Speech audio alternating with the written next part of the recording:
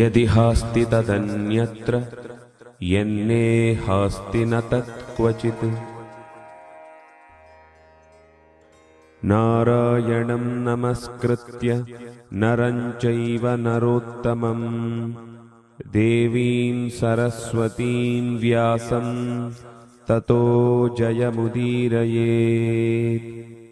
ಹರಿಃ ಓಂ.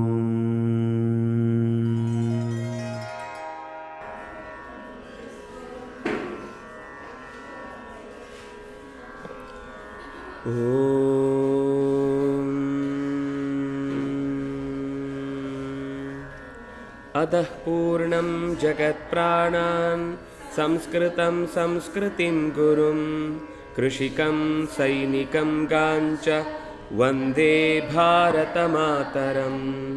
ಅಸ್ತು ತೇಜಸ್ವಿನೋಧೀತಂ ಅಸ್ತು ಚ ಬ್ರಹ್ಮವರ್ಚಸಂ ಸಂಪಾದಯೇಮಹಿ ಸಹ ವೀರ್ಯಂ ಕೃಷೀಮಹಿ.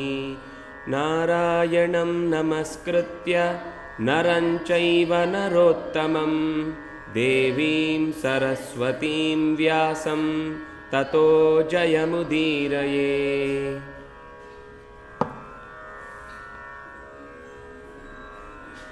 ಹಿಡಿಂಬನನ್ನು ಸಂಹಾರ ಮಾಡಿದ ಬಳಿಕ ಭೀಮನನ್ನೇ ಮನದಾಸೆಯಿಂದ ಬಯಸಿ ಹಿಡಿಂಬೆ ಹಿಂಬಾಲಿಸ್ತಾಳೆ.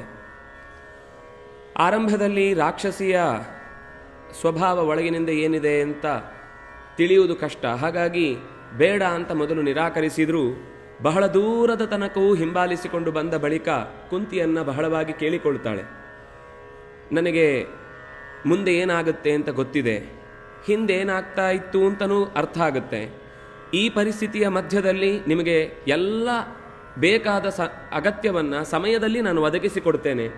ಯಾವತ್ತೂ ನಿಮಗೆ ನಾನು ಕೇಡು ಬಗೆಯೋಳಲ್ಲ. ನಾನು ಮನಃಪೂರ್ವಕವಾಗಿ ಈ ಮಾತನ್ನು ನಿಮಗೆ ಶರಣಾಗಿ ಕೇಳ್ತಾ ಇದ್ದೇನೆ ಅಂತ ಇಷ್ಟೆಲ್ಲ ಹೇಳಿದ ಮೇಲೆ ಆದರೂ ಭೀಮಸೇನ ತಕ್ಷಣದಲ್ಲಿ ಒಪ್ಪಿಕೊಳ್ಳದೆ ಆಕೆಯನ್ನು ಹೊಡಿಲಿಕ್ಕೆ ಹೋಗ್ತಾನೆ. ಆಗ ಯುಧಿಷ್ಠಿರ ತಡೀತಾನೆ. ಬೇಡ, ತಪ್ಪು. ಎರಡು ಕಾರಣ. ಒಂದು, ಅವಳು ಶರಣಾಗತಳಾಗಿ ಬಂದು ಕೇಳ್ಕೊಳ್ತಾ ಇದ್ದಾಳೆ, ಅಂಥವಳನ್ನು ಹೊಡಿಬಾರ್ದು. ಎರಡನೇದು, ಒಂದು ಹೆಣ್ಣು, ಅವಳ ಮನಸ್ಸಿನಲ್ಲಿ ಏನಿದೆ ಅಂತನ್ನೋದು ಅವಳಷ್ಟು ಸ್ಪಷ್ಟ ಬಿಡಿಸಿ ಹೇಳಿದ ಮೇಲೆ ಅದನ್ನು ನಿರಾಕರಿಸುವುದು ತಪ್ಪು ಅಂತ. ಹೀಗೆ ತಾಯಿಯೂ ಎಲ್ಲರೂ ಸೇರಿಕೊಂಡು ಈ ವಿಷಯದಲ್ಲಿ ನಾವು ತಾಳ್ಮೆಯಿಂದ ಯೋಚನೆ ಮಾಡುವುದೇ ಮುಖ್ಯ. ಅವಳು ಅದನ್ನು ಮುಂದುವರಿಸಿ ಹೇಳ್ತಾಳೆ, ನೀವು ವಾರಣಾವತದಿಂದ ಬಂದ್ರಿ, ನಿಮಗೆ ದುರ್ಯೋಧನಾದಿಗಳ ಉಪಟಳದಿಂದ ನೀವು ಸಾಯಬೇಕಿತ್ತು. ಭೀಮಸೇನ ಇವನೇ ನಿಮ್ಮನ್ನು ಇಲ್ಲಿ ತನಕ ಬಿಡಿಸ್ಕೊಂಡು ಬಂದದ್ದು. ಇಲ್ಲಿಂದ ಮುಂದೆ ಹೋದ ತಕ್ಷಣವೇ ನಾವೊಂದು ಶಾಲಿಹೋತ್ರ ಅಂತನ್ನುವ ವನ ಇದೆ, ಅಲ್ಲಿ ಹೋಗ್ತೇವೆ. ಅಲ್ಲಿ ಹೋದಾಗ ಅಲ್ಲೊಂದು ಸುಂದರವಾದ ಸರೋವರದಲ್ಲಿ ಅತ್ಯಂತ ಬೇರೆ ಬೇರೆ ಬಗೆಯ ಹಕ್ಕಿಗಳು, ಕ್ರಿಮಿಕೀಟಗಳ, ಪಕ್ಷಿಗಳ ಶಬ್ದವನ್ನು ಕೇಳ್ತಾ ಅಲ್ಲೇ ಉಳ್ಕೊಳ್ಳುವ ಪ್ರಸಂಗ ಬರುತ್ತೆ. ಆ ಸರೋವರದ ನೀರು ಕುಡಿದ ಮೇಲೆ ನೀವು ಇಲ್ಲಿ ತನಕ ಎಷ್ಟು ದೂರದಿಂದ ಬಂದಿದ್ದೀರೋ ಆ ಎಲ್ಲ ಆಯಾಸ ಹೋಗಿ ವಿಶ್ರಾಂತಿ ನಿಮಗೆ ಸಿಗುತ್ತೆ. ಅಲ್ಲಿ ತನಕ ನಮ್ಮ ಪ್ರಯಾಣ ಹೀಗೆ ಬೆಳೀತಾ ಇರುತ್ತೆ.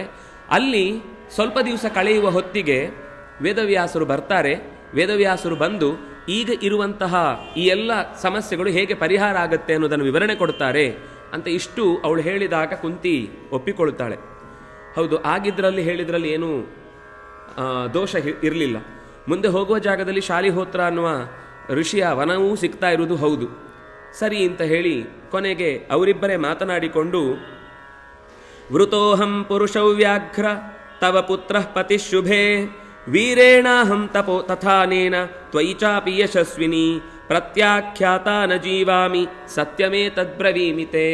ನೀವು ಅಕಸ್ಮಾತ್ ನಿರಾಕರಿಸಿದರೆ ನಾನು ಜೀವಂತ ಬದುಕುವುದಿಲ್ಲ, ಇದು ಮಾತ್ರ ನಿಶ್ಚಯ. ಯಾಕೆಂದರೆ ನಾನು ಯಾವುದೋ ಸ್ವಾರ್ಥ ಇಟ್ಟುಕೊಂಡು ನಿಮ್ಮ ಹಿಂದೆ ಇಷ್ಟು ದೂರ ಬರಲಿಲ್ಲ. ನನ್ನ ಜೀವದ ಸಂಬಂಧ ಇವನ ಜೊತೆಗಿದೆ ಅಂತನ್ನುವುದನ್ನು ಯೋಚನೆ ಮಾಡಿಯೇ ನಾನು ಇಲ್ಲಿ ತನಕ ಬಂದಿದ್ದೇನೆ ಅಂತ ಹೀಗೆ ಹೇಳ್ತಾಳೆ. ನಯಾತು ಧಾನ್ಯಹಂ ತ್ವಾರ್ಯೇ ನ ಚಾಸ್ಮಿ ರಜನೀಚರಿ ಈಶಾರಕ್ಷಸ್ವ ಸಾಹ್ಯಸ್ಮಿ ರಾಜ್ಞಿ ಸಾಲಕಟಂಕಟಿ. ಅವಳ ಹೆಸರು ಅಹಂ ಸಾಲಕಟಂಕಟಿ, ಅವಳ ಹೆಸರೇ ಹಾಗೆ. ಕಮಲಪಾಲಿಕಾ ಅಂತ ಇನ್ನೊಂದು ಹೆಸರಿದೆ. ಇಲ್ಲಿ ಅವಳು ಹೇಳ್ಕೊಳ್ಳುವಾಗ ಮೊದಲು ಹೇಳ್ಕೊಳ್ಳುವುದು, ಮುಂದೆ ವೇದವ್ಯಾಸರು ಬಂದು ಕಮಲಪಾಲಿಕಾ ಅಂತ ಹೇಳ್ತಾರೆ. ಅದರ ಜೊತೆಗೆ ಇದರ ಹಿನ್ನೆಲೆ ಒಂದನ್ನು ಹೇಳ್ತಾರೆ. ಸ್ವರ್ಗದ ಅಭಿಮಾನಿನಿ ದೇವತೆಯಾಗಿ ಅವಳನ್ನು ಸ್ವರ್ಗಶ್ರೀ ಅಂತಲೂ ಕರೀತಾ ಇರ್ತಾರೆ. ಅವಳು ಒಂದು ಸರ್ತಿ ಜಿದ್ದಿಗೆ ಬಿದ್ದು ಶಚಿಯ ಮೇಲೆ ಅಂದರೆ ಸ್ಪರ್ಧೆಗೆ ಬಿದ್ದು ಇಂದ್ರನನ್ನೇ ಹೆಚ್ಚು ಒಲಿಸಿಕೊಳ್ಳುವ ಪ್ರಯತ್ನ ಮಾಡ್ತಾಳೆ. ಶಚಿ ಸಹಜವಾದ ಕೋಪದಿಂದ ಬೈದು ಬಿಡ್ತಾಳೆ, ನೀನು ಸ್ವರ್ಗದ ದೇವತೆ ಅನ್ನೋದು ಸತ್ಯ, ಆದರೆ ಇಂದ್ರನಿಗೆ ಹೆಂಡತಿಯಾಗುವ ಹಾಗಲ್ಲ. ನೀನು ನಿನ್ನ ಮೇಲೆ ಒಡೆತನ ಇದೆ, ನಿನ್ನನ್ನು ನೋಡಿಕೊಳ್ತಾನೆ, ಎಲ್ಲವೂ ಸರಿ, ಆದರೆ ನನ್ನ ಸ್ಥಾನದ ತನಕ ಹತ್ತುವುದಕ್ಕೆ ನಿನಗೆ ಅವಕಾಶ ಇಲ್ಲ. ಈ ರೀತಿ ದುರ್ಬುದ್ಧಿಯನ್ನು ತೋರಿಸಿದ್ದಕ್ಕಾಗಿ ನೀನು ರಾಕ್ಷಸ ಕುಲದಲ್ಲಿ ಹುಟ್ಟು ಅಂತ ಶಪಿಸ್ತಾಳೆ. ಹಾಗೆ ಶಪಿಸಿದ್ದರ ಪರಿಣಾಮವಾಗಿ ಅವಳು ಹುಟ್ಟಿದ್ದು ಹಿಡಂಬೆಯಾಗಿ. ಅಂದರೆ ವಸ್ತುತಃ ಶಾಪದ ವಶದಿಂದಾಗಿ ರಾಕ್ಷಸಿಯಾಗಿದ್ದರೂ ಮನಸ್ಸಿನಲ್ಲಿ ಭೀಮನನ್ನೇ ಅಂದರೆ ಯೋಚನೆ ಮಾಡಿ ಮುಂದೆ ಪ್ರಾಣನನ್ನೇ ನಾನು ಯಥಾಪ್ರಕಾರ ಉಪಾಸನೆ ಮಾಡಿ ಹಿರಿಯ ದೇವತೆ ಅಂತ ಅನ್ನೋದನ್ನು ಉಪಾಸನೆ ಮಾಡಿದಾಗ ಅವರಿಗೆ ಆದ ದೋಷಗಳೆಲ್ಲ ಪರಿಹಾರ ಆಗುತ್ತೆ ಅಂತ ಹೀಗೆ ಶಚಿಯಿಂದಲೇ ಪ್ರತಿ ಶಾಪವನ್ನು ಪಡೆದು ಈಗ ಹಿಡಂಬೆಯಾದವಳು ಈ ರೀತಿ ಅವಳು ಅದಕ್ಕೆ ಹೇಳಿದ್ದು, ನಾನು ನ ಯಾತುಧಾನಿ, ನಾನು ರಾಕ್ಷಸಿ ಅಲ್ಲ, ಅಥವಾ ರಜನೀಚರಿ ರಾತ್ರಿಯೇ ಓಡಾಡುವಂತಹ ಗೂಬೆಯ ಜಾತಿಯ ಪ್ರಾಣಿಯೂ ಅಲ್ಲ, ನಾನು ಏನೂ ಅಲ್ಲ, ಖಂಡಿತ ಈ ವಿಷಯದಲ್ಲಿ ನನ್ನನ್ನು ನಂಬಬಹುದು ಅಂತ ಕೇಳಿಕೊಂಡಾಗ, ಅಹಂ ಹಿ ಮನಸಾಧ್ಯಾತ್ವಾ ಸರ್ವಂ ವೇತ್ಸ್ಯಾಮಿ ಸರ್ವದಾ ಆಪನ್ನಿಸ್ತರಣೆ ಪ್ರಾಣಾನ್ ಧಾರಯಿಷ್ಯೇನ ಕೇನಚಿತ್. ನಿಮಗೆ ಯಾವ ಸಂದರ್ಭದಲ್ಲಿ ಎಲ್ಲಿಗೆ ಹೋಗಬೇಕು ಅಂತಂದ್ರು ನಾನು ನನ್ನ ಮಾಯಾ ಬಲದಿಂದ ಬಹಳ ದೂರಕ್ಕೆ ಎಷ್ಟು ಕ್ಷಣ ಮಾತ್ರದಲ್ಲಿ ಕರ್ಕೊಂಡು ಹೋಗಬೇಕು ಅಂತಿದ್ರೆ ಕರ್ಕೊಂಡು ಹೋಗ್ತೇನೆ. ಅದ್ಯಾಸಾಧ್ಯ ಸರಸ್ನಾತ್ವ ವಿಶ್ರಮ್ಯ ಚ ವನಸ್ಪತವು. ಮುಂದೆ ನಾವು ಹೋಗುವ ಜಾಗದ ಎಲ್ಲ ವಿಷಯಗಳನ್ನು ನಿಮಗೆ ತಿಳಿಸಿದ್ದೇನೆ, ಇನ್ನು ನಿಮ್ಮ ನಿರ್ಣಯವನ್ನು ನೀವು ಹೇಳಬೇಕಷ್ಟೇ. ಆಗ ಕುಂತಿ ಹೇಳ್ತಾಳೆ, ಹೇಳಿದ್ರಲ್ಲಿ ಯಾವುದೇ ರೀತಿಯಾದ ಅಸಮಂಜಸವಾದಂತಹ ಮಾತು ಅಂತ ಕಾಣಿಸ್ತಾ ಇಲ್ಲ. ಹಾಗಾಗಿ ಭಜತಾಂ ಪಾಂಡವಂ ವೀರಂ ಅಪತ್ಯಾರ್ಥಂ ಯಜೀಚ್ಛಸಿ. ಆದರೆ ಒಂದೇ ಒಂದು ನಿಯಮ, ಮಕ್ಕಳನ್ನು ಪಡೆಯುವ ತನಕ ಮಾತ್ರ ನೀನು ಭೀಮಸೇನನ ಜೊತೆಗಿರಬಹುದು. ಅದಾದಮೇಲೆ ನಮಗೆ ನಮ್ಮ ಕರ್ತವ್ಯ ಬೇರೆ ಇದೆ, ಅದರಿಂದ ನಾವು ಮತ್ತೆ ಮುಂದುವರಿಬೇಕು. ಹಾಗಿದ್ರೆ ಮಾತ್ರ ನಿನಗೆ ಭೀಮನ ಜೊತೆಗೆ ಸಂಸಾರವನ್ನು ನಡೆಸುವ ಅವಕಾಶವನ್ನು ನಾನು ಒದಗಿಸ್ತೇನೆ ಅಂತ ಹೀಗೆ ಹೇಳ್ತಾಳೆ. ಅಹಸ್ಸು ವಿಹರಾನೇನ ಯಥಾ ಕಾಮಂ ಮನೋಜವಾ ಅಯಂ ಆನಯಿತವ್ಯಸ್ತೆ ಭೀಮಸೇನ ಸದಾ ನಿಶಿ. ಹಗಲು ಎಲ್ಲಿಗೆ ಬೇಕಾದರೂ ಕರ್ಕೊಂಡು ಹೋಗು, ಭೀಮಸೇನನ ಜೊತೆಗೆ ಚೆನ್ನಾಗಿ ಬದುಕು, ಆದರೆ ಸಾಯಂಕಾಲ ಆಗುವಷ್ಟು ಹೊತ್ತಿಗೆ ವಾಪಸ್ಸು ಭೀಮಸೇನ ನಮ್ಮ ಜೊತೆಗಿರಬೇಕು. ಕಾರಣ ಏನು ಅಂದರೆ, ಒಂದು ರಾತ್ರಿಯ ಹೊತ್ತು ರಾಕ್ಷಸರ ಕಾಟ ಇವರಿಗೂ ತಪ್ಪಿದ್ದಲ್ಲ, ಅವನಿಗೂ ಇವಳು ಇನ್ನೇನು ರಾತ್ರಿಯ ಹೊತ್ತು ಬಲ ಜಾಸ್ತಿ ಆಗಿ ಏನು ಮಾಡ್ತಾಳೋ ಇದು ಇರ್ಬೋದು. ಆದರೆ ಭಯ, ರಾಕ್ಷಸರ ದುಷ್ಟ ಬುದ್ಧಿ ರಾತ್ರಿಯ ಹೊತ್ತು ಜಾಸ್ತಿ ಜಾಗೃತ ಆಗುತ್ತೆ ಅಂತ ಹೀಗೆ ರಾತ್ರಿ ಹೊತ್ತು ನಮ್ಮ ಜೊತೆಗೆ ಇರಬೇಕು ಭೀಮಸೇನ ಅಂತ ಹೀಗೆ ಪ್ರಾಕ್ ಸಂಧ್ಯಾತೋ ವಿಮೋಕ್ತವ್ಯ ರಕ್ಷಿತವ್ಯಶ್ಚ ನಿತ್ಯಶಃ. ಅವನನ್ನು ಚೆನ್ನಾಗಿ ನೋಡ್ಕೊಳ್ಬೇಕು. ಏವಂ ರಮಸ್ವ ಭೀಮೇನ ಯಾವದ್ಗರ್ಭಸ್ಯ ವೇದನಂ. ಒಳ್ಳೆಯ ಮಕ್ಕಳನ್ನು ಸಂತಾನವನ್ನು ಪಡೆಯುವ ಉದ್ದೇಶದಿಂದಲೇ ಮದುವೆ ಅಂತ ಇರುವುದು. ಪ್ರಜಾ ಸಂಪತ್ತ್ಯರ್ಥಂ ವಿವಾಹ ಅಂತ ಮಾತು ಇರುವುದಾದ್ರಿಂದಾಗಿ ಬೇರೆದ್ದೆಲ್ಲ ಬೈ ಪ್ರಾಡಕ್ಟ್. ಅದು ದೇಹದ ಸುಖ, ಸಂಬಂಧ, ಮಾತು, ಯಾವುದು ಬೇರೆ ಬೇರೆ ಥರದ ಲಾಲನೆ ಪೋಷಣೆಗಳಲ್ಲಿ ತೊಡಗಿಸಿಕೊಳ್ಳುವುದು, ಇದೆಲ್ಲ ಅದರಿಂದ ಆಮೇಲಿನ ಫಲ. ಮುಖ್ಯ ಫಲ ಸಂತಾನ ವೃದ್ಧಿ ಅನ್ನುವುದೇ ಪ್ರಜಾ ಸಂಪತ್ತ್ಯರ್ಥಂ ಅನ್ನುವುದಾದ್ರಿಂದಾಗಿ ಅಲ್ಲಿ ತನಕ ನಿನ್ನ ಜೊತೆಗೆ ಇವನು ವಿಹರಿಸ್ತಾನೆ ಅಂತ ಹೀಗೆ ಹೇಳಿದ ಮೇಲೆ ಅವಳು ಒಪ್ಪಿಕೊಳ್ತಾಳೆ. ಖಂಡಿತ ಇಷ್ಟೇ ನನ್ನ ಬಯಕೆ ಇರುವುದಿಷ್ಟೇ, ನನ್ನ ಬದುಕನ್ನು ಒಬ್ಬ ಯೋಗ್ಯ ವ್ಯಕ್ತಿಯ ಜೊತೆಗೆ ಕಳೀಬೇಕು ಅಂತನ್ನುವ ಆಸೆ, ಖಂಡಿತ ಸೇವೆ ಮಾಡೋದ್ರಿಂದ ನನ್ನ ಮನಸ್ಸು ತೃಪ್ತವಾಗಿಯೇ ಆಗುತ್ತೆ, ಇಷ್ಟೇ ನನ್ನ ಬಯಕೆ ಕೂಡ ಅಂತ ಆಕೆ ಹೇಳಿದ ಮೇಲೆ ಯುಧಿಷ್ಠಿರನು ಅದಕ್ಕೆ ಅನುಮೋದನೆ ಕೊಡ್ತಾನೆ. ಹಾಗೆ ಭೀಮ, ಅರ್ಜುನ ಇವರೆಲ್ಲರ ಜೊತೆಗೆ ಬಹಳ ದೂರಕ್ಕೆ ಚಲಿಸಿ ಶಾಲಿಹೋತ್ರ ಸರಸ್ಸು ಅಂದರೆ ಸರೋವರಕ್ಕೆ ಹೋಗ್ತಾರೆ. ಸರೋವರದ ಹತ್ರ ಹೋಗಿ ವನಸ್ಪತಿಗಳಿಂದ ಆವೃತವಾದಂತಹ ಇಡೀ ಜಾಗದಲ್ಲಿ ಒಳ್ಳೆಯ ಪರಿಮಳ ಇರುತ್ತೆ. ಅಲ್ಲಿಯ ಬೇರೆ ಬೇರೆ ಥರದ ಹಕ್ಕಿಗಳು ಇವುಗಳ ಚಿಲಿಪಿಲಿಯ ಧ್ವನಿಯೇ ಅವರಿಗೆ ಮನಸ್ಸಿಗೆ ಅರ್ಥ. ಯಾಕೆಂದರೆ ಕಾಡಿನ ಮಧ್ಯದಲ್ಲಿ ಓಡಿ ಬರ್ತಾ ಯಾವಾಗಲೂ ಜೀರುಂಡೆಗಳ ಶಬ್ದ, ರಾಕ್ಷಸರ ಭಯ, ಈ ದುರ್ಯೋಧನಾದಿಗಳ ಬೆನ್ನಟ್ಟುವಿಕೆ ಎನ್ನುವ ಭಯದಲ್ಲಿ ಸುಖವಾಗಿ ನಿದ್ದೆ ಮಾಡಿದ್ದೇ ಇಲ್ಲ. ನಿದ್ದೆ ಮಾಡಿದ್ದು ಅದೇ ರಾತ್ರಿ ಯಾವಾಗ ಭೀಮಸೇನ ಅವರನ್ನು ಹೊತ್ತು ತಂದು ಮಲಗಿಸಿದ್ನು ಅವತ್ತು. ಮತ್ತೆ ಯಥಾ ಪ್ರಕಾರ ನಿಶ್ಚಿಂತೆಯಿಂದ ನಿದ್ದೆ ಮಾಡುವುದು ಅಂತ ಆಗಿರಲಿಲ್ಲ. ಇಲ್ಲಿಗೆ ಬಂದ ಮೇಲೆ ಆಯಾಸ ಪರಿಹಾರ ಆಗುವ ಹಾಗೆ ಆ ನೀರನ್ನು ಕುಡಿದ ಮೇಲೆ ಎಲ್ಲ ಸಿಕ್ಕಾಪಟ್ಟೆ ಬಾಯಾರಿಕೆ ಆಗ್ತಾ ಇದ್ದದ್ದು, ತಿನ್ನಬೇಕು ಅಂತ ಆಗಾಗ ಅನ್ನಿಸ್ತಾ ಇದ್ದದ್ದೆಲ್ಲ ಕಮ್ಮಿಯಾಗಿ ಒಂದು ಥರ ಮನಸ್ಸು ತೃಪ್ತಿ. ತೃಷಿತಾ ಕ್ಷುತ್ಪಿಪಾಸಾರ್ಥಾ ಜಲಮಾತ್ರೇಣ ವರ್ತಯನ್ ಶಾಲಿಹೋತ್ರಸ್ತೋ ಜ್ಞಾತ್ವಾ ಕ್ಷುಧಾರ್ಥಾನ್ ಪಾಂಡವಾನ್ ಸ್ತದಾ. ಶಾಲಿಹೋತ್ರ ಅನ್ನುವ ಋಷಿ ಅಲ್ಲಿಗೆ ಬರ್ತಾನೆ. ಅವರಿಗೆ ಬೇಕಾದ ಆಹಾರದ ವ್ಯವಸ್ಥೆ ಇತ್ಯಾದಿಗಳನ್ನೆಲ್ಲ ವ್ಯವಸ್ಥೆ ಮಾಡ್ತಾನೆ. ಸರ್ವೇ ವಿಶ್ರಾಂತಾ ಪೃಥಯಾ ಸಹ. ಪೃಥೆಯ ಜೊತೆಗೆ, ಕುಂತಿಯ ಜೊತೆಗೆ ಎಲ್ಲರೂ ಅದೇ ಆಶ್ರಮದಲ್ಲಿ ವಾಸ ಮಾಡ್ತಾರೆ. ವಾಸ ಮಾಡಿ ಸಹಜವಾಗಿ ಮಾತುಕತೆ ಬರುತ್ತೆ. ಮಾತುಕತೆಯಲ್ಲಿ ಶಾಲಿಹೋತ್ರ ಬಹಳ ಬೇಸರ ವ್ಯಕ್ತಪಡಿಸ್ತಾನೆ. ಎಂಥ ಅನ್ಯಾಯ ಆಗೋಯ್ತು ಈ ದೇಶದಲ್ಲಿ, ಪಾಂಡವರನ್ನೇ ನಿರ್ನಾಮ ಮಾಡಿಬಿಟ್ರು, ಯಾರಿಗೂ ತಿಳಿಯದ ಹಾಗೆ ಇಷ್ಟು ದುರ್ಯೋಧನಾದಿಗಳು ಅನ್ಯಾಯ ಮಾಡ್ತಾರೆ ಅಂತ ಗೊತ್ತಿರಲಿಲ್ಲ. ಹೀಗೆ ಮಾತು ಮುಂದೆ ಹೋಗ್ತಾ ಧಾರ್ತರಾಷ್ಟ್ರಾದಿಗಳ ಪಾಪ ಬುದ್ಧಿಯನ್ನು ಬೈಕೊಳ್ತಾ ದುಷ್ಕೃತಸ್ಯ ಪ್ರತೀಕಾರಂ ನ ಪಶ್ಯಾಮಿ ವೃಕೋದರ. ತಾಯಿ ಮಧ್ಯೆ ಮಧ್ಯೆ ಎಚ್ಚರಿಸ್ತಾ ಇರ್ತಾಳೆ, ನಿಂಗೆ ಬೇರೆಯವರು ಯಾರಾದರೂ ದುರ್ಯೋಧನ ಮೋಸ ಮಾಡಿದ, ತೊಂದರೆ ಮಾಡಿದ, ತಪ್ಪು ಮಾಡಿದ ಅಂತ ಕೇಳಿದ ತಕ್ಷಣವೇ ಸಿಟ್ಟು ಮಾಡ್ಕೊಂಡು ವಾಪಸ್ ಹೊರಟು ಬಿಡಬೇಡ, ನಮ್ಮ ಜೊತೆಗಿರು. ತಾಳ್ಮೆಯಿಂದ ಸಹಜವಾಗಿ ಎಲ್ಲವೂ ಕೂಡ ಕೇಳಿಸ್ಕೊಳ್ಬೇಕು. ಎಲ್ಲರಿಗೂ ನೋವಾಗಿದೆ, ನಾವು ಆ ನೋವನ್ನು ಹಾಗೆ ಮುಂದುವರಿಸ್ಬೇಕು. ಈಗಲೇ ಇಷ್ಟು ಜನರಿಗೆ ನೋವಾಯ್ತಾ, ಈಗಲೇ ಹೋಗಿ ಉತ್ತರ ಕೊಡ್ತೇನೆ ಅಂತ ಗಡಿಬಿಡಿ ಮಾಡಬೇಡ ಅಂತ ಕುಂತಿಯು ಸಮಾಧಾನ ಮಾಡ್ತಾಳೆ. ಯುಧಿಷ್ಠಿರಂಚಮಾಂ ಚೈವ ವರಯಾಮಾಸ ಧರ್ಮತಃ ಧರ್ಮಾರ್ಥಂ ದೇಹಿ ಪುತ್ರಂ ತ್ವಂ ನ ಸನಶ್ರೇಯ ಕರಿಷ್ಯತಿ ಪತಿವಾಕ್ಯಂತು ನೇಚ್ಛಾಮಿ ಆವಯೋರ್ವಚನಂ ಕುರು. ಕುಂತಿ ಮತ್ತೆ ಹೇಳ್ತಾಳೆ, ನಾನು ನಿನಗೆ ಈಗ ಇಲ್ಲಿ ತಾಯಿಯಾಗಿ, ಯುಧಿಷ್ಠಿರನೇ ನಿನಗೆ ಗುರು ಮತ್ತು ತಂದೆ ಎರಡೂ ಅವನೇ. ತಂದೆ ತಾಯಿಯ ಸ್ಥಾನದಲ್ಲಿ ನಿಂತು ಹೇಳಲಿಕ್ಕೆ ಪ್ರತ್ಯೇಕ ಬೇರೆಯವರು ಪಾಂಡು ಇಲ್ಲದೇ ಇದ್ದರೂ ಕೂಡ ಯುಧಿಷ್ಠಿರ ಇದ್ದಾನೆ. ತಾಯಿಯ ಸ್ಥಾನದಲ್ಲಿ ನಾನಂತೂ ಇದ್ದೇ ಇದ್ದೇನೆ. ನಮ್ಮಿಬ್ಬರ ವಾಕ್ಯ ನಡೆಸ್ಕೊಡುವುದೇ ನಿನಗೆ ಮುಖ್ಯ. ಆದ್ದರಿಂದಾಗಿ ಪ್ರತಿವಾಕ್ಯಂತೂ ನೇಚ್ಛಾಮಿ, ಈಗ ಇವಳ ಜೊತೆಗೆ ಬಾಳು ನಡೆಸು. ಬೇರೆ ಯಾವುದೇ ವಿಷಯಗಳು ನಮಗೇನೋ ಆಗಿದೆ, ತೊಂದರೆ ಆಗಿದೆ, ನಾವು ತಪ್ಪಿಸ್ಕೊಂಡು ಬಂದಿದ್ದೇವೆ, ಇನ್ನೆಷ್ಟು ದಿವಸ ಇಲ್ಲಿ ಹೀಗೆ ಅಡಗಿರಬೇಕು, ಇದು ಯಾವುದ್ರ ಬಗ್ಗೆ ಯೋಚನೆ ಮಾಡ. ಪ್ರತಿವಾಕ್ಯಂ ನ ವಕ್ತವ್ಯಂ, ಉತ್ತರ ಕೊಡುವುದು ಬೇಡ, ನೀನೀಗ ನಾವು ಹೇಳಿದ್ದನ್ನು ಮಾಡು, ಅವಳ ಜೊತೆಗೆ ಚೆನ್ನಾಗಿ ಬದುಕು, ಹೊರಡು ಅಂತ ಭೀಮಸೇನನನ್ನು ಕಳುಹಿಸಿಕೊಡ್ತಾರೆ.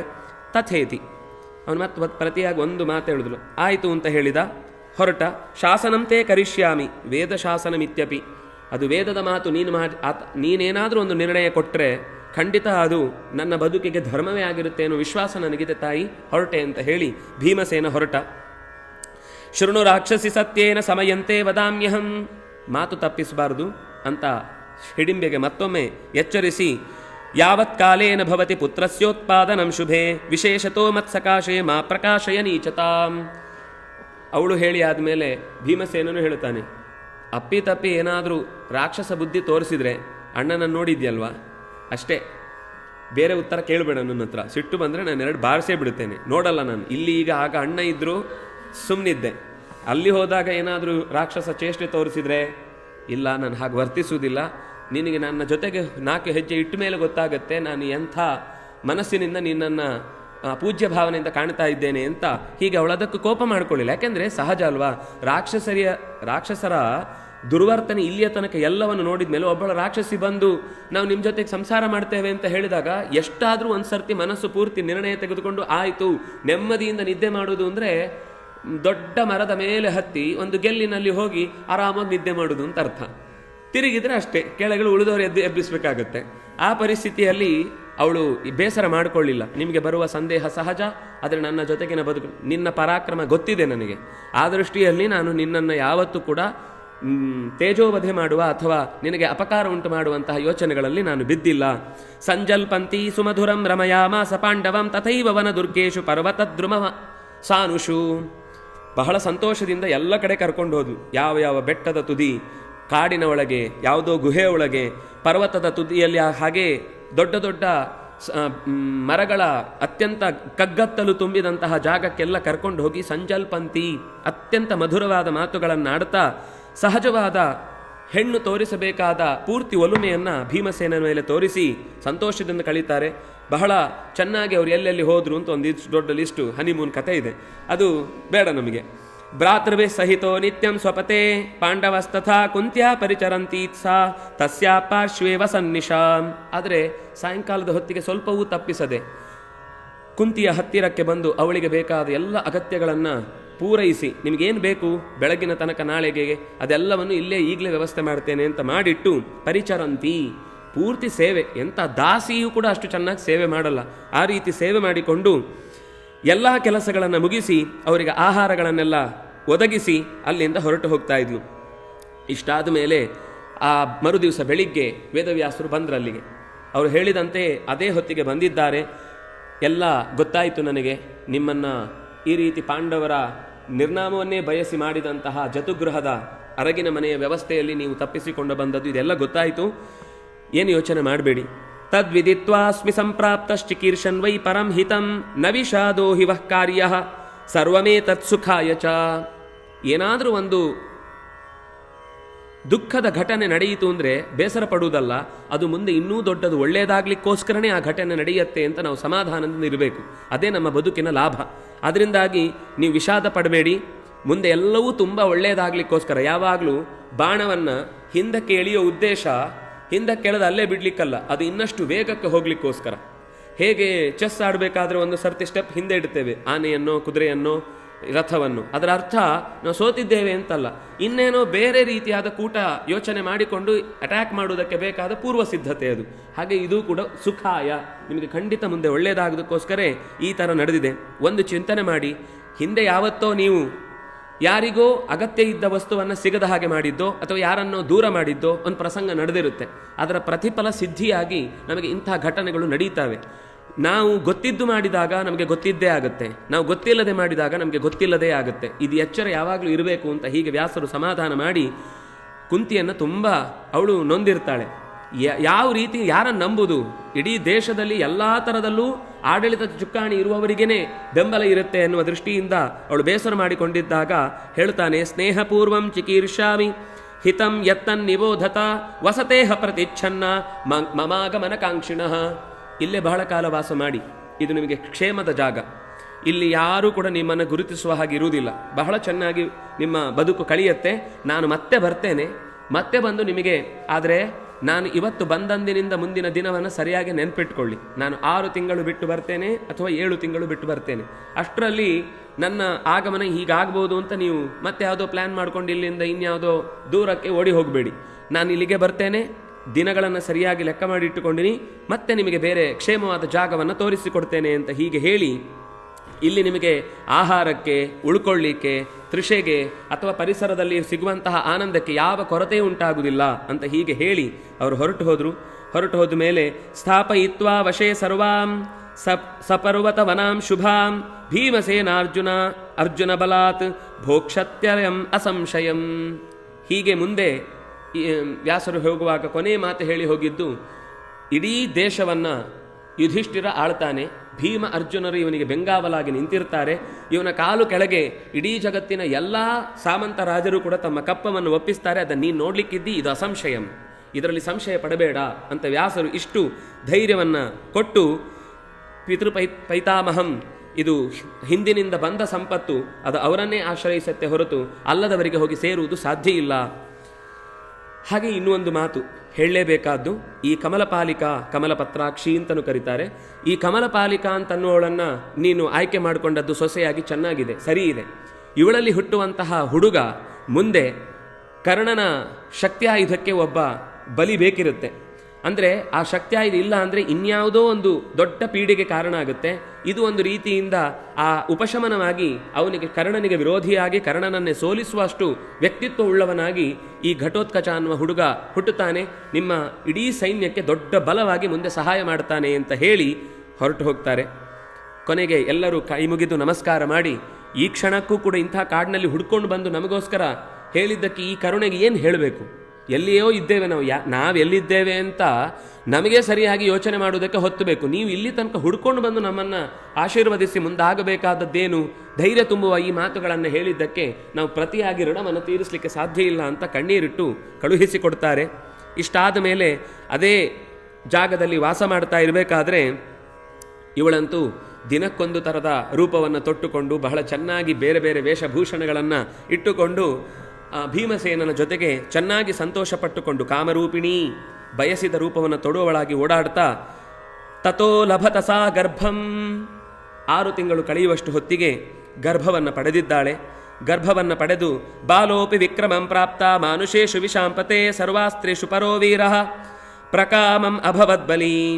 ಅವನು ಒಳಗಿನಿಂದಲೇ ಆ ರಾಕ್ಷಸಿಯರದ್ದು ವಿಶೇಷ ಏನು ಅಂದರೆ ಅವರು ಹೇಳುವುದು, ಸದ್ಯೋಹಿ ಗರ್ಭಂ ರಾಕ್ಷಸ್ಯ. ಗರ್ಭ ದೇಹದೊಳಗೆ ಸೇರಿತು ಅಂತ ಅಂದ ತಕ್ಷಣ ಮತ್ತೆ 9 ತಿಂಗಳು ಕಾಯುವ ಕ್ರಮ ಇಲ್ಲ.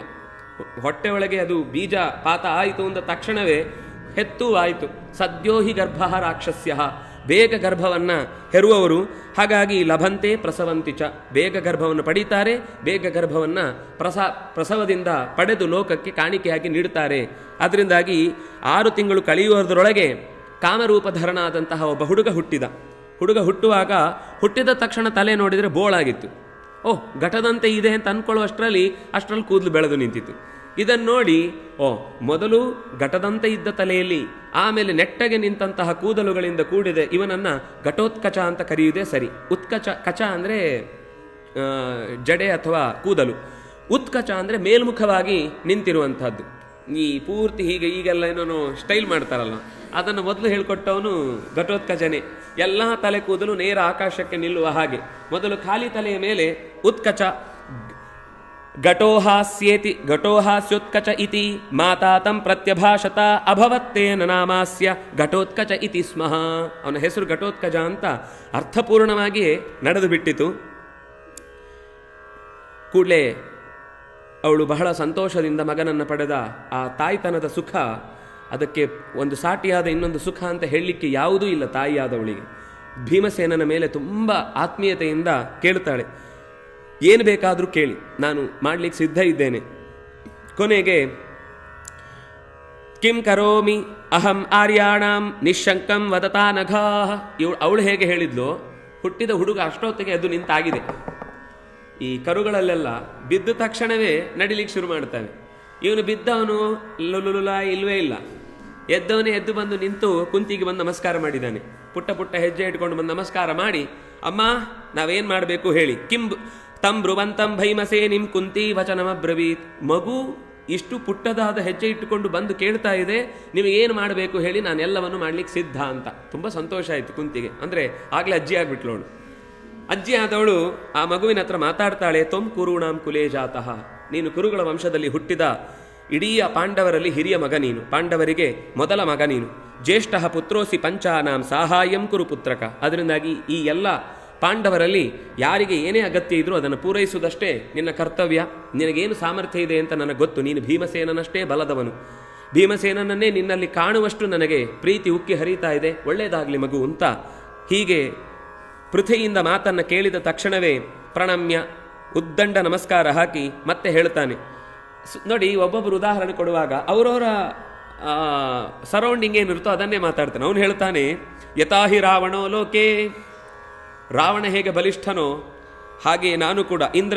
ಇಂದ್ರಜಿಚ್ಚ ಮಹಾಬಲನಾದ ಇಂದ್ರಜಿತ್ತು, ಮಹಾಬಲಿಷ್ಠನಾದಂತಹ ರಾವಣ ಹೇಗೆ ಅತ್ಯಂತ ವೀರ್ಯ ಸಾಮರ್ಥ್ಯದಿಂದ ಶಕ್ತಿಯಿಂದ ಇಡೀ ಜಗತ್ತನ್ನು ಗೆದ್ದು ಬರುವಷ್ಟು ಸಾಮರ್ಥ್ಯವನ್ನು ಹೊಂದಿದ್ರೋ ಅದೇ ರೀತಿ ನಾನು ಕೂಡ ವಿಶಿಷ್ಟಶ್ಚ ಅಭವಂಪುರ. ಅವರು ಹೇಗಿದ್ರೋ ಅಷ್ಟೇ ಬಲಿಷ್ಠನಾಗಿ ನಾನು ಕೂಡ ನೀವೇನು ಕೇಳ್ತೀರಿ ಅದನ್ನು ಆ ಕ್ಷಣದಲ್ಲಿ ನಾನು ನಡೆಸಿಕೊಡ್ತೇನೆ. ನೀವು ಇಂಥದ್ದು ಅಂಥದ್ದು ಅಂತ ನನ್ನ ಹತ್ರ ಹೇಳ್ಬೋದಾ ಹೇಳಬಾರ್ದಾ ಅಂತ ಯೋಚನೆ ಮಾಡಿ, ಇಂಥದ್ದಾಗಬೇಕು ಅಂತ ಹೇಳುವಷ್ಟರಲ್ಲಿ ಆಗಿರುತ್ತೆ.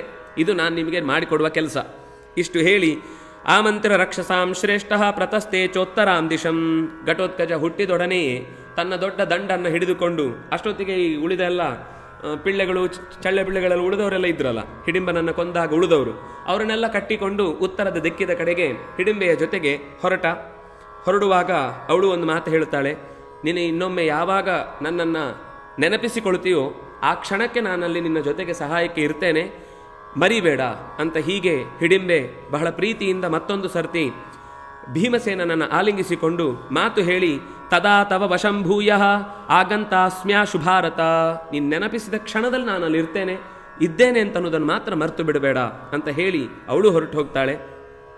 ಆನಂತರ ಪಾಂಡವರು ಹಾಗೆ ಮುಂದಕ್ಕೆ ಯಥಾ ಪ್ರಕಾರ ಅಲ್ಲಿಂದ ಸ್ವಲ್ಪ ಅಲ್ಲೇ ಪರಿಸರದಲ್ಲಿ ಓಡಾಡ್ತಾ, ಜಟಾ ಕೃತ್ವಾತ್ಮನಃ ಸರ್ವೇ ವಲ್ಕಲಾಜಿನವಾಸ ಸಹ ಕುಂತ್ಯಾ ಸಹ ಮಹಾತ್ಮಾನಃ ಬಿಭ್ರತಸ್ತಪಸಾಂ ವಪುಃ. ಅಷ್ಟೊತ್ತಿಗೆ ತಲೆ ಕೂತಲು ಜಟೆ ಕಟ್ಟಿತ್ತು, ದಾಡಿ ಬಿಟ್ಟಿತ್ತು, ನಾರುಮಡಿಗಳನ್ನು ಹುಟ್ಟಿದ್ರು. ಯಥಾ ಪ್ರಕಾರ ಭಿಕ್ಷಾಟನೆ ಮಾಡುವ ವಿಪ್ರರಂತೆ ಹಾರುವರಂತೆ ವೇಷ ತೊಟ್ಟುಕೊಂಡು ಎಲ್ಲ ಕಡೆಗೆ ವೇದಗಳ ಅಧ್ಯಯನವನ್ನು ಅಲ್ಲಿದ್ದ ಋಷಿಗಳ ಜೊತೆಗೆ ಕೂತು ಮಾಡಿದ್ರು. ಬ್ರಾಹ್ಮಂ ವೇದಂ ಅಧೀಯಾನ ವೇದಾಂಗಾನಿ ಚ ಸರ್ವಶಃ ನೀತಿಶಾಸ್ತ್ರಂತ ಧರ್ಮಜ್ಞಾ ನ್ಯಾಯಜ್ಞಾನಂಚ ಪಾಂಡವಾ. ಕಲಿಯುವುದಕ್ಕೆ ಸಮಯ ಯಾವುದಾದ್ರೆ ಆಯಿತು, ಅದು ಇಂಥ ಹೊತ್ತಿಗೆ 5 ವರ್ಷ 10 ತಿಂಗಳಲ್ಲೇ 1ನೇ ಕ್ಲಾಸಲ್ಲಿ ಓದಬೇಕು, ಇದೆಲ್ಲ ನಮ್ಮ ನಿಯಮ. ಓದಬೇಕು ಅಂತ ಆಸೆ ಇದ್ದವನಿಗೆ ಪ್ರತಿದಿನವೂ ಪಾಠವೇ, ಪ್ರತಿದಿನವೂ ಗುರುಗಳು ಸಿಗ್ತಾರೆ. ಪ್ರಕೃತಿಯ ಪ್ರತಿಯೊಂದೂ ಗುರುವಾಗುತ್ತೆ. ಅದರಿಂದಾಗಿ ಪ್ರಕೃತಿಯ ಪ್ರತಿಯೊಂದು ವಸ್ತುವನ್ನು ನೋಡಿ ಕಲಿಯುವ ಹಾಗೆ ಸಿಕ್ಕಿದ ದೊಡ್ಡವರೆಲ್ಲರನ್ನೂ ಕೂಡ ಪ್ರಶ್ನಿಸಿ ಎಲ್ಲ ವೇದದ ಚಿಂತನೆಗಳನ್ನು ಮಾಡ್ತಾ ಹಾಗೆ ಮುಂದೆ ಸಾಗಿದ್ರು. ಹೋಗುವಾಗ ದಾರಿಯುದ್ದಕ್ಕೂ ಅಪಕ್ರಮ್ಯ ಯಯೂರಾಜನ್ನ ತ್ವರಮಾಣ ಮಹಾರಥಾ ಮತ್ಸ್ಯಾನ್. ಯಾಕಿದನ್ನು ಹೇಳಿದ್ರು ಅಂದರೆ ಎಲ್ಲ ದೇಶಗಳ ಬಗ್ಗೆ ಅವರು ತಿಳ್ಕೊಂಡು ಓಡಾಡ್ತಾ ಇದ್ದಾರೆ.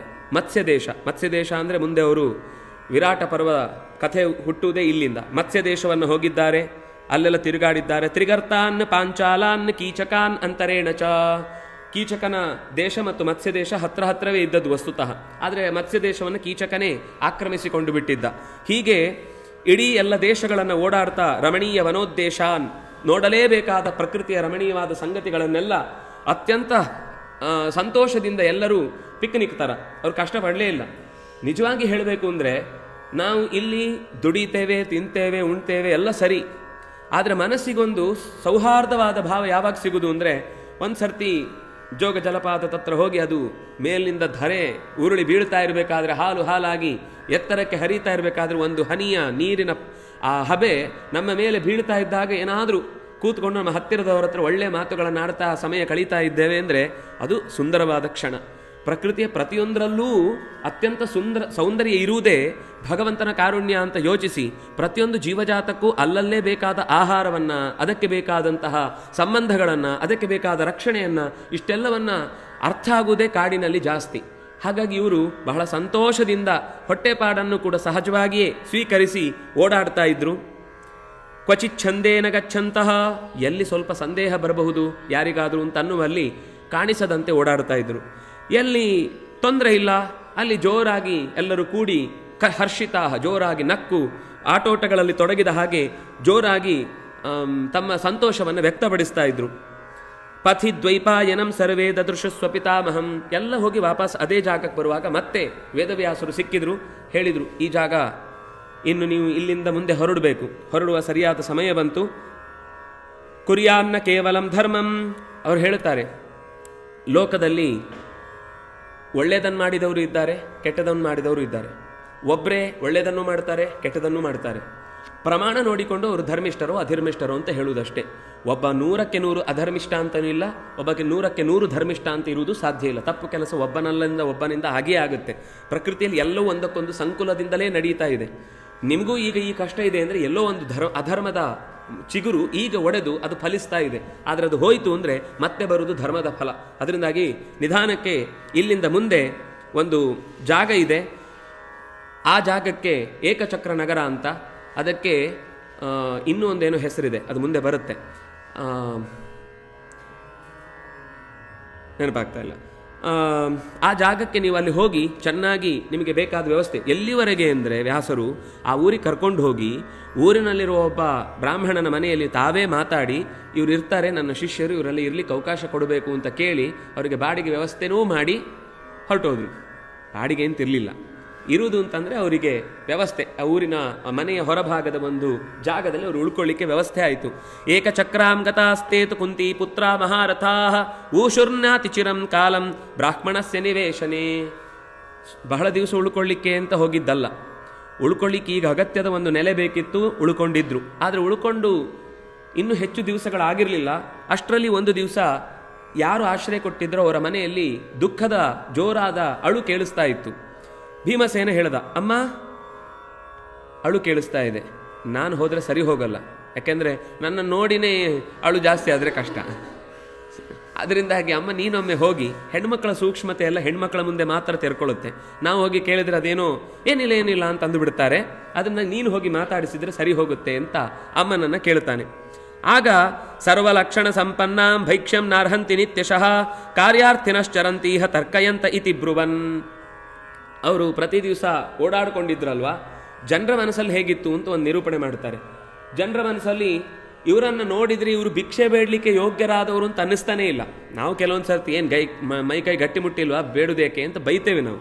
ಆದರೆ ನಿಜವಾದ ಅವರ ಪರಿಸ್ಥಿತಿ ಏನು ನಾವು ಯಾವತ್ತೂ ಯೋಚನೆ ಮಾಡಿಲ್ಲ. ಆದರೆ ಊರವರು ಯೋಚನೆ ಮಾಡ್ತಾರೆ, ಇವರು ರಾಜ್ಯವನ್ನು ನಡೆಸುವಷ್ಟು ತೇಜಸ್ಸು ವರ್ಚಸ್ಸುಗಳಿಂದ ತುಂಬಿದ್ದಾರೆ, ಯಾವುದೋ ಪಾಪ ತುಂಬ ದುರಂತಕ್ಕೊಳಗಾಗಿಯೋ ಅಥವಾ ತುಂಬ ಅನಿವಾರ್ಯವಾದ ಪ್ರಸಂಗದಲ್ಲಿ ಹೀಗೆ ಭಿಕ್ಷೆ ಬೇಡ್ತಾ ಆಗಿದೆ ಅಂತ ಅನಿಸುತ್ತೆ ಅಂತ ಊಹಿಸಿ, ಮನೆಯಲ್ಲಿ ಏನಾದರೂ ವಿಶೇಷ ಕಾರ್ಯಕ್ರಮ ಆದರೆ ಬಂಧುಗಳನ್ನು ಕರೆದರೂ ಇವರು ಬರುವ ದಿನ ಅಂತ ಗೊತ್ತಾದರೆ ವಿಶೇಷವಾದ ಹೆಚ್ಚು ಅಡಿಗೆ ಮಾಡಿಸಿ ಅವರನ್ನು ಕರೆಸಿ ಮನೆಯಲ್ಲೇ ಊಟ ಹಾಕಿ ಮತ್ತೆ ಭಿಕ್ಷೆ ಪಾತ್ರೆ ಕೊಟ್ಟು ಕಳಿಸ್ತಾ ಇದ್ರು. ಇವ್ರಿಗೆ ಭಿಕ್ಷೆ ಕೊಡೋದು ಅಂದರೆ ಸಾಮಾನ್ಯ ಎಲ್ಲರಿಗೂ ಯೋಚನೆ, ಅಯ್ಯೋ ಬನ್ನ ಕಿರಿಕಿರಿ ಅಂತ ಬೈಕೊಳ್ತಾರೆ. ಆದರೆ ಪಾಂಡವರು ಭಿಕ್ಷೆಗೆ ಬಂದದ್ದನ್ನು ನೋಡಿದರೆ ಬಹಳ ಸಂತೋಷದಿಂದ ಹೆಚ್ಚು ಹೆಚ್ಚು ಕೊಡಬೇಕು ಅಂತ ಅನಿಸಿ ಎಲ್ಲರೂ ಕೇಳಿ ಕೊಡ್ತಾ ಇದ್ರಂತೆ. ಹೀಗೆ ಕೊಡುವ ಸಂದರ್ಭದಲ್ಲಿ ಒಬ್ಬ ಕುಂಬಾರನ ಮನೆಗೆ ಹೋಗಿದ್ರು. ಕುಂಬಾರನಿಗೆ ಅವನಿಗೆ ವ್ಯಾಪಾರ ಬಹಳ ಸ್ವಲ್ಪನೇ ಆಗ್ತೈತೆ, ಯಾಕೆಂದರೆ ಮಣ್ಣೆಲ್ಲ ಹೊತ್ತು ತಂದು ಮಾಡಿ ಅವನಿಗೆ ಸಹಾಯಕ್ಕೆ ಯಾರೂ ಇರಲಿಲ್ಲ. ಇವನು ಅವನನ್ನು ನೋಡಿದ, ಬೇಜಾರಾಗಿ ಎಲ್ಲೋ ದೂರದಲ್ಲಿ ಅವನು ಎಲ್ಲಿಂದ ತರ್ತಿದ್ನೋ ಅವನಿಗೆ ಬೇಕಾದ 1,000 ಟನ್ನುಗಟ್ಟಲೆ ಮಣ್ಣನ್ನು ತಂದು ಒಂದೇ ಸರ್ತಿ ತಂದು ಮನೆ ಸುತ್ತ ಸುರಿದು, ಮನೆಗಿಂತ ಎತ್ತರ ಇತ್ತು ಮಣ್ಣಿನ ಮೂಟೆ. ಒಂದು ಸರ್ತಿ ಅದು ಬೆಂಕಿನೂ ಬಿತ್ತು ಅಂತ ಹೇಳ್ತಾರೆ. ಬೆಂಕಿ ಬಿದ್ದಾಗ ಇವನು ತಕ್ಷಣ ಅಲ್ಲೇ ಇದ್ದ ತೊರೆಯ ನೀರನ್ನು ಹಾಗೆ ಕೈಯಿಂದ ಜೋರಾಗಿ ಎರಚಿಗೆ ಇಡೀ ಮನೆಯನ್ನು ಶಾಂತಗೊಳಿಸಿದ, ಅದು ಉರಿಯದ ಹಾಗೆ. ಬಹಳ ಸಂತೋಷ ಆಯಿತು ಕುಂಬಾರನಿಗೆ. ಸಂತೋಷ ಆಗಿ 2 ಕೈಯಲ್ಲೂ ಅಗಲವಾಗಿ ಹಿಡಿದುಕೊಳ್ಳುವಷ್ಟು ದೊಡ್ಡದಾದ ಒಂದು ಭಿಕ್ಷಾಪಾತ್ರೆಯನ್ನು ತಯಾರು ಮಾಡಿ ಕೊಟ್ಟ. ಭಿಕ್ಷಾಪಾತ್ರೆಯನ್ನು ತಯಾರು ಮಾಡಿಕೊಟ್ಟು, ಭೀಮೋಪಿ ಕ್ರೀಡಯಿತ್ವಾಥ ಮಿಥೋ ಬ್ರಾಹ್ಮಣ ಬಂಧುಷು ಕುಂಭಕಾರೇಣ ಸಂಬಂಧಾತ್ ಲೇಭೆ ಪಾತ್ರ ಮಹತ್ತರಂ. ದೊಡ್ಡದಾದ ಪಾತ್ರೆ ಸಿಕ್ಕಿತ್ತು ಅವನಿಗೆ, ಅವನು ಮಾಡಿಕೊಟ್ಟ. ಇವನು ಪ್ರತಿಯಾಗಿ ಮತ್ತೆ ಪಾತ್ರೆ ಕೊಟ್ಟಾಯಿತು, ಇನ್ನು ನನ್ನ ಕೆಲಸ ಇಲ್ಲ ಅಂತ ಮರಿಲಿಲ್ಲ ಅವನನ್ನು. ಯಾವಾಗ ಆ ದಾರಿಯಲ್ಲಿ ಹೋಗ್ತಾನೆ 1 ತಿಂಗಳಿಗಾಗುವಷ್ಟು ಮೂಟೆ ಮಣ್ಣು ಲೋಡ್ ಮಾಡಿ ಹೋಗ್ಬಿಡ್ತಿದ್ದ. ಅವನು ಭಾರಿ ಖುಷಿ ಅವನಿಗೆ, ಕುಂಭಕಾರನಿಗೆ. ಹೀಗೆ ಎಲ್ಲೆಲ್ಲಿ ತನ್ನಿಂದ ಸಹಾಯ ಮಾಡಲಿಕ್ಕೆ ಸಾಧ್ಯವೋ ಭೀಮಸೇನ ಅಲ್ಲೆಲ್ಲ ಸಹಾಯ ಮಾಡ್ತಿದ್ದ. ಇವನ ಪಾತ್ರೆ ಅಂತೂ ನೋಡಿ ಕೆಲವರು ಹೆದರ್ಕೊಂಡೇ ಹೋಗ್ಬಿಡ್ತಿದ್ರು. ಕೆಲವರು ಪಾತ್ರೆಗೆ ಹಾಕಬೇಕು ಅಂದರೆ ಪಾತ್ರೆಯ ಮುಖ ಕಾಣಿಸ್ತಾನೆ ಇರಲಿಲ್ಲ. ಫಸ್ಟ್ ಫ್ಲೋರಿಗೆ ಹೋಗಿ ಕೆಳಗಡೆ ಹಾಕಬೇಕು ಪಾತ್ರೆಗಳಲ್ಲಿ ತುಂಬಿಸ್ಲಿಕ್ಕೆ. ಮತ್ತು ಅವನು ಹೋಗಿ ಕೇಳೋದು ಯಾವಾಗಲೂ ಕೂಡ, ಅಮ್ಮ ಭಿಕ್ಷೆ ಹಾಕಿ, ಭವತಿ ಭಿಕ್ಷಾಂ ದೇಹಿ, ಈ ಶಬ್ದವೇ ಇಲ್ಲ. ಪಾತ್ರೆ ಒಂದು ಕೈಯಲ್ಲೇ ಹಿಡಿಯೋದು ಅವನು, 2 ಕೈಯಲ್ಲಿ ಹೀಗೆ ಹಿಡಿಯೋದಿಲ್ಲವೇ ಇಲ್ಲ, ಒಂದು ಕೈಯಲ್ಲಿ ಹೀಗೆ ಹಿಡ್ಕೊಳ್ತೀನಿ, ಅಷ್ಟೇ ಹಾಕಿ ಅಂತ ಅರ್ಥ. ಅದಕ್ಕೆ ಈ ಹಸುಗಳು ಯಜಮಾನ ಬಂದಾಗ ಅವ್ರು ಏನು ಹಾಕದೆ ಹಾಗೆ ಹೋಯ್ತು ಅಂದ್ರೆ ಅದು ಜೋರು ಮಾಡಿದೆ ಅನ್ನತ್ತೆ. ಹಾಗೆ ಇವನು ಹೋಗಿ ಒಂದು ಸರ್ತಿ ಬಂದಿದ್ದೇನೆ ಅಂತ ಅರ್ಥ, ಅದು ಹಾಕಬೇಕು ಅಂತ. ಸರಿ, ಇವರು ಪ್ರತಿ ದಿವಸ ಈ ಭಿಕ್ಷೆ ಬೇಡೋ ರೀತಿ ನೋಡಿ ಯುಧಿಷ್ಠಿರನಿಗೆಲ್ಲ ಅನ್ನಿಸ್ತು, ಯಾರೋ ಒಬ್ರಿಬ್ರು ಓಕೆ ಅಂತಾನೆ, ಪ್ರತಿಯೊಬ್ಬರು ಹೀಗೆ ಮಾಡಲಿಕ್ಕಿಲ್ಲ, ಇದು ಇನ್ನೂ ಒಂದು ದಿವಸ ದೊಡ್ಡ ಇಶ್ಯೂ ಆಗಿಬಿಡುತ್ತೆ. ಅದರಿಂದ ಅಮ್ಮನ ಹತ್ರ ಹೋಗಿ ಹೇಳ್ತೇನೆ, ನೀನು ಭಿಕ್ಷೆ ಬೇಡೋ ರೀತಿನೇ ಕಷ್ಟ ಆಗುತ್ತಮ್ಮ. ಒಂದು ದಿವಸ ಅಮ್ಮ ಅಂತ ಯಾರನ್ನು ಕರೆಯಲ್ಲ, ಸಹಾಯ ಮಾಡ್ತಾನೆ, ಹೃದಯ ತುಂಬ ಮೃದು, ಎಲ್ಲರಿಗೂ ಸಹಾಯ ಮಾಡ್ತಾನೆ. ಅವರಿಗೆ ಸಮಸ್ಯೆ ಇದೆ ಅಂದರೆ ತಾನೇ ಏನಾದರೂ ನಿಂತು ಕೆಲಸ ಮಾಡಿಕೊಟ್ಟು ಬರ್ತಾನೆ. ಆದರೆ ಇವನು ಭಿಕ್ಷೆ ಬೇಡೋ ರೀತಿ ಮಾತ್ರ ಅಮ್ಮ ಭಾಳ ಕಷ್ಟ ಆಗುತ್ತೆ. ಅದರಿಂದ ಅವನು ಭಾಗವತೋತ್ತಮ, ಯಾರ ಹತ್ರ ಬೇಡುವುದು ಅಂತ ಅನ್ನೋ ಯೋಚನೆ ಇಲ್ಲ. ಈಗ ಅನಿವಾರ್ಯವಾಗಿ ಅಣ್ಣಂದ್ರು ಬೇಡ್ತಾ ಇದ್ದಾನೆ, ಇಲ್ಲಾಂದ್ರೆ ಅದೂ ಇಲ್ಲ. ಎಲ್ಲಿಯಾದರೂ ಹೋಗಿ ಒಂದು ಬೇಟೆಯಾಡಿ ಆದರೂ ಬರ್ತಾನೆ ಹೊರತು ಈ ರೀತಿ ಬೇಡಿ ತಿನ್ನುವ ಅಭ್ಯಾಸ ಇಲ್ಲ. ಆದರೆ ಅನಿವಾರ್ಯ ಈಗ ಅದೇ ರೀತಿ ಬದುಕಬೇಕಾದ ಸ್ಥಿತಿ ಬಂದದ್ದನ್ನು ನೋಡಿ ಕೊನೆಗೆ ಭೀಮಸೇನ ಪ್ರತಿ ದಿವಸ ಒಂದು ದುಃಖ ತೋಡ್ಕೊಳ್ತಿದ್ದ. ಅಮ್ಮ, ಹಿಂದೆ ಎಲ್ಲ ಅರಮನೆಯಲ್ಲಿದ್ದಾಗ, ಹಸ್ತಿನಾವತಿಯಲ್ಲಿದ್ದಾಗ ಬೇಕಾದಷ್ಟು ಕೇಳಿದಷ್ಟು ಪಾತ್ರೆಗಟ್ಟಲೆ ಕೈಯಲ್ಲಿ ಎತ್ತಿ ಬಾಯಿಗೆ ಹಾಕೊಂಡ ಖುಷಿ, ಈ ಸುಮ್ಮನೆ ಒಂದೊಂದು ತುತ್ತು ಹೀಗೆ ಸ್ಮೆಲ್ ನೋಡಲಿಕ್ಕೆ ಏನು ಬೇಜಾರು ಅಂದರೆ ಬಹಳ ಕಷ್ಟ ಆಗತ್ತಮ್ಮ ಅಂತ. ಅದಕ್ಕೆ ಯೋಚನೆ ಮಾಡಿದ್ಲು, ಹೌದು, ಇವನಿಗೆ ಅಥಾರ್ಜಿತಂ ಮಹಾಶಬ್ದಂ, ಇವನಿಗೆ ಈ ಬೇಜಾರಾಗಿದ್ದಕ್ಕೆ ಏನು ಯೋಚನೆ ಮಾಡಿದ್ದು ಅಂದರೆ, ನೆಕ್ಸ್ಟ್ ನಾಳೆಯಿಂದ ನನ್ನ ಜೊತೆಗೆ ಇರಪ್ಪ ಇಲ್ಲಿ ನೀನು, ಇವರೆಲ್ಲ ಒಂದು 4 ಜಾಸ್ತಿ ಮನೇಲಿ ಬೇಡ್ಕೊಂಡು ಬರಲಿ, ಬೇಡ್ಕೊಂಡು ಬಂದಮೇಲೆ ಮನೆಯಲ್ಲಿ ಪಾತ್ರೆಯಲ್ಲಿ ಹಾಕಿ ಮತ್ತಕ್ಕೆ ಭೀಮಸೇನ ಒಂದು ಕೈ ಹಾಕಬೇಕು. ಕೈ ಹಾಕಿದಾಗ ಅದರ ಎಡಭಾಗ ಪೂರ್ತಿ ಅವನಿಗೆ, ಬಲಭಾಗದಲ್ಲಿ ನಾವು ಉಳಿದ 5 ಜನಕ್ಕೆ, ಉಳಿದವರೆಲ್ಲ ನಾವು ತಿಂತೇವೆ, ಒಂದು ಭಾಗ ಅವನೇ ತಿನ್ನಲಿ, ಅವನು ಭಿಕ್ಷೆ ಬೇಡಲಿಕ್ಕೆ ಅಂತೂ ಕಳಿಸುವುದು ಬೇಡ ಅಂತ ತೀರ್ಮಾನ ಆಯಿತು. ಹೀಗೆ ಕೂತಿದ್ದ ಒಂದು ದಿವಸ ಮನೆಯಲ್ಲಿ ಅಮ್ಮನ ಜೊತೆಗೆ. ಆಗ ಈ ಪಕ್ಕದ ಮನೆಯ ಅಳು ಕೇಳಿಸಿತು. ಅಳು ಕೇಳಿಸಿದಾಗ ಅಮ್ಮನ ಹತ್ರ ಹೇಳ್ದ, ಅಮ್ಮ ಯಾಕೆ ಅಳ್ತಾ ಇದ್ದಾರೆ ನೋಡ್ಕೊಂಡು ಬಾ. ಅಮ್ಮ ಸೀದಾ ಹೋದ್ಲು, ಹೌದು ಕರೆಕ್ಟ್ ಹೇಳಿದಿ ಮಗು ನೀನು, ನಮಗೆ ಎಷ್ಟು ದಿವಸದಿಂದ ಸಹಾಯ ಮಾಡ್ತಿದ್ದಾರೆ, ಬೇಜಾರಿಲ್ಲದೆ. ಅಯ್ಯೋ ಇಷ್ಟು ದಿವಸ ಈ ಅತಿಥಿಗಳಿದ್ದಾರಾ, ಅತಿಥಿ ಕಬ್ಜಾ ಹೋಗಿ ಏನು ಕೇಳಲೇ ಇಲ್ಲ. ಬಾಗಿಲ ತೆಗೆದು ಎಷ್ಟು ದಿವಸಕ್ಕೆ ಹೊರಡುದು ನೀವು, ಟಿಕೆಟ್ ಯಾವಾಗಾಗಿದೆ, ಊರಲ್ಲೆಲ್ಲ ಚೆನ್ನಾಗಿದ್ದಾರಾ, ಮನೆಯಿಂದ ಫೋನೇ ಬರಲಿಲ್ವಾ ಅಂತ ಯಾವತ್ತೂ ಕೇಳಲೇ ಇಲ್ಲ. ಇರಿ ಇಂತನೇ ಮತ್ತಷ್ಟು ದಿವಸಗಳಲ್ಲಿ ನಮ್ಮನ್ನು ಇಟ್ಟುಕೊಂಡು ಇಷ್ಟು ಸಂತೋಷ ಪಡಿಸಿದ್ದಾರೆ ಅಂದರೆ ಪ್ರತಿಕರ್ತವ್ಯಂ ಕೃತೇಚ ಪ್ರತಿಕರ್ತವ್ಯಂ ಏಷ ಧರ್ಮ ಸನಾತನಃ. ಯಾರಾದರೂ ನಮಗೆ ಉಪಕಾರ ಮಾಡಿದರೆ ನಾವು ಉಪಕಾರ ಮಾಡಬೇಕು ಅಂತ ಬಯಸುವುದು ತಪ್ಪು, ನಮಗೆ ಉಪಕಾರ ಆಗಬೇಕು ಅಂತ. ಆದರೆ ನಾವು ಉಪಕಾರ ಪಡೆದವರು ಯಾವತ್ತೂ ಉಪಕಾರ ಮಾಡಿದವನನ್ನು ಯಾವ ಕಾರಣಕ್ಕೂ ಮರಿಬಾರದು. ಅದಕ್ಕೆ ಏನಾದರೂ ಮಾಡಬೇಕು ಅಂತ ಯೋಚಿಸಿ ಅವಳು ಹೋಗ್ತಾಳೆ. ಹೋದಾಗ ಸೀದಾ ಒಳಕ್ಕೆ ಹೋಗಲಿಲ್ಲ, ಯಾಕೆಂದರೆ ಅವರ ಮಧ್ಯದಲ್ಲಿ ಮಾತು ಕೇಳಿಸ್ತೆ. ಹಾಗೆ ಹೊರಗಡೆ ಬಾಗಿಲ ಹತ್ರನೇ ನಿಂತ್ಕೊಳ್ತಾಳೆ. ಆಗ ಒಳಗಿನಿಂದ ಹಿರಿಯ ಯಜಮಾನ ಮಾತಾಡ್ತಾ ಇದ್ದಾನೆ, ಧಿಗಿದಂ ಜೀವಿತಂ ಲೋಕೆ ಗತಸಾರಂ ಅನರ್ಥಕಂ. ತುಂಬ ಒಳ್ಳೊಳ್ಳೆಯ ಮಾತಿದೆ. ವಸ್ತುತಃ ಕಥೆ 2 ನಿಮಿಷದಲ್ಲಿ ಮುಗಿಸ್ಬಹುದು. ಆದರೆ ಆ ಒಳಗೆ ಪ್ರತಿಯೊಬ್ಬರ ಮಾತು, ಒಂದು ಜೀವನದ ಸಂಬಂಧ ಎಷ್ಟು ಗಟ್ಟಿ ಇತ್ತು ಮತ್ತು ಅದಕ್ಕೆ ಎಷ್ಟು ಅರ್ಥ ಇತ್ತು ಅಂತ ಅನ್ನೋದನ್ನು ಅವರ ಮಾತುಗಳಲ್ಲಿ ನೋಡಲಿಕ್ಕೋಸ್ಕರ ಈ ಭಾಗಗಳನ್ನು ಓದಬೇಕು. ಪ್ರತಿ ಶ್ಲೋಕವೂ ಸಾರಭೂತವಾದ ವೇದವ್ಯಾಸರ ಹೃದಯ ಏನು, ಸಮಾಜದ ನಿಜವಾದ ಲಕ್ಷಣ ಏನು ಅನ್ನೋದನ್ನು ಈ ಪದಗಳು ತೋರಿಸಿಕೊಡ್ತಾವೆ. ಅವನು ಹೇಳ್ತಾನೆ, ಇನ್ನೊಬ್ಬರ ಅಧೀನವಾಗಿ ಬದುಕುವುದು, ನಮ್ಮ ಜೀವನ ಯಾರಿಗೋ ಒಪ್ಪಿಸಿಕೊಂಡು ಬದುಕುವುದು ಅಂತ ಅನ್ನೋದುಂಟಲ್ವಾ, ಜೀವನದಲ್ಲಿ ಅತ್ಯಂತ ದುರ್ಭರವಾದ ಸಂಗತಿ. ಅದಕ್ಕಿಂತ ಕೆಟ್ಟ ಸಂಗತಿ ಜೀವನದಲ್ಲಿ ಇನ್ನೊಂದಿಲ್ಲ ಅಂತ ಬೈಕೊಳ್ತಾ ಇದ್ದ. ಅದರಿಂದಾಗಿ ಸಾರ ಇಲ್ಲದ, ದುಃಖಕ್ಕೆ ಕಾರಣವಾದ, ಯಾರು ಪ್ರಿಯ ಮಾಡ್ತಾರೆ ಅಂತ ಹುಡುಕಿದ್ರೂ ಪ್ರಿಯ ಮಾಡುವವರೊಬ್ಬರು, ಸಂತೋಷವನ್ನು ಉಂಟು ಮಾಡುವವರೊಬ್ಬರು ಇಲ್ಲ ಅಂತನ್ನುವ ಸ್ಥಿತಿಯಲ್ಲಿ ನಿರೀಕ್ಷಿಸಿಯೂ ಸಿಗದೆ ಮತ್ತೆ ಹತಾಶೆಗೊಳಗಾಗಿ ಬದುಕುವುದು ಅಂತುಂಟಲ್ವಾ, ಅದರಷ್ಟು ಕಷ್ಟದ ಸಂಗತಿ ಇನ್ನೊಂದಿಲ್ಲ. ಅರ್ಥೇಪ್ಸುತಾ ಪರಂ ದುಃಖಂ ಅರ್ಥಪ್ರಾಪ್ತೌ ತಥೋಧಿಕಂ. ದುಡ್ಡು ಸಂಪಾದಿಸಬೇಕು ಅಂತ ಒದ್ದಾಡುವುದೇ ಒಂದು ಕಷ್ಟ. ದುಡ್ಡು ಸಂಪಾದಿಸಿ ಆಯಿತು ಅಂತ ಆದ ಮೇಲೆ ಅದನ್ನು ಸಂಗ್ರಹಿಸಿ ಇಟ್ಟುಕೊಂಡು ರಕ್ಷಣೆ ಮಾಡುವುದು ಇನ್ನೂ ಕಷ್ಟ, ಒಂದರ ಮೇಲೆ ಮತ್ತೊಂದು ಕಷ್ಟ. ಜಾತ ಸ್ನೇಹ ಸ್ಯಚಾರ್ಥೇಶು, ಸಂಗ್ರಹಿಸಿದ ಮೇಲೆ ಖರ್ಚು ಮಾಡಲಿಕ್ಕೆ ಇನ್ನೂ ಕಷ್ಟ. ಅಯ್ಯೋ ಖರ್ಚಾಗೋಗುತ್ತಲ್ವಾ, ನಾಳೆಗೆ ಬೇಕು ಅಂತ ಇಟ್ಕೊಂಡದ್ದು, ಇವತ್ತೇ ಖರ್ಚು ಮಾಡಿದರೆ ನಾಳೆದಿಗೆ ಬೇಕು, ಅದ್ರ ನಾಳ್ದಿಗೆ ಬೇಕು, ಅದರ ನಾಳ್ದು ಇವನು ಇರ್ತಾನೆಲ್ಲೋ ಗೊತ್ತಿಲ್ಲ. ಅದರ ಮೇಲೆ ಅತ್ಯಂತ ಜಾತ ಸ್ನೇಹ, ತುಂಬ ಅಟ್ಯಾಚ್ಮೆಂಟು ಬೆಳೆದು ಬಿಡುತ್ತೆ. ಕರೆಕ್ಟಾಗಿ ಅಟ್ಯಾಚ್ಮೆಂಟ್ ಯಾವಾಗ ಜಾಸ್ತಿ ಆಯಿತು ಆಗದು ನಾಪತ್ತೆ ಆಗಿಬಿಡುತ್ತೆ. ಆಗ ಆಗುವ ಇನ್ನಷ್ಟು ವಿಪ್ರಮೋಕ್ತ ಆ ಕ್ಷಣದಲ್ಲಿ ಮತ್ತು ಅದು ಕಳೆದುಕೊಂಡಾಗ ಉಂಟಾಗುವ ನೋವು ಹೇಳಲಿಕ್ಕೆ ಸಾಧ್ಯ ಇಲ್ಲ. ಆದ್ದರಿಂದಾಗಿ ಒಟ್ಟು ಇಡೀ ಜೀವನದಲ್ಲಿ ಯಾವಂತೋ ಯಸ್ಯ ಸಂಯೋಗ ದ್ರವ್ಯೈರಿಷ್ಟೈರ್ಭವಂತ್ಯುತ ತಾವಂತೋ ಸಿನಿಖನ್ಯಂತೆ ಹೃದಯೇ ಶೋಕಶಂಕವಃ. ಒಂದು ವಸ್ತು ವಿಪ್ರಯೋಗೇ ಮಹತ್ತರಂ, ದೂರ ಆಯಿತು ಅಂತಂದರೆ ಮೊದಲಿನ 3 ದುಃಖಗಳಿಗಿಂತ ಹೆಚ್ಚು ದುಃಖ. ವಸ್ತುಗಳೆಲ್ಲ ನಮ್ಮ ಜೀವನದಲ್ಲಿ ಬರ್ತಾವೆ, ಇಷ್ಟವಾದ ದ್ರವ್ಯಗಳೆಲ್ಲ ಒದಗಿ ಬರ್ತಾವೆ. ಮನುಷ್ಯ ಇಷ್ಟವಾದ ದ್ರವ್ಯ ಬಂತು ಅಂತ ಬಹಳ ತೊರೆದು ಅದನ್ನು ಆಲಿಂಗಿಸಿಕೊಂಡು ಕರೆದು ಹಸ್ತ ಚಾಚಿ ಕರೀತಾ ಇದ್ದಾನೆ ಅಂದರೆ ತನಗೆ ಮುಂದೊಂದು ದಿವಸ ಚೂಪಾದ ಒಂದು ದೊಡ್ಡದಾದ ಈಟಿಯನ್ನೇ ತನಗೆ ತಾನು ಇರಿದುಕೊಳ್ತಾ ಇದ್ದಾನೆ ಅಂತ ಅರ್ಥ. ಅವ ಹೇಳುವ ಮಾತು ನೋಡಿ ಎಷ್ಟು ಚೆನ್ನಾಗಿದೆ. ತಾವಂತೋಸ್ಯ ನಿಖನ್ಯಂತೆ ಹೃದಯೇ ಶೋಕ ತಂತವಃ ಶೋಕಶಂಕವಃ. ಶಂಕು ಅಂದರೆ ಚೂಪಾದ ಆಯುಧ. ಆ ಚೂಪಾದ ಆಯುಧವನ್ನೇ ಅಪ್ಪಿಕೊಂಡಂತೆ. ಯಾಕೆಂದರೆ ತುಂಬ ಇಷ್ಟವಾದದ್ದು ಸಿಕ್ಕಿತು ಅಂತಂದಾಗ ಅದು ಒಂದು ದಿವಸ ಕಳೆದು ಹೋಗಿಯೇ ಹೋಗುತ್ತೆ, ದೂರ ಆಗಿಯೇ ಆಗುತ್ತೆ. ಒಂದು ವಸ್ತು ಸಂಯೋಗ ಆಗೋದು ಅಂದರೆ ಒಂದು ದಿವಸ ಬಿಡುಗಡೆ ಆಗಲಿಕ್ಕೋಸ್ಕರನೇ ಇರುವುದು. ಹಾಗಾದರೆ ನಾವು ಯಾವುದನ್ನು ಪಡಿಬಾರ್ದು ಅಂತ ಅರ್ಥನಾ? ಹಾಗೆ ಹೇಳಲಿಲ್ಲ. ನಾವೀಗ ಬಸ್ಸಲ್ಲಿ ಒಬ್ಬ ಹತ್ರ ಬಂದು ಕೂತ ಅಂದರೆ ಅವನ ಸ್ಟಾಪ್ ಬಂದಾಗ ಇಳಿತಾನೆ ಅಂತ ನಾವು ಮೊದಲೇ ಕನ್ಫರ್ಮ್ ಆಗಿ ಅವನ ಹತ್ರ ಮಾತಾಡ್ಲಿಕ್ಕೆ ಶುರು ಮಾಡ್ತೇವೆ. ತುಂಬ ಹೊತ್ತು ಮಾತಾಡ್ತೇವೆ. ಅವ್ನು ಯಾವ ಕಾಲೇಜು, ಅವ್ನು ಎಲ್ಲಿ ಓದ್ತಾನೆ, ಏನು ಅಧ್ಯಾಪಕರು ಪಾಠ ಮಾಡ್ತಾರೆ, ಅಥವಾ ನಮ್ಮ ಲೆವೆಲ್ ಆದರೆ ಒಬ್ಬ ಯಾರೋ ಬದುಕಾಗಿದ್ರೆ ಯಾವ ದೇವಸ್ಥಾನದಲ್ಲಿ ಕೆಲಸ ಮಾಡ್ತೀರಿ ಅಂತ ಅವನು, ಅಥವಾ ಎಲ್ಲಿ ವ್ಯಾಪಾರ ಮಾಡ್ತೀರಿ ಅಂತ ಇನ್ನೊಬ್ಬ, ಅಥವಾ ಎಲ್ಲಿ ವರ್ಕ್ ಮಾಡ್ತೀರಿ ಅಂತ ಇನ್ನೊಬ್ಬ, ಏನೋ ಎಲ್ಲ ಕೇಳ್ಕೊಳ್ತಾನೆ. ಅವನು ಸಮಾನ ಸ್ಕಂದ ಆದರೆ ತುಂಬ ಮಾತಾಡ್ತಾನೆ. ಮಾತಾಡಿ ತುಂಬ ಆತ್ಮೀಯರ ಥರ, ಎಷ್ಟು ನಮ್ಮ ಸಮಸ್ಯೆ ಅವರ ಸಮಸ್ಯೆ ಎಲ್ಲ ಒಂದೇ ಥರ ಇದೆ. ಅವನು ಕೆಲವು ಸಮಸ್ಯೆಗೆ ಪರಿಹಾರ ಹೇಳ್ತಾನೆ, ನನಗೂ ಇದು ಪರಿಹಾರ ಅಂತ ಅವನಿಗೆ ಅನಿಸಿದೆ. ಇವನು ಕೆಲವು ಸಮಸ್ಯೆಗಳನ್ನೇ ಹೇಳಿಕೊಂಡು ಪರಿಹಾರ ನೋಡ್ತಾನೆ, ಅವನಿಗೂ ತುಂಬ ಆತ್ಮೀಯವಾಗುತ್ತೆ. ಇಬ್ಬರು ನಂಬರ್ ವಿನಿಮಯ ಮಾಡ್ಕೊಳ್ತಾರೆ. ಆದರೆ ಅವನ ಜಾಗ ಸ್ಟಾಪ್ ಬಂದು ಇಳಿಯುವಾಗ ಬಸ್ಸಿನಲ್ಲಿ ಅವನು ಇಳಿದು ಹೋಗುವಾಗ ಬೇಸರ ಮಾಡ್ಕೊಳ್ಳೋದಿಲ್ಲ. ಯಾಕೆಂದರೆ ಅವನು ಮೊದಲು ಬಂದು ಕೂಡುವಾಗಲೇ ಅವನ ತಲೆಯಲ್ಲಿತ್ತು, ನೀವೆಲ್ಲಿ ಇಳಿಯುವುದು ಅಂತ ಕೇಳಿದ್ದವನು. ಆಗ ಅವನು ಹೇಳಿದ್ದ ನನ್ನ ಈ ಸ್ಟಾಪ್ ಅಂತ. ಮೊದಲೇ ತಲೆಯಲ್ಲಿ ಫಿಕ್ಸ್ ಆಗಿತ್ತು, ಅವನ ಸ್ಟಾಪ್ ಬಂದಾಗ ಅವನು ಇಳಿತಾನೆ ಅಂತ. ಜೀವನವು ಒಂದು ಪ್ರಯಾಣ. ಬರುವ ಜೊತೆಗಿನ ಸಹಪಾಠಿಗಳು, ಮಿತ್ರರು, ಬಂಧುಗಳು, ವಸ್ತುಗಳು ಎಲ್ಲವೂ ನಮ್ಮ ಜೊತೆಗೆ ಸಹ ಪ್ರಯಾಣ ಮಾಡ್ತಾ ಇವೆ. ಪ್ರಯಾಣ ಮಾಡುವಾಗ ಅದರ ಸ್ಟಾಪ್ ಎಲ್ಲಿ ಬರುತ್ತೋ ಅದು ಇಳಿದು ಹೋಗುತ್ತೆ. ನಮ್ಮ ಕೈಯಿಂದ ಅದನ್ನು ಯಾವುದನ್ನು ತಡಿಲಿಕ್ಕೆ ಸಾಧ್ಯ ಇಲ್ಲ. ನಾವು ಅದನ್ನು ತಡೆಯುವ ಪ್ರಯತ್ನ ಮಾಡಿದ್ರೇ ಅದು ಕಚ್ಚುವುದು, ಅದು ಚುಚ್ಚುವುದು. ಇದು ನಮಗೆ ಜೀವನದಲ್ಲಿ ಇರಬೇಕಾದ ಎಚ್ಚರ ಅಂತ ಹೀಗೆ ಆ ಯಜಮಾನ ಮನೆಯ ಪರಿಸ್ಥಿತಿಯ ದುಃಖದ ಹೊತ್ತಿಗೆ ಇದೆಲ್ಲ ನೆನಪಿಸಿಕೊಂಡು ಮಾತಾಡ್ತಾನೆ. ಕೊನೆಗೆ ಯೋಚನೆ ಮಾಡ್ತಾನೆ, ನಾನು ಹೊರಟು ಹೋಗಬೇಕು ಅಂತ ನನ್ನ ಮನಸ್ಸಿನಲ್ಲಿ ಉತ್ಕಟವಾದ ಆಲೋಚನೆ ಇದೆ. ನಾನೇ ಹೊರಟು ಹೋಗಬೇಕು, ನನ್ನನ್ನೇ ನಾನು ಕೊಟ್ಟುಕೊಳ್ಬೇಕು ಅಂತ. ಆದರೆ ಅದರ ಜೊತೆಗೆ ಒಂದು ವೇದನೆ ಕಾಡುವುದೇನು ಅಂತಂದರೆ, ನನ್ನನ್ನು ಬಿಟ್ಟು ನೀವು ಹೇಗೆ ಬದುಕ್ತೀರಿ ಅಂತ ಅನ್ನುವ ಪ್ರಶ್ನೆಯೂ ನನಗೆ ದೊಡ್ಡ ಉತ್ತರ ಸಿಗದ ರೀತಿಯಲ್ಲಿ ನಿಂತು ಬಿಟ್ಟಿದೆ. ನಿನ್ನನ್ನು ಕಳಿಸಬೇಕು ಅಂತ ನೀನೇನೋ ನನ್ನನ್ನು ದಿಟ್ಟಿಸಿ ನೋಡುವ ಅಗತ್ಯ ಇಲ್ಲ.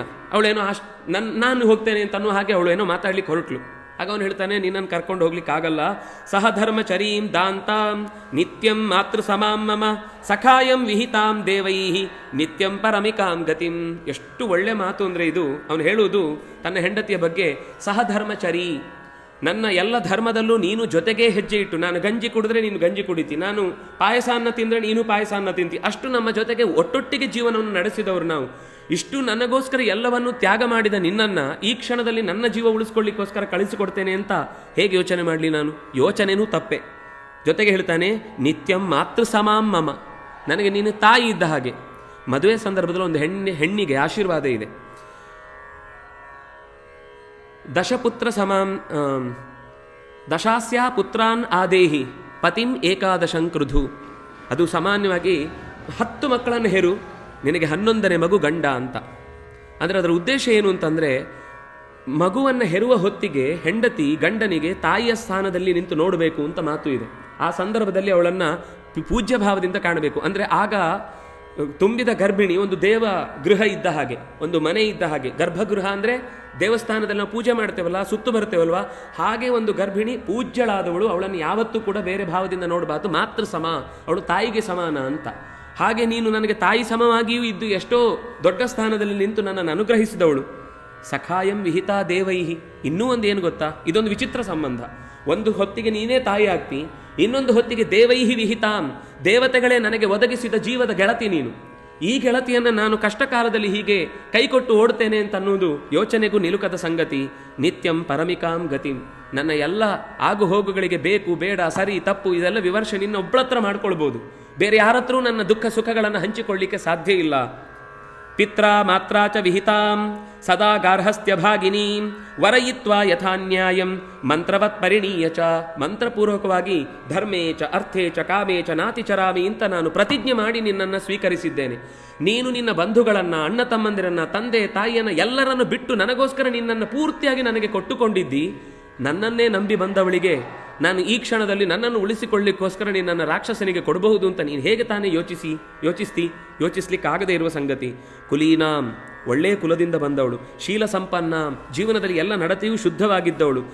ಅಪತ್ಯ ಜನನೀಮಪಿ, ಮಕ್ಕಳನ್ನು, ಒಳ್ಳೆಯ ಸಂಸ್ಕಾರವಂತಾದ ಮಕ್ಕಳನ್ನು ಕೊಟ್ಟು ಮುಂದಿನ ಪರಂಪರೆ ಬೆಳೆಸಲಿಕ್ಕೆ ಬೇಕಾದ ಒಳ್ಳೆಯ ಜಾಡನ್ನು ಹಾಕಿಕೊಟ್ಟವಳು ನೀನು.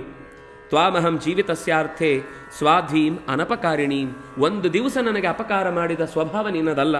ಹಾಗಾಗಿ ನನ್ನ ಜೀವಕ್ಕೆ ನೀನೇ ಇನ್ನೊಂದು ಜೀವ. ನಾನು ದೇಹ ಅಂತ ಇಟ್ಟುಕೊಂಡ್ರೆ ನೀನು ಜೀವ, ನೀನು ದೇಹ ಅಂತ ಇಟ್ಕೊಂಡ್ರೆ ನಾನು ಜೀವ. ಹೀಗೆ ಪರಸ್ಪರ ಸಂಬಂಧದಿಂದ ಬದುಕುವ ನಮಗೆ ಈ ವಿಯೋಗ ಬರಬಾರ್ದಿತ್ತು. ಏನು ಮಾಡುವುದು ಗೊತ್ತಾಗ್ತಾ ಇಲ್ಲ. ಅಷ್ಟೊತ್ತಿಗೆ ಅಲ್ಲಿದ್ದ ಮಗಳು ನಾನು ಹೋಗ್ಬೋದಲ್ವಾ ಅಂತ ಅವಳು ತಲೆ ಎತ್ತುತ್ತಾಳೆ. ಅವಳನ್ನು ನೋಡಿ ಇವಳನ್ನು ಕಳಿಸ್ಲಿಕ್ಕಾಗಲ್ಲ ಅಂತಾನೆ. ಯಾಕೆ ಅಂದರೆ ಅವಳು ಹೇಳುವ ಬಾಲಾಂ ಅಪ್ರಾಪ್ತ ವಯಸ್ಸಂ ಅಜಾತ ವ್ಯಂಜನಾ ಕೃತಿಂ ಭರ್ತುರರ್ಥಾಯ ನಿಕ್ಷಿಪ್ತ ನ್ಯಾಸಂ ಧಾತ್ರ ಮಹಾತ್ಮನ. ಇದು ದಾನಕ್ಕೋಸ್ಕರ ಇರುವಂತಹದ್ದು, ಕನ್ಯಾದಾನ ಅಂತ. ಒಂದು ಮನೆಯ ಬೆಳಕಾಗಿ ಇವಳನ್ನು ಕಳಿಸ್ಬೇಕು ಹೊರತು ಇವಳನ್ನೇ ಕತ್ತಲೆಗೆ ಕಳಿಸುವುದು ಎಷ್ಟು ಸರಿ. ಅದರಿಂದಾಗಿ ಇನ್ನೂ ಲೋಕದ ಪರಿಸ್ಥಿತಿ ಏನು ಅಂತ ಅರ್ಥ ಮಾಡಿಕೊಳ್ಳಲಿಕ್ಕೆ ಆಗದಷ್ಟೇ ವಯಸ್ಸು ಇವಳದಿನ್ನು. ಇನ್ನು ಬುದ್ಧಿ ಪೂರ್ತಿಯಾಗಿ ಜೀವನದಲ್ಲಿ ಏನೇನೋ ಕಾಣಬೇಕಾದಂತಹ ಅವಕಾಶವನ್ನೇ ಅವಳು ಇನ್ನೂ ಪಡೆದಿಲ್ಲ. ಅಂಥವಳನ್ನು ಕಳಿಸ್ಲಿಕ್ಕೆ ಸಾಧ್ಯ ಇಲ್ಲ. ಲೋಕದಲ್ಲಿ ಎಲ್ಲರೂ ಕೂಡ ಮಗಳ ಮಗ ಅಂತನ್ನೋದು ಪಿತೃಗಳಿಗೆ ಬಹಳ ವಿಶೇಷ. ದೌಹಿತ್ರ ಅಂತ ಕರೀತಾರೆ. ಶ್ರಾದ್ದಗಳಲ್ಲೆಲ್ಲ ಮಗಳ ಮಗ ಬೇಕೇ ಬೇಕು ಅಂತ. ಯಾಕೆಂದರೆ ಆ ಮಗ ಇದ್ದರೆ ಇವರ ಮುಂದಿನ ಕುಲ ವೃದ್ಧಿ ಆಗತ್ತೆ ಅಂತ. ಹಾಗಾಗಿ ದೌಹಿತ್ರನನ್ನು ಪಡೆದು ಮಗಳನ್ನು ಚೆನ್ನಾಗಿ ಸಾಕಬೇಕು ಅಂತ ದೊಡ್ಡವರು ಹೇಳಿಕೊಟ್ಟಂತಹ ಸಂಪತ್ತನ್ನು ನಾನು ಹೀಗೆ ಕಳುಹಿಸುವುದು ಹೇಗೆ ಸಾಧ್ಯ? ಅದರಿಂದಾಗಿ ಇದು ಅಸಾಧ್ಯವಾದ ಮಾತು. ಇನ್ನು ಈ ಪುಟ್ಟ ಮಗು ಇದನ್ನಂತೂ ಕಳಿಸುವ ಯೋಚನೆ ಮಾಡಲಿಕ್ಕೆ ಸಾಧ್ಯ ಇಲ್ಲ. ಇನ್ನೂ ಅದಕ್ಕೆ ಎಳೆ ಹಲ್ಲುಗಳು ಬಂದಿವೆ ಅಷ್ಟೇ, ಎರಡನೇ ಹಲ್ಲು ಬಂದೇ ಇಲ್ಲ. ಮೊದಲನೇ ಹಲ್ಲೆ ಇನ್ನೂ ಹಲ್ಲುಗಳಲ್ಲಿ ನಗುತ್ತಾ ಇರುವಂಥ ಮಗುವಿಗೆ ದುಸ್ಥಿತಿಯನ್ನು ಕೊಡುವುದು ಹೇಗೆ ಸಾಧ್ಯ? ನನಗೆ ಯೋಚನೆ ಬರ್ತಾ ಇದೆ, ಏನು ಮಾಡುವುದು ಅಂತ ಗೊತ್ತಾಗ್ತಾ ಇಲ್ಲ. ಆತ್ಮಾನಮಪಿ ಚೋತ್ಸೃಜ್ಯಕತೆ ಪ್ರೇತವಶಮ್ಮಯಿ ತ್ಯಕ್ತಾ ಹ್ಯೇತೆ ಮಯಾ ವ್ಯಕ್ತಂ ನೇಹ ಶಕ್ಷಂತಿ ಜೀವಿತುಂ. ಇಲ್ಲಿ ಬದುಕಲಿಕ್ಕಾಗ್ತಾ ಇಲ್ಲ, ಅಲ್ಲಿಗೆ ಹೋಗ್ಲಿಕ್ಕಾಗ್ತಾ ಇಲ್ಲ. ಇಲ್ಲಿಗಿದ್ರೆ ಇಷ್ಟೂ ಜನರನ್ನು, ಊರಿನವರಿಗೆಲ್ಲ ತೊಂದರೆ ಮಾಡ್ತಾನೆ. ಮುಂದೆ ಹೋದರೆ ನೀವು ಯಾರೂ ಬದುಕಲಿಕ್ಕೆ ಸಾಧ್ಯ ಆಗುವುದಿಲ್ಲ. ಇದು ಒಂದು ಕಾಡ್ತಾ ಇದೆ ನನ್ನ ಮನಸ್ಸಿನಲ್ಲಿ. ಗೊಂದಲದಲ್ಲಿದ್ದೇನೆ ಅಂತ ದುಃಖ ಪಡುವಾಗ ಹೆಂಡತಿ ಹೇಳ್ತಾಳೆ, ನೀವು ಗೊಂದಲ ಪಡಬೇಡಿ, ನಿಮಗೆ ನಾನು ಸರಿಯಾದ ದಾರಿಯನ್ನು ತೋರಿಸ್ತೇನೆ, ನನ್ನ ಮಾತಿನಲ್ಲಿ ವಿಶ್ವಾಸ ಇಡಿ. ನಾನು ಯಾವತ್ತೂ ನಿಮಗೆ ಅಹಿತವನ್ನು ಬಯಸಿದವಳಲ್ಲ, ಈ ವಿಷಯದಲ್ಲೂ ನಿಮಗೆ ಹಿತವನ್ನೇ ಬಯಸೋಳ ಹಾಗೆ ನಾನು ಮಾತು ಹೇಳ್ತೇನೆ ಅಂತ ಮನೆಯ ಯಜಮಾನಿ ಮಾತಾಡ್ತಾಳೆ. ಭಾರ್ಯ ಪುತ್ರೋತ್ರ ದುಹಿತ ಸರ್ವಮಾತ್ಮಾರ್ಥಮಿಷ್ಯತೆ ವ್ಯಥಾಂ ಜಹಿ ಸುಬುದ್ಧ್ಯಾಂ ತ್ವಂ ಸ್ವಯಂ ಯಾಸ್ಯಾಮಿ ತತ್ರ ಚ. ನಾನೇ ಹೋಗ್ತೇನೆ. ಇಲ್ಲಿಯ ತನಕ ನಿಮಗೆ ಹೆಂಡತಿ ಅಂತ ಬೇಕಿದ್ದದ್ದು ಒಬ್ಬ ಕುಲೋತ್ಪಾದಕನನ್ನು ಪಡೆಯುವುದಕ್ಕೋಸ್ಕರ. ಆ ಕೆಲಸವನ್ನು ನಾನು, ಋಣವನ್ನು ನಿಮಗೆ ತೀರಿಸಿದ್ದೇನೆ. ನಿಮಗೆ ಅಗತ್ಯ ಇದ್ದ ಎಲ್ಲವನ್ನು ಇಲ್ಲಿ ತನಕ ಮಾಡಿಕೊಟ್ಟಿದ್ದೇನೆ. ನಾನು ಹೋದರೆ ನೀವು ಚೆನ್ನಾಗಿ ಮಕ್ಕಳನ್ನು ನೋಡ್ಕೊಳ್ಬೋದು. ನೀವು ವಾಪಸ್ ಕೇಳ್ಬೋದು ನನಗೆ, ನಾನು ಹೋದರೆ ನೀನು ನೋಡ್ಕೊಳ್ಬೋದಲ್ವಾ ಅಂತ. ನೀವು ಹೋದರೆ ನಾನು ನೋಡ್ಕೊಳ್ಳಿಕ್ಕಾಗಲ್ಲ, ಆದರೆ ನಾನು ಹೋದರೆ ನೀವು ನೋಡ್ಕೊಳ್ಬಹುದು ಅಂತ ಅವಳು ತುಂಬ ಅನೇಕ ಮಾತುಗಳನ್ನು ಹೇಳುತ್ತಾಳೆ. ತತ್ರ ತತ್ರ ಕೃತಂ ಕರ್ಮ ತವಾಪೀದಂ ಸುಖಾವಹಂ ಭವತ್ಯಮುತ್ರ ಚಾಕ್ಷಯ್ಯಂ ಲೋಕೇಸ್ಮಿನ್ ಶಯಶಸ್ಕರಂ. ಲೋಕದಲ್ಲಿ ಯಶಸ್ಸಿಗೆ ಕಾರಣವಾಗುವಂಥ ಇನ್ನೂ ಹೆಚ್ಚು ಕೆಲಸಗಳನ್ನು ನೀವು ಮಾಡಬಹುದು. ನೀವಿಲ್ಲದೆ ಇದ್ದರೆ ನಾನು ಮಾಡುವುದು ಕಷ್ಟ ಆಗುತ್ತೆ. ಯಾಕೆ ಅಂದರೆ ಅನಿಷ್ಟಂ ಇಹ ಪುತ್ರಾಣ ವಿಷಯೇ ಪರಿವರ್ತಿತುಂ. ಅವಳು ಹೇಳುವ ಮಾತು, ಸಮಾಜದಲ್ಲಿ ಗಂಡ ಇಲ್ಲದೆ ಇರುವಂತಹ ಒಂದು ಮನೆಯಲ್ಲಿ ಒಂದು ಹೆಣ್ಣು ಬೆಳೀತಾ ಇದೆ ಅಥವಾ ಹೆಣ್ಣು ಇದ್ದಾಳೆ ಅಂತಂದರೆ ಜನರ ದೃಷ್ಟಿಯೇ ಬೇರೆ ಆಗುತ್ತೆ. ಯಾರಾದರೂ ದುಷ್ಟ ಜನರು ಅಂತ ಅಕಸ್ಮಾತ್ ಬಂದವರು ನನ್ನ ಮಗಳ ಮೇಲೆ ನೀವು ನನಗೆ ಕೊಡಬೇಕು ಅಂತ ಒತ್ತಾಯ ಮಾಡಿದರೆ ನಾನು ಬೇಡ ಹೇಳಲಿಕ್ಕೆ ನನ್ನ ಹತ್ರ ಯಾವ ಕುಲಗೋತ್ರಗಳನ್ನು ಹಿನ್ನೆಲೆಯನ್ನು ಅರಿಯುವ ಶಕ್ತಿಯೇ ಇರುವುದಿಲ್ಲ. ನಾನೇ ನನ್ನ ಮಗಳನ್ನು ಕೈಯಾರೆ ಕಳ್ಕೊಳ್ಬೇಕಾಗತ್ತೆ. ಮಗನಿಗೂ ಸಂಸ್ಕಾರ ಕೊಡಲಿಕ್ಕೆ ನೀವೇ ಇಲ್ಲ ಅಂತಂದಮೇಲೆ ನಾನು ಕೊಡುವುದು ಅಂದರೆ ಯಥಾ ಪ್ರಕಾರ ಶಾಸ್ತ್ರಾದಿಗಳದ್ದು. ಉಳಿದಂತೆ ತಾಯಿಯಾಗಿ ಕೊಡಬಹುದಾಗಿದ್ರೂ ಕೂಡ ವೇದಾಧ್ಯಯನದ ಚಿಂತನೆ ನಿಮ್ಮಿಂದ ಬರಬೇಕು, ನಾನು ಕೊಡಲಿಕ್ಕಾಗುವುದಿಲ್ಲ. ಅದರಿಂದಾಗಿ ನಾನು ಇದ್ರೂ ಕೂಡ ಉತ್ಸೃಷ್ಟಂ ಉತ್ಪೃಷ್ಟಂ ಆಮಿಷಂ ಭೂಮೌ ಪ್ರಾರ್ಥಯಂತಿ ಯಥಾ ಖಗಾಹ. ಮಾಂಸವನ್ನು ತಿನ್ನಲಿಕ್ಕೆ ಹೇಗೆ ಹದ್ದುಗಳು ನಿರಂತರ ಕಾಯ್ತಾ ಇರ್ತಾವೋ ಹಾಗೆ ನಾವು ಮನೆಯಲ್ಲಿ ಒಬ್ಬ ಯಜಮಾನ ಇಲ್ಲ ಅಂತಂದಾಗ ನಮ್ಮನ್ನು ನೋಡುವ ದೃಷ್ಟಿಯೇ ಸಮಾಜದಲ್ಲಿ ಬೇರೆಯಾಗುತ್ತೆ. ಆ ರೀತಿ ಕಷ್ಟಪಟ್ಟು ಬದುಕುವುದಕ್ಕಿಂತ ಮುತ್ತೈದೆಯಾಗಿ ಗಂಡ ಇರಬೇಕಾದ್ರೇ ಅವರ ಕ್ಷೇಮಕ್ಕಾಗಿ ಮಕ್ಕಳ ಉದ್ಧಾರಕ್ಕಾಗಿ ನನ್ನನ್ನು ನಾನು ತ್ಯಾಗ ಮಾಡಿದರೆ ನನಗೆ ಸಮಾಧಾನದಿಂದ ನಾನು ಪ್ರಾಣ ಬಿಡ್ತೇನೆ. ನೀವು ಹೋದ ಮೇಲೂ ನಾವು ಅನಿವಾರ್ಯ ಸತ್ತೇ ಸಾಯ್ತೇವೆ. ಅದಕ್ಕಿಂತ ಮುಂಚೆ ಕಡಿಮೆ ತೊಂದರೆ ಯಾವುದರಿಂದ ಆಗುತ್ತೆ ಅಂತ ಯೋಚಿಸಬೇಕು. ನೀವು ಸತ್ತ ಮೇಲೆ ನಾವೆಲ್ಲರೂ ಸಾಯುವುದು ನಿಶ್ಚಿತವೇ. ನಿಮ್ಮನ್ನು ಅಗಲಿ ನಮಗೆ ಬದುಕಲಿಕ್ಕೆ ಶಕ್ತಿ ಇಲ್ಲ. ಬದುಕ್ತೇವೆ ಅಂತ ಯೋಚನೆ ಮಾಡಿದ್ರು ಸಮಾಜ ಬದುಕಲಿಕ್ಕೆ ಬಿಡುವುದಿಲ್ಲ. ಅದರಿಂದಾಗಿ ಕನಿಷ್ಠ ನಾನು ಹೋದರೆ ನೀವಾದರೂ ಚೆನ್ನಾಗಿ ವ್ಯವಸ್ಥೆ ಮಾಡಬಹುದಲ್ವಾ ಅಂತ ಹೀಗೆ ಹೇಳಿ, ಅಮಿತಸ್ಯ ಹಿ ದಾತಾರಂ ಕಾಪತಿಂ ನಾಭಿನಂದತಿ ಮಿತಂ ದದಾತಿ ಹಿ ಪಿತಾ ಮಿತಂ ಮಾತಾ ಮಿತಂ ಸುತಃ. ತುಂಬ ಒಳ್ಳೆಯ ಮಾತು ಹೇಳ್ತಾಳೆ. ಮಿತಂ ದದಾತಿ ಹಿ ಪಿತಾ, ತಂದೆ ಕೊಡ್ತಾನೆ, ಬೇಕಾದಷ್ಟು ಕೊಡ್ತಾನೆ, ಸಂಪತ್ತೆಲ್ಲವನ್ನು ಕೊಡ್ತಾನೆ. ಆದರೆ ಎಲ್ಲವನ್ನು ಕೊಡಲಿಕ್ಕಾಗುವುದಿಲ್ಲ ತಂದೆ ಕೈಯಲ್ಲೂ. ಮಿತಂ ದದಾತಿ ಪುತ್ರ, ಮಗನೂ ಬೇಕಾದಷ್ಟು ಸಂಪತ್ತು ಕೊಟ್ಟು ನಿಮಗೆ ಮಾತ್ರೆ ಕೊಡಲಿಕ್ಕೆ ಒಬ್ಬರು, ನೀರು ಕೊಡಲಿಕ್ಕೆ ಒಬ್ಬರು, ಕಾಲು ತೊಳಿಲಿಕ್ಕೊಬ್ರು, ಎಲ್ಲರನ್ನು ವ್ಯವಸ್ಥೆ ಮಾಡ್ಬೋದು. ಆದರೆ ಪ್ರೀತಿಯಿಂದ ಏನು ಒಂದು ಆತ್ಮೀಯವಾಗಿ ಎಲ್ಲ ಕಷ್ಟಗಳನ್ನು ನಿನ್ನ ಕಷ್ಟ ನನ್ನ ಕಷ್ಟ ಅಂತ ಹೇಳುವ ಹೆಗಲ ಮೇಲಿರಿಸಿ ಭುಜವನ್ನು ತಲೆಯನ್ನು ಆನಂದವಾಗಿ ನಿನಗೇನು ಕಷ್ಟ ಹೇಳು ಅಂತ ಹೇಳುವ ಪ್ರೀತಿಯನ್ನು ತೋರುವುದು ಪತಿಯಿಂದ ಮಾತ್ರ ಸಾಧ್ಯ. ಅಂದರೆ ಅದರ ಅರ್ಥ ಪತಿಯಿಂದ ಬದುಕಿನ ಎಲ್ಲ ಸಮಸ್ಯೆಗಳನ್ನು ಹೇಳ್ಕೊಳ್ಬೋದು. ಮಕ್ಕಳ ಹತ್ರ ಕೆಲವು ಹೇಳ್ಕೊಳ್ಬೋದು, ತಂದೆ ಹತ್ರ ಕೆಲವು ಹೇಳ್ಕೊಳ್ಬೋದು. ಎಲ್ಲವನ್ನೂ ಎಲ್ಲರ ಹತ್ರ ಹೇಳ್ಕೊಳ್ಳಿಕ್ಕಾಗಲ್ಲ. ಎಲ್ಲವನ್ನೂ ಹೇಳ್ಕೊಳ್ಬಹುದಾದ ಒಬ್ಬ ಮಿತ್ರ, ಜೀವ ಮಿತ್ರ ಅಂತಿದ್ರೆ ಅದು ಗಂಡ. ಹಾಗಾಗಿ ಅವನನ್ನೇ ನಾನು ಕಳ್ಕೊಂಡ ಮೇಲೆ ನಾನು ಹೇಗೆ ಬದುಕಲಿಕ್ಕೆ ಸಾಧ್ಯ? ಹಾಗಾಗಿ ನನಗೆ ಇಲ್ಲಿಯ ಬದುಕಿನ ನಂತರ ಯಾವುದೇ ಸಾಧನೆ ಮಾಡಲಿಕ್ಕಾಗುವುದಿಲ್ಲ ಏಕಾಂತದಲ್ಲಿ ಇದ್ದುಕೊಂಡು. ಆದರೆ ನೀವಿದ್ದಾಗ ಎಲ್ಲವನ್ನೂ ಮಾಡಿ ಆಗಿದೆ. ಈಗ ಸೌಮಾಂಗಲ್ಯದಿಂದಲೇ ಪರಿತ್ಯಕ್ತ ಸುತಶ್ಚಾಯಂ ದುಹಿತೇಯಂ ತಥಾ ಮಯ ಬಾಂಧವಾಶ ಪರಿತ್ಯಕ್ತಾ ತ್ವದರ್ಥಂ ಜೀವಿತಂಚಮೇ. ಹೇಗಿದ್ರೂ ನಾನು ಬಂಧುಗಳನ್ನು ತೊರೆದು ಬಂದವಳು. ಈಗಲೂ ಮುಂದೊಂದು ದಿವಸ ಮಗಳು ಬೇರೆಯವರ ಮನೆಗೆ ಹೋಗುವವಳು.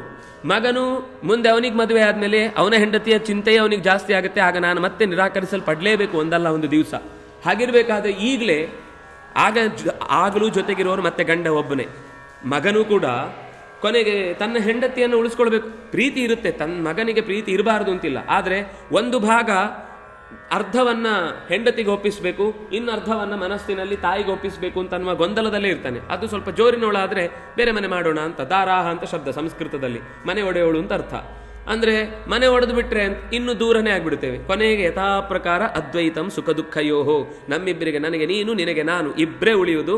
ಮಕ್ಕಳು ಯಾರು ನಮ್ಮ ಜೊತೆಗೆ ಇರ್ತಾರೋ ಇಲ್ಲೋ ಗೊತ್ತಿಲ್ಲ. ನಾವು ಮಾಡಿದ ಒಳ್ಳೆ ಕರ್ಮ ಇದ್ದರೆ ಒಳ್ಳೆ ಮಕ್ಕಳು ಸಿಗ್ತಾರೆ. ಆದರೆ 99 ಭಾಗ ಸಾಮಾನ್ಯ ಆ ಪರಿಸ್ಥಿತಿ ಸಿಗುವುದು ಕಷ್ಟ. ಅದರಿಂದಾಗಿ ಈಗಲೇ ಆ ಎಲ್ಲ ಅವ್ಯವಸ್ಥೆಗಳನ್ನು ನೋಡಿಕೊಂಡು ಪ್ರತಿ ದಿವಸ ಸತ್ತು ಬದುಕುವುದಕ್ಕಿಂತ ಒಟ್ಟಿಗೆ ಒಂದು ಇಡೀ ಕುಟುಂಬವನ್ನು ಉಳಿಸುವ ಹಾಗೆ ನಾನು ಪ್ರಾಣ ಬಿಟ್ಟೆ ಅಂತಂದರೆ ಅದರಿಂದ ನಿಮಗೂ ಕ್ಷೇಮ ನನಗೂ ಕ್ಷೇಮ ಅಂತ ಹೀಗೆ ಅವಳು ತುಂಬ ತರ್ಕಬದ್ಧವಾಗಿ ಏನೇನೋ ಮಾತುಗಳನ್ನು ಹೇಳುತ್ತಾಳೆ. ಅಥೋ ಮಾಮೇವ ಧರ್ಮಜ್ಞ ಪ್ರಸ್ತಾಪಯಿತು ಮರ್ಹಸಿ ತ್ವಚ್ಛುಶ್ರೂಷಣ ಸಂಭೂತ ಕೀರ್ತಿರ್ಷ್ಟ ಅಪ್ಯತುಲಾ ಮಮ ತ್ವತ್ಪ್ರಸೂತಿ ಪ್ರಿಯಾ ಪ್ರಾಪ್ತ ನಮಾಂ ತಪ್ಸ್ಯತ್ಯ ಜೀವಿತಂ. ಇನ್ನೂ ಒಂದು ಮಾತು ಹೇಳುತ್ತಾಳೆ. ಗೃಹಸ್ಥ ಧರ್ಮವನ್ನು ನಿನಗೆ ಮುಂದುವರಿಸಬೇಕು ಅಂತಿದ್ರೆ, ಇದು ಅವಳು ಹೇಳುವ ಮಾತು, ಇಲ್ಲಿ ಬಂದ ಮಾತು. ನೀನು ಬೇಕಾದರೆ ಮತ್ತೆ ಗೃಹಸ್ಥ ಧರ್ಮವನ್ನು ಸ್ವೀಕರಿಸಲಿಕ್ಕೆ ನಿನಗೆ ಸಾಮಾಜಿಕ ನ್ಯಾಯದ ಪ್ರಕಾರವೋ ಧರ್ಮಶಾಸ್ತ್ರದ ನ್ಯಾಯ ಪ್ರಕಾರವೋ ಅವಕಾಶ ಇದೆ. ಆದರೆ ನಾನು ಹಾಗೆ ನಿಮ್ಮನ್ನು ಹೊರತುಪಡಿಸಿ ಮತ್ತೊಂದು ರೀತಿಯನ್ನು ಜೀವನ ನಡೆಸಲಿಕ್ಕೆ ನನ್ನ ಹತ್ರ ಸಾಧ್ಯ ಇಲ್ಲ, ಅದರಿಂದಾಗಿ ನಾನೇ ಹೊರಡ್ತೇನೆ ಅಂತ ಹೀಗೆ ಒತ್ತು ಕೊಟ್ಟು ಇಬ್ಬರೂ ಪರಸ್ಪರ ಅಳ್ತಾ ಹೆಗಲಿಗೆ ಹೆಗಲು ತಲೆಗೆ ಹೆಗಲು ಕೊಟ್ಟು ಮಾತಾಡ್ತಾ ಇರಬೇಕಾದ್ರೆ ಮಗಳು ಹೇಳ್ತಾಳೆ, ನಿಮ್ಮಿಬ್ಬರ ನೋವನ್ನು ನಾನು ಕಣ್ಣಾರೆ ನೋಡಿಕೊಂಡು ಬದುಕುವುದು ಮಕ್ಕಳು ಅಂತ ಅನಿಸುವವರ ಯೋಗ್ಯ ಲಕ್ಷಣ ಅಲ್ಲ. ನೀವು ಹೇಳ್ಬೋದು ಒಂದು ದಿವಸ ಹೇಗೂ ಕೊಡ್ಲಿಕ್ಕಿದ್ದದ್ದು ನೀವೇ ಹೇಳಿದ್ರಿ, ಈಗಲೇ ಕೊಟ್ಟು ಬಿಡಿ, ನಾಳದು ಇನ್ಯಾವತ್ತೋ ಕಾದು ಯಾರಿಗೋ ಕೊಡುವ ಬದಲು ನಿಮ್ಮ ಇಡೀ ಕುಟುಂಬ ಉಳಿಯುತ್ತೆ. ಮಗ ಉಳಿತಾನೆ, ಹೆಂಡತಿ ಉಳಿತಾಳೆ, ತಂದೆ ಉಳಿತಾನೆ, ನಾನು ಮಗ ಅಥವಾ ಮಗಳು ಅನ್ನುವ ಪ್ರಾಪ್ತಿ ಏನಿದೆ ನನಗೆ, ಅದನ್ನು ಸಸೂತ್ರವಾಗಿ ಧರ್ಮವನ್ನು ನಡೆಸಿದ್ದೇನೆ ಅನ್ನೋ ತೃಪ್ತಿಯಿಂದ ನಾನು ಸಾಯ್ತೇನೆ ಅಂತ ಆಕಾಕ್ಷಾಂತೆ ಚ ದೌಹಿತ್ರಾತ್, ಮೊಮ್ಮಕ್ಕಳನ್ನು ಪಡೆದು ಅದರಿಂದ ನೀವು ಸುಖ ಹೊಂದುವುದು ಅಂತ ಮಾತು ಲೋಕದಲ್ಲಿ ಇರುವುದಲ್ವಾ. ಇವತ್ತು ಮಗಳಿಂದಲೇ ಸುಖ ಆಯಿತು ಲೋಕಕ್ಕೆ, ಕುಟುಂಬ ಉಳಿಯಿತು ಅಂತ ಅನ್ನುವ ಕೀರ್ತಿ ನನಗೆ ಬರಲಿ, ನಾನೇ ಹೊರಡುತ್ತೇನೆ ಅಂತ ಹೀಗೆ ಹೇಳಿದಾಗ ಮುಂದೆ ತಂದೆಯೂ ತಾಯಿಯೂ ಭ್ರಾತೃ ಅಣ್ಣಂದರು ಎಲ್ಲರೂ ಕೂಡ ಒಂದಲ್ಲ ಒಂದು ದಿವಸ ನಮ್ಮನ್ನು ಬಿಟ್ಟು ಇನ್ನೊಂದು ಮನೆ ಕಳಿಸುವುದೇ. ಆ ಮನೆ ಹೇಗಿದೆ, ಯಾಕಿದೆ, ಯಾವ ಉದ್ದೇಶದಿಂದಿದೆ, ನನಗದು ಸಹಕಾರ ನೀಡುತ್ತೋ ಇಲ್ವೋ ಇದೇನು ಗೊತ್ತಿಲ್ಲದೆ ಬ್ಲೈಂಡ್ ಆಗಿ ನಾನು ಒಪ್ಕೊಂಡ್ಬಿಡಬೇಕಾದ ಪ್ರಸಂಗ ಬರುತ್ತೆ. ಅದು ಒಂದೇ, ಈ ರಾಕ್ಷಸನ ಮನೆಗೆ ಹೋಗೋದು ಒಂದೇ. ಅದರಿಂದಾಗಿ ನಾನು ಇವತ್ತೇ ಹೊರಡ್ತೇನೆ ಅಂತ ಇಷ್ಟು ಎಲ್ಲರೂ ಒಬ್ರಿಗೊಬ್ರು ತಡೆದುಕೊಳ್ಳಲಿಕ್ಕಾಗದ ದುಃಖದಲ್ಲಿದ್ದರೆ ಅಷ್ಟೊತ್ತಿಗೆ ಉತ್ಫುಲ್ಲ ನಯನೋ ಬಾಲಃ ಕಲಂ ಅವ್ಯಕ್ತ ಬಬ್ರವೀತ್ ಮಾ ಪಿತಾ ರುದಮಾ ಮಾತಃ ಮಾ ಸ್ವಸುಸ್ ಅಸ್ತ್ವಿತಿತ್ಯಾಬ್ರವೀತ್. ತಾಯಿ ಅಳಬೇಡ, ಅಪ್ಪ ಅಳಬೇಡ, ಅಕ್ಕ ನೀನು ಯಾಕೆ ಅಳುದು, ನೀವೆಲ್ಲ ಅಳುವಂಥದ್ದೇನಾಗಿದೆ? ಅಲ್ಲೇ ಒಂದು ಸಣ್ಣ ಹುಲ್ಲಿನ ಕಡ್ಡಿಯನ್ನು ತಗೊಂಡವನೇ ಅವನು ಅನೇನಾಹಂ ಹನಿಷ್ಯಾಮಿ ರಾಕ್ಷಸಂ ಪುರುಷಾದಕಂ, ನಿಮ್ಗೆಲ್ಲರನ್ನು ಅಳಿಸೋದು ಅವನು ರಾಕ್ಷಸ ಅಲ್ವಾ, ಅವನು 4 ಬಾರಿಸಿ ಅವನನ್ನು ಕೊಂದು ಬರ್ತೇನೆ ಅಂತ ಕಲಭಾಷಣ ತೊದಲು ನುಡಿಯಿಂದ ತಾನು ಏನು ಮಾತಾಡ್ತಾ ಇದ್ದೇನೆ ಅನ್ನೋದರ ಪ್ರಜ್ಞೆಯೂ ಇಲ್ಲದೆ, ಮಕ್ಕಳು ಕೆಲವೊಂದು ಸರ್ತಿ ತುಂಬ ಅಜ್ಜಿಯರ ಯಾರದೋ ಮಾತು ಕೇಳಿಸ್ಕೊಂಡು ಅವರು ಮಾತಾಡ್ತಾ ಇರೋದು, ಅಯ್ಯೋ ಯಾಕಾದ್ರೂ ನನ್ನನ್ನು ಈ ಮನೇಲಿ ಉಡ್ಸ್ಬಿಟ್ಟಿಯೋ ದೇವ್ರೇ, ಅಜ್ಜಿಯರು ಮಾತಾಡ್ತಿರ್ತಾರೆ. ಅದಕ್ಕೆ ಹುಟ್ಟುವುದು ಅಂದ್ರೇನು ಸಾಯುವುದು ಅಂತ ಏನು ಗೊತ್ತಿರೋದಿಲ್ಲ. ಅದು ಇನ್ನೂ 4-5 ವರ್ಷದ ಮಗು ಮಾತಾಡೋದಿರುತ್ತೆ. ಕೆಲವೊಮ್ಮೆ ದೊಡ್ಡವ್ರು ಹೇಳಿದ ಮಾತು ಕೇಳಿಸ್ಕೊಂಡು ಎಂಥ ತಂದೆಯನ್ನು ಕೊಟ್ಟಿದ್ದಿ, ಎಂಥ ತಾಯಿಯನ್ನು ಕೊಟ್ಟಿದ್ದಿ, ಎಂಥ ಮನೇಲಿ ಹುಟ್ಟುಬಿಟ್ಟಿದ್ದೇನೆ ಅಂತ ಬೊಬ್ಬೆ ಹೊಡೆಯುತ್ತೆ. ಹಾಗೆ ಇದು ಮಗು ಯಾವಾಗಲೂ ಏನಾದರೂ ತೊಂದರೆ ಆದಾಗ ಬಾರಿಸ್ತೇನೆ, ನಿಂಗೆ ನಾನು ತೊಂದರೆ ಆಗದ ಹಾಗೆ ನೋಡ್ಕೊಳ್ತೇನೆ ಅಂತ ಅವರವರೇ ಮಾತಾಡ್ಕೊಂಡುದಿರುತ್ತಲ್ವಾ. ಇದು ಹಾಗೆ ಯಾರೋ ಒಬ್ಬ ರಾಕ್ಷಸ, ಅವನಿಂದ ತೊಂದರೆ ಆಗ್ತಾ ಇದೆ, ಅದಕ್ಕೋಸ್ಕರ ನಮ್ಮ ಅಪ್ಪ ಅಮ್ಮ ಅಳ್ತಾ ಇದ್ದಾರೆ, ನಾನೇ ಅವರನ್ನು ಉಳಿಸ್ತೇನೆ ಅಂತ ಹೇಳಿ ಅನೇನಾಹಂ ಹನಿಷ್ಯಾಮಿ, ಈಗಲೇ ಹೋಗಿ ಅವನನ್ನು ಕೊಂದು ಬರ್ತೇನೆ, ನೀವೆಲ್ಲ ಕಣ್ಣೋರ್ಸ್ಕೊಳ್ಳಿ ಅಂತ ಹೇಳಿದ. ಆ ಅಳುವಿನ ಮಧ್ಯದಲ್ಲೂ ಈ ಮಗುವಿನ ತೊದಲು ನುಡಿ ಮತ್ತು ಅದಕ್ಕಿರುವ ತಂದೆ ತಾಯಿಗಳನ್ನು ರಕ್ಷಿಸಬೇಕು ಅನ್ನುವ ಅಗಾಧವಾದ ಪ್ರೀತಿ ಒಂದು ಕ್ಷಣ ಆನಂದದ ಬುಗ್ಗೆಯಾಗಿ ಎಲ್ಲರೂ ನಕ್ಕು ಬಿಟ್ರು. ಕುಂತಿ ಇದು ಸರಿಯಾದ ಸಮಯ ಅಂತ ಸೀದಾ ಒಳಗೆ ಪ್ರವೇಶ ಮಾಡಿ ಕಣ್ಣಲ್ಲಿ ನೀರಿದೆ, ಮುಖದಲ್ಲಿ ಸ್ವಲ್ಪ ದುಃಖ ಇದೆ. ಆದರೂ ಈ ಮಗುವಿನ ಮಾತಿನ ನಡುವೆ ಅವರಿಗೆ ಅಳುವಿನ ಮಧ್ಯದಲ್ಲಿ ನಗು ಉಕ್ಕಿ ಬಂತು. ಆಗ ಕೇಳ್ತಾಳೆ, ನೀವು ಯಾಕೆ ದುಃಖ ಪಡ್ತಾ ಇದ್ದೀರಿ? ನಾನು ಬರುವಾಗ ನಗು ಎಲ್ಲ ಮಿಶ್ರವಾಗಿ ಕಾಣಿಸ್ತಾ ಇದೆ, ಏನಾಗಿದೆ ಅಂತ ತಿಳ್ಕೊಳ್ಬಹುದಾದರೆ ನನ್ನ ಹತ್ರ ಸ್ವಲ್ಪ ನೀವು ಅದನ್ನು ಬಿಡಿಸಿ ಹೇಳಬಹುದು ಅಂತ. ಅವನ ಯಥಾ ಪ್ರಕಾರ ಎಲ್ಲ ಕತೆ ಹೇಳ್ತಾನೆ. ಬಕ ಅನ್ನುವ ರಾಕ್ಷಸ 13 ವರ್ಷದಿಂದ ನಾವು ಈ ರಾಜ್ಯದಲ್ಲಿ ಒದ್ದಾಡ್ತಾ ಇದ್ದೇವೆ. ರಾಜ ಅವನು ಯಥಾ ಪ್ರಕಾರ ಸ್ವಲ್ಪವೂ ತನಗೆ ಹಿಂದೆ ಇಲ್ಲ ಮುಂದೆ ಇಲ್ಲ ಅಂತ ಅನ್ನುವ ಹಾಗೆ ಸ್ವಲ್ಪವೂ ಅದಕ್ಕೆ ಜವಾಬ್ದಾರಿ ತೆಗೆದುಕೊಳ್ಳದೆ ಒಪ್ಪಂದ ಮಾಡ್ಕೊಂಡು ಬಿಟ್ಟಿದ್ದಾನೆ. ಹಾಗಾಗಿ ನಾವು ಮನೆಯಿಂದ ಒಬ್ಬರನ್ನ ಬಂಡಿ ಅನ್ನವನ್ನು 2 ಎತ್ತುಗಳನ್ನು ಬಲಿಷ್ಠವಾದ ಎತ್ತುಗಳನ್ನು ಆಹಾರವಾಗಿ ಕಳಿಸಬೇಕಾದ ಪರಿಸ್ಥಿತಿ ಬಂದಿದೆ. ಅವನು ಸ್ತ್ರೀಯೋ ಬಾಲಾಂಶ ವೃದ್ಧಾಂಶ ಯೂನಶ್ಚಾಪಿ ದುರಾತ್ಮವಾನ್. ಮೊದಲು ಅವನು ಮಕ್ಕಳು ಅಂತಿಲ್ಲ, ಹೆಣ್ಮಕ್ಳು ಅಂತಿಲ್ಲ, ಅಜ್ಜಿಯರು ಅಂತಿಲ್ಲ, ಅಜ್ಜ ಅಂತಿಲ್ಲ, ಯುವಕರು ಅಂತಿಲ್ಲ, ಬ್ರಾಹ್ಮಣರು ಅಂತಿಲ್ಲ, ರಾಜನ ಮನೆತನ ಅಂತಿಲ್ಲ, ಸಿಕ್ಕಿದವರನ್ನೆಲ್ಲ ಅಟ್ಟಾಡಿಸಿಕೊಂಡು ಹೋಗಿ ಮಧ್ಯ ತಿಂದು ಹಾಕಿ ಪ್ರಾಣವನ್ನು ಕಳೀತಾ ಇದ್ದ. ಆದಮೇಲೆ ಎಲ್ಲರೂ ಕೂಡ ಕೊನೆಗೆ ಒಂದಿಷ್ಟು ಜನ ದ್ವಿಜಮುಖ್ಯರೆಲ್ಲ ಸೇರಿಕೊಂಡು ಅವನ ಹತ್ರ ಹೋಗಿ ಒಪ್ಪಂದ ಮಾಡಿಕೊಂಡು ನಾವೇ ಮಾಸ್ಮ ಕಾಮಾದ್ವಧೀರಕ್ಷೋ ದಾಸ್ಯಾಮಸ್ತೆ ಸದಾ ವಯಂ, ನಾವೇ ನಿನಗೆ ಬೇಕಾದಷ್ಟು ಅಗತ್ಯವಾದ ಆಹಾರವನ್ನು ಒದಗಿಸ್ತೇವೆ, ಒಬ್ಬ ವ್ಯಕ್ತಿಯನ್ನು ಒದಗಿಸ್ತೇವೆ. ಮನುಷ್ಯ ಪುರುಷಾದಕಂ, ಮನುಷ್ಯರನ್ನು ತಿನ್ನುವ ಮ್ಯಾನ್ ಈಟರ್ ಆಗಿ ನೀನು ನಡ್ಕೊಳ್ಳೋದಕ್ಕೆ ಖಂಡಿತ ಈ ರೀತಿಯಾದ ಹುಡುಕಾಟದ ಬೇಟೆಯ ಪ್ರಸಂಗ ಬೇಡ, ನಾವೇ ಒಬ್ಬರನ್ನು ಕಳುಹಿಸಿಕೊಡ್ತೇವೆ ಅಂತ. ಅದರ ಜೊತೆಗೆ ಅನ್ನಂ ಮಾಂಸ ಸಮಾಯುಕ್ತಂ, ಮಾಂಸದೊಂದಿಗೆ ಬೇಯಿಸಿದ ಅನ್ನವನ್ನು, ತಿಲಚೂರ್ಣ ಸಮನ್ವಿತಂ, ಎಳ್ಳಿನಿಂದ ಚೆನ್ನಾಗಿ ಹುರಿದ ಮೇಲೆ ಅದನ್ನು ಪಿಷ್ಟ ಮಾಡಿ ಕಲಸಿಕೊಡುವುದು ಅಂತ ಒಂದು ಆಹಾರದ ಪದ್ಧತಿ. ಪರ್ಯಾಯೇಣ ಯಥಾಕಾಮಂ ಮಾಂಸೋದನಂ ಪ್ರಭೋ, ಅದರ ಜೊತೆಗೆ ತುಪ್ಪದಿಂದ ಕಲಸಿದಂತಹ ಒಳ್ಳೆಯ ವ್ಯಂಜನಗಳು, ಅದರ ಜೊತೆಗೆ ಸೂಪಾನ್ ಸ್ತ್ರೀನ್, 3 ಬಗೆಯ ಸೂಪ್ ಕಳಿಸ್ತೇವೆ ಅಂತ. ಅಂದರೆ ಸೂಪ್ ಅನ್ನುವುದು, ಸೂಪ ಅನ್ನುವ ಸಂಸ್ಕೃತದ್ದೇ ಪದ. ಸೂಪ ಅಂದರೆ ಸೂಪು ಅಂತ ಅರ್ಥ. ಸೂಪು ಬೇರೆ ಬೇರೆ ತರಕಾರಿಗಳನ್ನು ಹಾಕಿ ಮಾಡಬಹುದು. ನಿಜವಾಗಿ ಅಡಿಗೆ ಮಾಡುವವನು ಅನ್ನುವ ಅರ್ಥದಲ್ಲಿ ಸಂಸ್ಕೃತದಲ್ಲಿರುವ ಶಬ್ದ ಏನು ಗೊತ್ತಾ? ಸೂಪಕಾರಃ ಅಂತ. ಸೂಪಕಾರ ಅಂತ ಯಾಕೆ ಕರೆದ್ರು? ಬೇರೆ ಎಲ್ಲ ಅಡಿಗೆ ಅಲ್ವಾ ಅಂದರೆ, ಯಾರಿಗೆ ಚೆನ್ನಾಗಿ ಸೂಪ್ ಮಾಡ್ಲಿಕ್ಕೆ ಬರುತ್ತೋ ಅವ್ನು ನಿಜವಾದ ಅಡಿಗೆಯವನು. ಅಂದರೆ ವೆರೈಟಿ, ಎಲ್ಲ ತರಕಾರಿಗಳ ಫ್ಲೇವರ್ ಹಾಳಾಗದ ಹಾಗೆ. ವಸ್ತುತಃ ಏನು ನಮಗೇನು ಅಂದರೆ, ಸಾರು ಅಂದರೆ 1-2 ಮೆಣಸು ಗುದ್ದಿ ಹಾಕೋದು, ಒಂದು ಬೇಳೆ ಬೇಯಿಸಿ ಹಾಕೋದು, ಅದು ಪುಡಿ ಸಿಗುತ್ತೆ, ಹಾಕಿಬಿಟ್ರೆ ಮುಗಿದೋಯ್ತು. ಹಾಗಲ್ಲ, ಪ್ರತಿಯೊಂದಕ್ಕೂ ಬೇರೆಯದೇ ಆದ ರೆಸಿಪಿ ಇರುತ್ತೆ. ಅದು ಚೆನ್ನಾಗಿ ಗೊತ್ತಿದ್ದು, ಇದು ಯಾವುದರ ಸೂಪು ಅಂತ ಗೊತ್ತಾಗಬೇಕು ಕುಡಿಯುವವನಿಗೆ. ಅಂಥ ಫ್ಲೇವರನ್ನು ಉಳಿಸಿ ಕಷ್ಟ ಇದೆ. ನಾವೇನು ಅನ್ಕೊಳ್ಳೋದು ಅಂದರೆ ಸೂಪ್ ಮಾಡೋದು ಸುಲಭ ಅಂತ. ಏನು ಸುಮ್ಮನೆ ನೀರು ಹಾಕೋದು, ಅದನ್ನು ಪುಡಿ ಹಾಕೋದು, ಹಿಂಗೆ ಕಲಸಿ ಹಾಕಿಬಿಟ್ರೆ ಮುಗಿದೋಯ್ತು ಅಂತ. ಅಷ್ಟು ಸುಲಭ ಇಲ್ಲ. ಅದರದ್ದೊಂದು ಟೇಸ್ಟ್ ಉಳಿಸುವ ಹಾಗೆ. ಅದಕ್ಕೆ 3 in ಸೂಪಾನ್, 3 ಥರದ ಸೂಪ್ಗಳನ್ನು ಕಳಿಸ್ತೇವೆ. ಆಮೇಲೆ ಸತಿಲಾನ್, ಪಿಂಡಾನ್, ಲಾಜಾನ್, ಲಾಜಾಪೂಪಾನ್, ಸುರಾಸವಾನ್, ಕುಡಿಲಿಕ್ಕೆ ಸುರೆ ಮದ್ಯವನ್ನು, ಆಸವ ಬೇರೆ ಬೇರೆ ಥರದ ಪಾನೀಯಗಳನ್ನು, ಲಾಜ ಅಪೂಪ ಅರಳಿನಿಂದ ಮಾಡಿದ ವಡೆ, ಏನೋ ಸ್ಪೆಷಲ್ ವಡೆ ಅದು. ಆಮೇಲೆ ಇಂಥದ್ದೇ ತಿಲಪಿಂಡಾನ್, ಎಳ್ಳಿನ ಉಂಡೆ, ಇದನ್ನು ಕೂಡ ಕೊಟ್ಟು ಕಳಿಸ್ತೇನೆ. ಶ್ರುತಾನ್ ಪಾನ ಕುಂಭಾನ್, ಸ್ವಲ್ಪ ಹುರಿಯದೇ ಇರುವ, ಚೆನ್ನಾಗಿ ಹುರಿದ ಬೇರೆ ಬೇರೆ ಥರದ ಪದಾರ್ಥಗಳನ್ನು ಚೆನ್ನಾಗಿ ಬೇಯಿಸಿದ ಮಾಂಸವನ್ನು ಸೇರಿಸಿ ಒಟ್ಟಿಗೆ ಕಳುಹಿಸಿಕೊಡ್ತೇವೆ. ದೊಡ್ಡ ಪಾತ್ರೆಯಲ್ಲಿ ಒಂದರಲ್ಲಿ ತುಪ್ಪ ತುಂಬಿರುತ್ತೆ. ಸರ್ಪಿ ಕುಂಭಾನ್, ದೊಡ್ಡ ಪಾತ್ರೆಯಲ್ಲಿ ತುಪ್ಪ, ಅಂದರೆ ಸೌಟಲ್ಲೇ ಬಡಿಸೋದು ತುಪ್ಪ, ಸ್ಪೂನಲ್ಲಲ್ಲ. ಈಗ ತೆಗೆದು ಹಾಕಿದರೆ ಸಾರು ಮತ್ತು ತುಪ್ಪ ಎರಡೂ ಒಂದೇ ಪ್ರಮಾಣದಲ್ಲಿ ಹಾಕೊಂಡು ಊಟ ಮಾಡೋದು ನಿಜವಾದ ಕ್ರಮ. ಆಮೇಲೆ ವಿವಿಧಾನ್ ದಧಿ ಕುಂಭಾಂಸ್ ತಥಾ, ದಧಿ ಕುಂಭ ಮೊಸರಿನ ಗಡಿಗೆಯನ್ನು ಕೂಡ ಒಟ್ಟಿಗೆ ಕಳಿಸಿರ್ತೇವೆ. ಸದ್ಯ ಸಿದ್ಧ ಸಮಾಯುಕ್ತಂ ತಿಲಚೂರ್ಣೈ ಸಮಾಕುಲಂ ಕುಲಾಚ್ಚ ಪುರುಷಂ ಚೈಕಂ ಬಲೀವರ್ಧೌ ಚ ಕಾಲಕೌ, ಚೆನ್ನಾಗಿ ಬೆಳೆದು ನಿಂತ 2 ಎತ್ತುಗಳನ್ನು, ಒಬ್ಬ ವ್ಯಕ್ತಿಯನ್ನು ಹೀಗೆ ಕಳುಹಿಸಿ ಹೇಳಿದ ತಕ್ಷಣ ಬಾಢಂ ಆಯಿತು. ಅನ್ನಭಾಗ್ಯ ಮನೆಗೆ ಬಂದು ಬಿದ್ದರೆ ಮತ್ತೆ ಹೋಗಿ ದುಡಿಯೋ ಕೆಲಸ ಎಲ್ಲಿದೆ? ಬೇಡ, ಆರಾಮಾಗಿ ಇಲ್ಲೇ ಇದ್ಕೊಂಡು ತಿಂದು ಬಿಡೋಣ ಅಂತ ಅಂದ್ಕೊಂಡು ಆ ಮೂಲೆಗೆ ಬಂದದ್ದನ್ನೇ ತಿಂದು ಬಿಡ್ತೇನೆ ಅಂತ ಮೂಲೆ ಗುಂಪಾಗುವ ಯೋಚನೆ ಮಾತ್ರ ಇರಲಿಲ್ಲ ಅವನಿಗೆ. ನಾವು ಮೂಲೆ ಗುಂಪಾದ್ವಿ, ಬಕಾಸುರ ಮೂಲೆ ಗುಂಪು ಆಗಲಿಲ್ಲ ಅಷ್ಟೇ, ಮಾಡಬೇಕಾಯ್ತು ಮೂಲೆ ಗುಂಪು. ವೇತ್ರಕೀಯ ಗೃಹ, ವೇತ್ರಕೀಯ ಅಂತ ಆ ಊರಿನ ಹೆಸರು. ವೇತ್ರಕೀಯ ಅನ್ನುವ ಈ ಊರಿನ ಪರಿಸ್ಥಿತಿ ಹೀಗಾಗಿ ಬಿಟ್ಟಿದೆ, ಯಾವ ರಾಜನೂ ಕೂಡ ಇಲ್ಲಿ ಸಹಾಯಕ್ಕೆ ಬರಲಿಲ್ಲ. ರಾಜ ಒಂದು ವೇಳೆ ತಪ್ಪು ಮಾಡಿದ ಅಂದರೆ ಅದರ ಫಲವನ್ನು ಇಡೀ ಊರಿನವನು ಉಣಬೇಕು ಅಂತ ಅನ್ನೋದಕ್ಕೆ ಈ ಏಕಚಕ್ರ ನಗರವೇ ಸಾಕ್ಷಿ. ರಾಜ ಒಳ್ಳೇದು ಮಾಡಿದರೆ ಅದರ ಒಳ್ಳೆಯದರ ಫಲ ಎಲ್ಲರಿಗೂ ಸಿಗುತ್ತೆ. ರಾಜ ತಪ್ಪು ಮಾಡಿದರೆ ಆ ತಪ್ಪಿನ ಫಲ ಎಲ್ಲ ಪ್ರಜೆಗಳಿಗೂ ಸಿಗುತ್ತೆ. ಅದಕ್ಕೆ ನಾವೇ ಸಾಕ್ಷಿ. ಎಲ್ಲರೂ ಯಾರಾದರೂ ಹೋರಾಟ ಮಾಡಿ ಆದರೂ ಆ ರಾಕ್ಷಸನನ್ನು ಓಡಿಸುವ ಪ್ರಯತ್ನ ಮಾಡಬೇಕಿತ್ತು, ರಾಜ ಮಾಡಲಿಲ್ಲ. ಅದರ ಕೆಟ್ಟ ಪರಿಣಾಮ ನಾವೆಲ್ಲರೂ ಸೇವೆ ಅನುಭವಿಸ್ತಾ ಇದ್ದೇವೆ. ಬ್ರಾಹ್ಮಣ ಕಸ್ಯ ವಕ್ತವ್ಯ, ನಾವು ಯಾರ ಹತ್ರ ಹೋಗಿ ಹೇಳಿಕೊಳ್ಳೋದು ನಮ್ಮ ಸಮಸ್ಯೆಯನ್ನು? ದುಡ್ಡು ಕೊಟ್ಟು ಯಾರನ್ನಾದರೂ ಕೊಂಡುಕೊಂಡು ಅವನಿಗೆ ಆಹಾರವಾಗಿ ಒಬ್ಬನನ್ನು ಕಳಿಸೋಣ ಅಂದರೆ ನನ್ನ ಹತ್ರ ಅಷ್ಟು ದುಡ್ಡೂ ಇಲ್ಲ. ಇಲ್ಲ, ನಿಮ್ಮ ಪರವಾಗಿ ನಾನು ಹೋಗ್ತೇನೆ ಅಂತ ಹೇಳುವ ಆತ್ಮೀಯ ಬಂಧೂ ಇಲ್ಲ. ದುಡ್ಡಿದ್ದಾಗ ಎಲ್ಲ ಆತ್ಮೀಯರು ಬರ್ತಾರೆ. ಬೇಕಾದರೆ ನಾನೇ ನಿಮ್ಮ ಹೆಸರಲ್ಲಿ 2 ವರ್ಷ ಜೈಲಿಗೆ ಹೋಗಿ ಬರ್ತೇನೆ ಅಂತ ಹೇಳುವವರು ಸಿಗ್ತಾರೆ. ಆದರೆ ಈ ಪರಿಸ್ಥಿತಿಯಲ್ಲಿ ನನಗೆ ಅಂಥವರು ಸಿಗುವುದು ಕಷ್ಟ ಇದೆ. ಅದರಿಂದಾಗಿ ಏನು ಮಾಡುವುದು ಅಂತ ಗೊತ್ತಾಗದೆ ಒದ್ದಾಡ್ತಾ ಇದ್ದೇನೆ ಅಂತ ನೀವು ಕೇಳಬಾರ್ದಿತ್ತು. ಆದರೆ ನೀವು ಆತ್ಮೀಯವಾಗಿ ಇಷ್ಟು ಕೇಳಿದಾಗ ದುಃಖದ ಕಡಲು ತಡೆಯಲಿಕ್ಕಾಗದೆ ನಿಮ್ಮ ಹತ್ರ ಎಲ್ಲ ಹೇಳಿಕೊಂಡು ಬಿಟ್ಟೆ.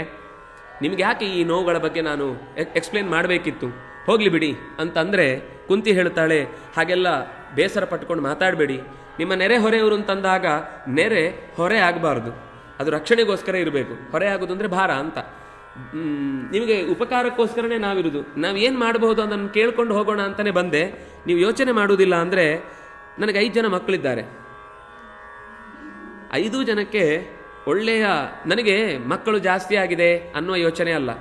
ನನ್ನ ಮಕ್ಕಳನ್ನು ಕಳ್ಕೊಳ್ತಾ ಇದ್ದೇನೆ, ಇವಳು ಸ್ವಲ್ಪವೂ ಕರುಣೆ ಇಲ್ಲದವಳು ಅಂತ ಯೋಚನೆ ಮಾಡಬೇಡಿ. ಅದರಿಂದಾಗಿ ನನ್ನ ಮಕ್ಕಳಲ್ಲಿ ಒಬ್ಬರನ್ನು, ಮಮ ಪಂಚಸುತಾ ಬ್ರಹ್ಮನ್ ತೇಷಾಮೇಕೋ ಗಮಿಷ್ಯತಿ, ಅದರಲ್ಲಿ ಒಬ್ಬನನ್ನು ಕಳುಹಿಸಿಕೊಡ್ತೇನೆ. ನಿಮ್ಮ ಮನೆಯ ಸಮಸ್ಯೆ ಪರಿಹಾರ ಆಗುತ್ತೆ.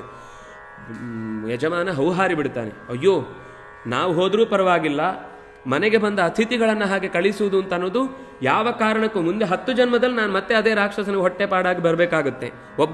ನಿಮ್ಮಲ್ಲಿ ಒಬ್ಬನನ್ನು ಕಳಿಸಿದ ಪರಿಣಾಮವಾಗಿ ಬೇಡ, ನಾನು ಹೋದರೂ ತೊಂದರೆ ಇಲ್ಲ, ನನ್ನ ಕುಟುಂಬವೇ ಜೊತೆಗೆ ಒಟ್ಟಿಗೆ ಪ್ರಾಣ ಬಿಟ್ಟರೂ ತೊಂದರೆ ಇಲ್ಲ, ಮನೆಗೆ ಬಂದ ಅತಿಥಿಗಳನ್ನು ಹೀಗೆ ಕಳಿಸುವುದಕ್ಕೆ ಯಾವ ರೀತಿಯಿಂದಲೂ ನನಗೆ, ಅದು ಕೂಡ ನೀವು ಭಿಕ್ಷೆ ಬೇಡಿಕೊಂಡು ಅಧ್ಯಯನ ಮಾಡಿಕೊಂಡು ನಿಮ್ಮ ಪಾಡಿಗೆ ನೀವು ಬದುಕ್ತಾ ಇರುವವರು, ನೀವು ಯಾರಿಗೂ ಉಪದ್ರ ಕೊಟ್ಟವರೂ ಅಲ್ಲ. ಅಂತಹ ಸಾತ್ವಿಕರಾದ ಸಜ್ಜನರಾದ ಬ್ರಾಹ್ಮಣರನ್ನು ನಾನು ಬಲಿಯಾಗಿ ಕೊಡಲಿಕ್ಕೆ ಚೂರು ಇಷ್ಟಪಡುವುದಿಲ್ಲ. ಬೇರೆ ಎಲ್ಲ ಪಾಪಗಳಿಗಿಂತ ವೇದಾಧ್ಯಯನವನ್ನು ನಡೆಸುವವರನ್ನು ನಾವು ಬಲಿ ಕೊಟ್ಟೆವು ಅಂತಂದರೆ ಆ ಅಧ್ಯಯನದ ಪರಂಪರೆ ನಿಂತು ಹೋಯಿತು ಅಂತ ಅನ್ನೋದಕ್ಕೆ ಅದಕ್ಕಿಷ್ಟ ದೊಡ್ಡ ಕೆಟ್ಟ ಅಂದರೆ ಒಂದು ಪೀಳಿಗೆಯನ್ನು ನಾಶ ಮಾಡಿದ ಪಾಪ ಮತ್ತೊಂದು ರೀತಿಯಿಂದ ಬರಲಿಕ್ಕೆ ಸಾಧ್ಯ ಇಲ್ಲ. ಅದರಿಂದಾಗಿ ಇದು ಸಾಧ್ಯ ಇಲ್ಲ ಅಂತ ಹೇಳಿದಾಗ ನಾನು ಬುದ್ಧಿ ಇದ್ದು ಮಾತಾಡ್ತಾ ಇದ್ದೇನೆ.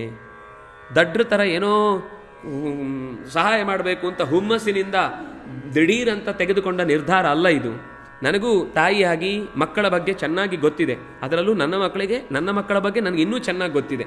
ಹಾಗಾಗಿ ಅದರಲ್ಲಿ ನಮ್ಮ ಒಬ್ಬ ಮಗ ಇದ್ದಾನೆ, ಅವನಿಗೆ ಮಂತ್ರಬಲ ಗೊತ್ತಿದೆ ತುಂಬ ಚೆನ್ನಾಗಿ. ಮಂತ್ರದಿಂದ ನಾನೇ ಅವನು ಎದುರುಗಡೆ ನಿಂತು ರಾಕ್ಷಸಾಯ ಚ ತತ್ಸರ್ವಂ ಪ್ರಾಪಯಿಷ್ಯತಿ ಭೋಜನಂ ಮೋಕ್ಷಯಿಷ್ಯತಿ ಚಾತ್ಮಾನಂ ಇತಿ ಮೇ ನಿಶ್ಚಿತಾಮತಿ. ನೀವು ಕೊಡುವ ಆಹಾರವನ್ನು ಜೊತೆ ಕೊಡಿ, ಅವನು ಕರ್ಕೊಂಡು ತೊಗೊಂಡು ಹೋಗ್ತಾನೆ. ರಾಕ್ಷಸನಿಗೆ ಒಂದು ಗ್ರಹಚಾರ ಬಿಡಿಸಿ ಬರ್ತಾನೆ. ನನಗೆ ಅಷ್ಟು ವಿಶ್ವಾಸ ಇದೆ, ನೀವು ಧೈರ್ಯವಾಗಿ ಕಳುಹಿಸಿಕೊಡಿ. ಆದರೆ ದಯವಿಟ್ಟು ಈ ಸಂಗತಿಯನ್ನು ನೀವು ಯಾರತ್ರ ಹೇಳಬೇಡಿ. ಅವನಿಗೆ ಮಂತ್ರ ಗೊತ್ತಿದೆ, ಅವನು ಕೆಲಸ ಆಗುವ ತನಕ ಇದ್ಯಾವುದು ಹೊರಗೆ ಹೋಗೋದು ಬೇಡ. ಯಾರು ನಿಮ್ಮ ಬದಲಿಗೆ ಯಾರೋ ಹೋಗ್ತಾರೆ, ಇದೇನು ಗೊತ್ತಾಗೋದು ಬೇಡ. ನಿಮ್ಮ ಪಾಡಿಗೆ ಈ ಕೆಲಸ ಆಗಲಿ. ಯಾಕೆಂದರೆ ಅವನ ಹತ್ರ ನಾಳೆ ಬಂದು ನಮಗೂ ಆ ಮಂತ್ರ ಹೇಳ್ಕೊಡಿ, ನಾವು ಹೋಗಿ ರಾಕ್ಷಸರನ್ನು ಹೊಡೆದಾಡಬೇಕು, ನಮಗೂ ಆಸಕ್ತಿ ಬಂದುಬಿಟ್ಟಿದೆ ಅಂತ ಎಲ್ಲ ಅವನನ್ನು ಕಿರಿಕಿರಿ ಮಾಡ್ತಾರೆ. ಗುರುಣಾಚ ಅನನುಜ್ಞಾತಃ, ಗುರುಗಳಿಂದ ಅಪ್ಪಣೆ ಪಡೆಯದೆ ಅದನ್ನು ಯಾರಿಗೂ ಮತ್ತೆ ಟ್ರಾನ್ಸ್ಫರ್ ಮಾಡುವ ಹಾಗಿಲ್ಲ. ಆದ್ದರಿಂದಾಗಿ ಅವನಿಗೆ ಆ ಕಷ್ಟವನ್ನು ತಪ್ಪಿಸ್ಲಿಕ್ಕೋಸ್ಕರ ನಿಮಗೆ ಈ ಕೋರಿಕೆಯನ್ನು ಇಡ್ತಾ ಇದ್ದೇನೆ. ನನ್ನ ಮಗ ನಿಮ್ಮ ಮನೆಯ ಪರಿವಾರದ ಬದಲಾಗಿ, ವ್ಯಕ್ತಿಯ ಬದಲಾಗಿ ಹೋಗ್ತಾನೆ. ಅವರಿಗೆ ಪ್ರತಿಯಾಗಿ ಹೇಗೆ ಕೃತಜ್ಞತೆ ಹೇಳಬೇಕು ಅಂತ ಗೊತ್ತಾಗ್ತಲ್ಲ. ತಾವೇ ಹುಡುಕಿಕೊಂಡು ಬಂದು ನಿಮಗೆ ಸಹಾಯ ಮಾಡ್ತೇವೆ ಅಂತ ಹೀಗೆ ಹೇಳುವಾಗ ಬಾಯಿ ಮುಚ್ಚಿ ಹೋಯಿತು. ಅವ್ರು ಇನ್ನೂ ಯೋಚನೆಯಲ್ಲಿದ್ದಾಗ, ಏನು ಇನ್ನೂ ಯೋಚನೆ ಮಾಡ್ತಾ ಕೂತಿದ್ದೀರಿ, ಬೇಗ ಬೇಗ ಅಡಿಗೆ ಮಾಡಿ, ಮೊದಲು ನನಗೆ ಊಟ ಹಾಕಿ, ಆಮೇಲೆ ಬಂಡಿಯನ್ನು ಸಿದ್ಧ ಮಾಡಿ ಕರ್ಕೊಂಡು ಹೋಗೋ ವ್ಯವಸ್ಥೆ ಮಾಡಿ. ತಡ ಮಾಡಿದರೆ ಆಗೋದಿಲ್ಲ. ಊಟದ ವಿಷಯದಲ್ಲಿ ತಡ ಮಾಡಬಾರ್ದು, ಬೇರೆ ವಿಷಯದಲ್ಲಿ ಏನಾದರೂ ಮಾಡಿ ಅಂತ ಹೀಗೆ ಕಿಂ ಚಿಕೀರ್ಷತ್ಯಯಂ ಭೀಮೋ ಭೀಮ ಪರಾಕ್ರಮ ಭವತ್ಯನುಮತೆ ಕಶ್ಚಿತ್ ಸ್ವಯಂ ವಾ ಕರ್ತುಮಿಚ್ಛತಿ. ಮನೆಗೆ ಬರ್ತಾರೆ. ಮನೆಗೆ ಭೀಮಸೇನ ಮತ್ತು ಕುಂತಿ ಬಂದಾಗ ಭೀಮಸೇನನ ಮುಖದಲ್ಲಿ ಆನಂದ. ಇವು ನೋಡಿದ ತಕ್ಷಣ ಗೊತ್ತಾಗುತ್ತೆ, ಏನು ಆಪೂರ್ಣ ವದನಂ, ಮುಖ ಇರುವುದೇ ಅಗಲ, ಅದು ಇನ್ನೂ ಅಗಲ ಆಗ್ಬಿಟ್ಟಿತ್ತಂತೆ. ಖುಷಿಯಿಂದ ಬುಬೋಧ ಧರ್ಮರಾಜಸ್ತು, ಧರ್ಮರಾಜ ತಿಳ್ಕೊಂಡೆ ಇವತ್ತೇನೋ ಇವನಿಗೆ ಪಂಚಭಕ್ಷ ಪರಮಾನ್ನ ಸಿಕ್ಕಿದೆ ಅನ್ಸುತ್ತೆ, ಅದಕ್ಕೆ ಯಾವಾಗಲಿಲ್ಲ ಅಂದರೆ ಈ ವಿಷಯದಲ್ಲಿ ಅಯ್ಯೋ ಇನ್ನೂ ಸಾಕಾಗಲಿಲ್ಲ ಬೇಕಿತ್ತು ಅಂತ ಹೇಳುವವನೇನು ಎಷ್ಟು ಖುಷಿ ಪಟ್ಟಿದ್ದಾನೆ ಅಂದರೆ ಏನೋ ಒಂದು ಸ್ಪೆಷಲ್ ಕರ್ಮ ಮಾಡ್ಲಿಕ್ಕೆ ಹೊರಟಿದ್ದಾನೆ. ಅಮ್ಮ ನಿನಗೆ ಹೇಳಿ ಮಾಡ್ತಾ ಇದ್ದಾನಾ ಅಥವಾ ಅವನೇ ಏನಾದರೂ ಮಾಡ್ಕೊಂಡು ಬಂದಿದ್ದಾನ? ಅದಕ್ಕೆ ಕುಂತಿ ಹೇಳಿದ್ಲು, ಇಲ್ಲ ಅಮ್ಮ, ಇಲ್ಲ ಧರ್ಮರಾಜ, ನಾನು ಹೇಳಿದ ಕೆಲಸವನ್ನೇ ಮಾಡ್ಲಿಕ್ಕೆ ಹೊರಟಿದ್ದಾನೆ. ಏನು ಅಂತಹದ್ದು ಕತೆ ಹೇಳ್ತಾಳೆ. ಹೀಗೆ ಬಕಾಸುರನ ಇವನು ಹಕ್ತಿಯಾ, ಇವನನ್ನು ಕಳಿಸ್ಬಿಟ್ಯಾ, ನೀನು ಯಾಕೆ ಇಂತಹ ನಿರ್ಧಾರ ತಗೊಂಡೆ? ನಿನಗೆ ಮಕ್ಕಳು ಅಂದ್ರೆ ಚೂರು ಪ್ರೀತಿ ಇಲ್ಲ ಅನ್ಸುತ್ತೆ, ಇಷ್ಟು ದುಃಖ ಆಗಿದೆ ಅಂತ ಹೇಳಿ ಮಗನನ್ನು ಕಳಿಸುವಷ್ಟು ಬೇಜಾರ? ನಾವು ವಾಪಸ್ ಹೋಗಿ ಮತ್ತೆ ಯಥಾ ಪ್ರಕಾರ ರಾಜ್ಯ ಆಳಬೇಕು ಅಂತ ವೇದವ್ಯಾಸರು ಹೇಳಿ ಹೋಗ್ಲಿಲ್ವಾ? ಮತ್ತೆ ಯಾಕೆ ಅಷ್ಟು ಅರ್ಜೆಂಟಿನಲ್ಲಿ ದುಃಖವನ್ನು ಪಟ್ಟುಕೊಂಡು, ಒಂದು ಮಗ ಕಮ್ಮಿ ಆದರೆ ಊಟ ಕಮ್ಮಿ ಆಗಿಬಿಡುತ್ತೆ, ಇವನನ್ನು ಸಾಕೋಕೆ ತೊಂದರೆ ತಪ್ಪತ್ತೆ ಅಂತ ಯೋಚನೆ ಮಾಡ್ತಾ ಇದೆಯಾ? ಮತಿ ವೈಷಮ್ಯ ನಿನಗೇನಾದರೂ ಆಗಿದೆಯಾ? ಅವ್ನು ಕೇಳುವ ಮಾತು, ಏನಾದರೂ ಬುದ್ಧಿ ಕೆಟ್ಟು ಕೊಚ್ಚಿನ್ನು ದುಃಖೈ ಬುದ್ಧಿಸ್ತೆ ವಿಪ್ಲುತಾಗತ ಚೇತಸಃ, ತಲೆ ಏನಾದರೂ ಬುದ್ಧಿ ಕೆಟ್ಟು ದುಃಖದಿಂದ ಈ ನಿರ್ಧಾರ ತಗೊಂಡ್ಬಿಟ್ಟೆ, ಏನು ಕತೆ? ಕುಂತಿ ಹೇಳ್ತಾಳೆ, ಯುಧಿಷ್ಠಿರ ತಡ್ಕೋ ಸ್ವಲ್ಪ, ಎಲ್ಲ ದಡಬಡ ಅಂತ ಮಾತಾಡಿಬಿಟ್ರೆ ಅವನಿಗೇನು ಭಯ ಅಂದರೆ, ಭೀಮಸೇನ ಇಲ್ಲ ಅಂತಂದರೆ ನಾವು ಯಾರು ಬದುಕಲಿಕ್ಕೆ ಸಾಧ್ಯ ಇಲ್ಲ. ಅವನು ಅದೂ ಹೇಳ್ತಾನೆ, ಇವನು ಇದ್ದದ್ರಿಂದ ನಾವು ಅರಗಿನ ಮನೆಗೆ ತಪ್ಪಿಸ್ಕೊಂಡು ಬಂದ್ವಿ, ಇಲ್ಲಿಂದ ಅಲ್ಲೇ ಆ ಸುರಂಗವನ್ನು ದಾಟುವಷ್ಟರಲ್ಲಿ ಎಲ್ಲೋ ಕುಸ್ತು ಬಿದ್ದಿದ್ರೆ ಅಲ್ಲೇ ಹೂತಾಗಿ ಮಾಡೋ ಕೆಲಸ ಬೇರೆಯವರಿಗೆ ಶ್ರಾದ್ದನೂ ಅಲ್ಲ, ಏನು ಮಾಡಲಿಕ್ಕೆ ಇರ್ತಿರ್ಲಿಲ್ಲ ನಾವು. ಆದರೆ ಇವನು ರಕ್ಷಿಸಿದ್ದಕ್ಕೋಸ್ಕರ ಇವತ್ತು ಬದುಕಿದ್ದೇವೆ. ಆಗ ಹೇಳ್ತಾನೆ, ನೋಡು, ಈ ಪಕ್ಕದ ಮನೆಯ ಸಮಸ್ಯೆ ತುಂಬ ದೊಡ್ಡದಾಗಿದೆ, ನಮಗೆ ತುಂಬ ಕಷ್ಟ ಕಾಲದಲ್ಲಿ ಸಹಾಯ ಮಾಡಿದ್ದಾರೆ, ಅವರಿಗೂ ಜೀವನದಲ್ಲಿ ಅಂತಹದ್ದೇ ಒಂದು ದೊಡ್ಡ ಕಷ್ಟ ಬಂದಿದೆ, ನಮಗೆ ಕಷ್ಟ ಪರಿಹರಿಸುವ ಶಕ್ತಿ ಇದೆ. ಭೀಮಸೇನನಿಗೆ ಅವನು ಸಾಮಾನ್ಯ ಅಂತ ಯೋಚನೆ ಮಾಡಬೇಡ, ಹಿಡಿಂಬನನ್ನು ಕೊಂದು ಬಂದದ್ದು ನಿನ್ನ ಕಣ್ಣ ಮುಂದೆ ಇದೆ. ಹಾಗಿರಬೇಕಾದ್ರೆ ಒಂದು ನಮ್ಮ ಹತ್ರ ಆಗದೇ ಇರುವ ಕೆಲಸ ಅಂತಾದರೆ ಒಪ್ಕೊಳ್ಬೇಕಾದ ಅಗತ್ಯ ಇಲ್ಲ. ಭೀಮಸೇನ ಖಂಡಿತ ಈ ಬಕಾಸುರನನ್ನು ಕೊಂದು ಬರ್ತಾನೆ ಅಂತ ಅನ್ನುವ ವಿಶ್ವಾಸ ಇದ್ದೇ ನಾನು ಅವ್ರಿಗೆ ಮಾತು ಕೊಟ್ಟು ಬಂದಿದ್ದೇನೆ. ಅವರ ಮನೆಯಿಂದ ಒಬ್ಬ ಸದಸ್ಯನನ್ನು ಕಳುಹಿಸಬೇಕು ಅಂದರೆ, ಒಬ್ಬ ಹೋದ ಅಂದರೆ ಅಷ್ಟೂ ಜನ ಸಾಯ್ತಾರೆ, ಅವರಷ್ಟು ಅವರಲ್ಲಿ ಕುಟುಂಬದ ಬಂಧನ ಇದೆ. ಆ ಬಂಧನವನ್ನು ಉಳಿಸಬೇಕಾದ ನಮ್ಮ ಕರ್ತವ್ಯ. ಕೃತೇ ಪ್ರತಿ ಕರ್ತವ್ಯಂ. ಇದು ನಾವು ಅವ್ರು ಮಾಡಿದ ಉಪಕಾರಕ್ಕೆ ಪ್ರತ್ಯುಪಕಾರ ಮಾಡಲಿಕ್ಕೆ ಇರುವ ಒಂದೇ ಅವಕಾಶ. ಇನ್ನೊಂದು ಸರ್ತಿ ಮಾಡ್ತೇನೆ ಅಂತ ಹೇಳಲಿಕ್ಕೆ ಇನ್ನೊಂದು ಸರ್ತಿ ಅವ್ರು ಇದ್ರೆ ಅಲ್ವ ಮಾಡೋದು. ಆ ಪರಿಸ್ಥಿತಿ ತರುವ ಮುಂಚೆ ನಾವು ಸಹಾಯ ಮಾಡಬೇಕು, ಸಮಯಕ್ಕೆ ಸರಿಯಾಗಿ ಸಹಾಯ ಮಾಡಬೇಕು ಹೊರತು ಆಮೇಲೆ ಇವತ್ತು 10 ರೂಪಾಯಿ ಕೇಳ್ತಾನೆ ಬಸ್ಸಿಗೆ ಹೋಗ್ಲಿಕ್ಕಿಲ್ಲ ಸರ್ ಕೊಡಿ ಅಂತ, ಇವತ್ತು ಕೊಡಲೇ ಇಲ್ಲ ಅಂತ ಸುಮ್ಮನೆ ಇತ್ತು ತೋರಿಸಿ, ಸುಮ್ಮನೆ ಖಾಲಿ ತೋರಿಸಿ ಇಲ್ಲ ಅಂದ್ ನಾಳೆ ಕೊನೆಗೇನೋ ಮನಸ್ಸಿಗೆ ಮನೆಗೆ ಹೋದ್ಮೇಲೆ ಪಾಪ ಅಂತ ಅನಿಸಿ 10 ರೂಪಾಯಿ ಬೇಕಾ ಹೋಗ್ರಿ, ನಿನ್ನೆ ಬಸ್ ಪಾಸ್ ಇರಲಿಲ್ಲ ಅಂತ ಕೇಳಿದ್ದು, ಇವತ್ತು ಬಸ್ ಪಾಸ್ ಸಿಕ್ಕಿದೆ, ನಿಮ್ಮ 10 ರೂಪಾಯಿ ಬೇಡ ಏನು ಬೇಡ ಅಂತ ಮರು ದಿವಸ ಕೇಳಿ ಉಗಿಸ್ಕೊಳ್ಳೋ ಕಾರ್ಯಕ್ರಮ. ಅದಕ್ಕೆ ಸಮಯಕ್ಕೆ ಸರಿಯಾಗಿ ಉಪಯೋಗ ಆಗುವಂಥ ಕೆಲಸ ಮಾಡಬೇಕು. ಈಗ ನಮ್ಮ ಸಮಯ ಬಂದಿದೆ, ಇದು ನಿಜವಾದ ಸಮಯ, ಅಗತ್ಯ ಇದ್ದಾಗ ಮಾಡಬೇಕಾದದ್ದು ಅಂತ ಹೇಳಿ ಧರ್ಮರಾಜನನ್ನು ಒಪ್ಪಿಸ್ತಾಳೆ.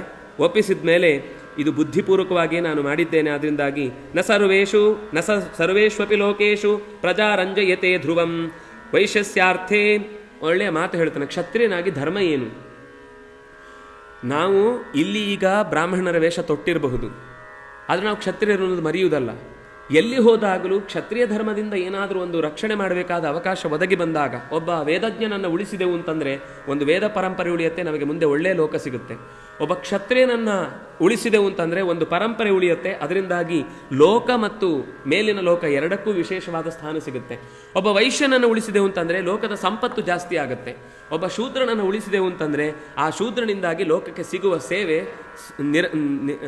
ನಿರ್ವಂಚನೆಯಿಂದ ಯಾವುದೇ ಅಡ್ಡಿ ಆತಂಕ ಇಲ್ಲದೆ ಎಲ್ಲ ಸಮಸ್ಯೆಗಳು ತಾನಾಗಿ ಪರಿಹಾರ ಆಗುತ್ತೆ. ಇದು ಕ್ಷತ್ರಿಯನಾಗಿ ನಾವು ಮಾಡಬೇಕಾದ ಕರ್ತವ್ಯ ಅಂತ ಹೀಗೆ ಹೇಳಿ, ಇದು ನಾನು ಹೇಳ್ತಾ ಇದ್ದದ್ದಲ್ಲ, ವ್ಯಾಸರು ಹೇಳಿದ ಮಾತು, ಫುಲ್ ಸ್ಟಾಪ್, ಒಂದು ಮಾತಿಲ್ಲ.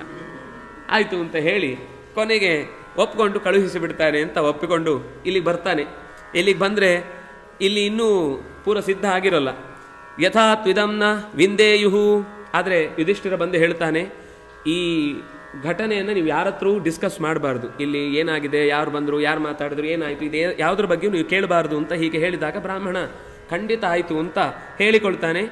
ಭೀಮಸೇನನದ್ದು ಬಂದ ತಕ್ಷಣ ಮಾತು ಒಂದೇ, ತ್ವರಧ್ವಂ ಕಿಂ ವಿಲಂಬದ್ವೇ ಮಾಚಿರಂ ಕುರುತಾ ನಖಾಹ ವ್ಯವಸ್ಯೇನಂ ಮನಃ ಪ್ರಾಣೈಃ ಯುಷ್ಮಾನ್ ರಕ್ಷಿತು ಮಧ್ಯವೈ. ನನಗೆ ನಿಮ್ಮನ್ನು ರಕ್ಷಣೆ ಮಾಡಬೇಕು ಅನ್ನೋ ತುಡಿತ ಮೂಗಿನ ತುದಿ ತನಕ ಕಾಣ್ತಾ ಇದೆ, ಆದರೆ ನಿಮ್ದು ಇನ್ನೂ ರೆಡಿಯೇ ಹಾಕಿಲ್ಲ, ಏನು ಬೇಕಾದ್ದೆಲ್ಲ.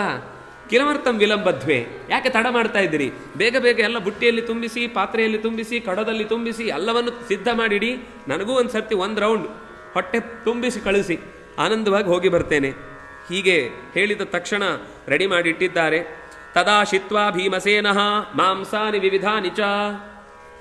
ಮೊದಲು ಅವನಿಗೆ ಬೇಕಾದಂತಹ ಪದಾರ್ಥಗಳನ್ನು, ಸಘೃತಂ ತುಪ್ಪದಿಂದ ಕೂಡಿದ, ಸೋಪದಂಶಂ ಉಪ್ಪಿನಕಾಯಿ ಪಲ್ಯ ಇಂಥದ್ದೆಲ್ಲಕ್ಕೆ ಉಪದಂಶ ಅಂತ ಹೆಸರು, ಉಪದಂಶವನ್ನು, ಅದರ ಜೊತೆಗೆ ಸೂಪೈಹಿ ನಾನಾ ವಿಧೈಹಿ, ಬಗೆ ಬಗೆಯ ಸೂಪುಗಳು, ಬೇರೆ ಬೇರೆ ಥರದ ಸೂಪುಗಳನ್ನೆಲ್ಲ ಪಾತ್ರೆಯಲ್ಲಿ ಹಾಕಿ ಘಟಘಟ ಅಂತ ಕುಡಿದಿದ್ದಾನೆ. ಅಶಿತ್ವ, ಹೊಟ್ಟೆ ತುಂಬ ತಿಂದು ಈಗ ಹೊರಡಬೇಕು ಅಂತ ಆಗುವಾಗ ಮೋದಕಾನಿಚ ಮುಖ್ಯಾನಿ, ತುಂಬ ಸುಂದರವಾದ ದೊಡ್ಡ ದೊಡ್ಡ ಮೋದಕಗಳನ್ನು ಸಿದ್ಧ ಮಾಡಿಟ್ಟಿದ್ದಾರೆ. ಅದನ್ನು ಚಿತ್ರೋದನಂ, ಚಿತ್ರಾನ್ನ, ಬಗೆ ಬಗೆಯ ಕಲರ್ನಲ್ಲಿ ತುಂಬಿದ ಅನ್ನ, ಅದಕ್ಕೆ ಹೆಸರು ಮಾತ್ರ ನಾವು ಬೇರೆ ಬೇರೆ ಮತ್ತು ಹೇಳ್ತೇವೆ ಬಾತ್ಗಳ ಹೆಸರಲ್ಲಿ, ಅದು ಮತ್ತು ಒಂದು ಚಿತ್ರದ ಅನ್ನ. ಹೀಗೆ ಬಣ್ಣ ಬಣ್ಣದ ಆಹಾರಗಳನ್ನೆಲ್ಲ ಸಿದ್ಧ ಮಾಡಿದ ನಂತರ ತಥೋ ಅಭಿಬತ್ ದತಿ ಘಟಾನ್. ಘಟಾನ್ ಒಂದಲ್ಲ, ಬಹುವಚನ. ಮೊಸರಿನ ಗಡಿಗಳನ್ನೇ ತೆಗೆದು ಬಾಯಿಗೆ ಸುರ್ಕೊಂಡಾದ್ಮೇಲೆ ಬಹೂನ್ ದ್ರೋಣ ಸುಸಂಹಿತಾನ್ ತಸ್ಯ ಭಕ್ತವತಃ ಪೌರಾಹ ಯಥಾವತ್ ಸಮುಪಾರ್ಜಿತಾನ್. ಅಷ್ಟೊತ್ತಿಗೆ ಅವನು ತಿಂದೆಲ್ಲ ರೆಡಿ ಆಗುವಾಗ ಆ ಕಡೆಯಿಂದ ಬಂಡಿ ರೆಡಿಯಾಗಿದೆ, ಬಹಳ ದೂರದ ತನಕ ಕರ್ಕೊಂಡು ಹೋಗಬೇಕಿತ್ತು. ಇವನೇ ಎರಡು ಬಲಿವರ್ಧಗಳನ್ನು ಕಟ್ಟಿದ ಬಂಡಿಯ ಮೇಲೆ ಕೂತು ಓಡಿಸ್ಲಿಕ್ಕೆ ಶುರು ಮಾಡಿದ್ದಾನೆ. ನಾರಕ್ಷೋ ಬಲಿಮಶ್ನೀಯಾತ್ ಏವಂ ಬಹುಚಮಾನವಾಹ ಭುಂಕ್ತೆ ಬ್ರಾಹ್ಮಣ ರೂಪೇಣ ಬಕೋಯಮಿತಿ ಚಾಬ್ರುವನ್. ಆ ಹೊತ್ತಿಗೆ ಎಲ್ಲ ಸಿದ್ಧ ಆದ ಮೇಲೆ ಊರಿನ ಜನ ಬಹಳ ದೂರದ ತನಕ ಕರ್ಕೊಂಡು ಬಂದು ಬಿಟ್ಟಿದ್ದಾರೆ. ಬಿಟ್ಟ ಮೇಲೆ ಕಾಡಿನ ಮಧ್ಯಕ್ಕೆ ಹೋಯಿತು. ಜನ ಎಲ್ಲ ಹೊರಗೆ ನಿಂತು ಬಿಟ್ಟರು. ಕಾಡಿನ ಮಧ್ಯದಲ್ಲಿ, ದಾರಿಯ ಮಧ್ಯದಲ್ಲಿ ನೋಡ್ತಾ ಇದ್ದಾನೆ, ಗಹನವಾದ ಕಾಡು. ಕೇಶ ಮಜ್ಜಾಸ್ತಿ ಮೇದೋಭಿ ಬಹು ಬಾಹು ಊರು ಚರಣೈರಪಿ. ಅಲ್ಲಲ್ಲಿ ಎಲ್ಲ ಮರದ ಮೇಲೆ ಆಚೆ ಈಚೆ ಎಲ್ಲದರಲ್ಲೂ ಕೈಗಳು, ಕಾಲುಗಳು, ಚರ್ಮಗಳು, ರಕ್ತಸ್ನಾವ ಮಾಂಸಗಳೆಲ್ಲವೂ ಜೋತಾಡ್ತಾ ಇವೆ. ಹಸಿ, ಕೆಲವು ಒಣಗಿದ್ದು. ಜೋತಾಡಿ ಉಗ್ರಗಂಧಂ, ಮೂಗಿನ ಒಳಗೆ ಹೋಗಿ ಯಾರೋ ಈಟಿ ಹಾಕಿ ಚುಚ್ಚಿದಂಥ ಕೆಟ್ಟ ವಾಸನೆ, ಅದನ್ನು ತಡಿಲಿಕ್ಕಾಗ್ತಾ ಇಲ್ಲ. ಉಗ್ರಗಂಧಂ ಅಚಕ್ಷುಷ್ಯಂ, ಕಣ್ಣಿನಲ್ಲಿ ನೋಡ್ಲಿಕ್ಕಾಗದೇ ಇರುವಂತಹ ದೃಶ್ಯ ಅದು. ಆಮೇಲೆ ಅದರ ಜೊತೆಗೆ ಆರ್ದ್ರೈಹಿ ಶುಷ್ಕೈಶ್ಚ ಸಂಕೀರ್ಣಂ ಅಭಿತೋದ್ಯ ವನಸ್ಪತಿನ್. ಕೆಲವು ಹಸಿ ಒಣಗಿದ್ದು ಅಂತ ಅನ್ನೋದರ ಜೊತೆಗೆ ಆಗಲೇ ತಿನ್ನಲಿಕ್ಕೆ ಅಂತ ಕಾಯ್ತಾ ಕೆಲವು ಪ್ರಾಣಿಗಳು ತಿಂತಾ ಇರಬೇಕಾದ್ರೆ ಅದರ ನೆಕ್ಸ್ಟ್ ಟರ್ಮ್ ಬರುವ ತನಕ ಕಾಯುವಂಥ ಕೆಲವು ಪ್ರಾಣಿಗಳಿರ್ತವೆ. ಅದು ಸ್ವಲ್ಪ ತಿಂದು ಹೋದ್ಮೇಲೆ ಬರುವಂಥವು. ಗೋಮಾಯು, ನರಿಗಳು, ತೋಳಗಳು, ಗೃಧ್ರ, ಹದ್ದುಗಳು ಇವೆಲ್ಲವೂ ಸುತ್ತ ನಿಂತುಕೊಂಡು ಪರಸ್ಪರ ಕಿತ್ತಾಡಿಕೊಂಡು ತಿಂತಾ ಇದ್ದಾವೆ. ಯೋಚನೆ ಮಾಡ್ತಾ ಹೋದ, ಇಷ್ಟು ಭಯಾನಕವಾಗಿದೆ.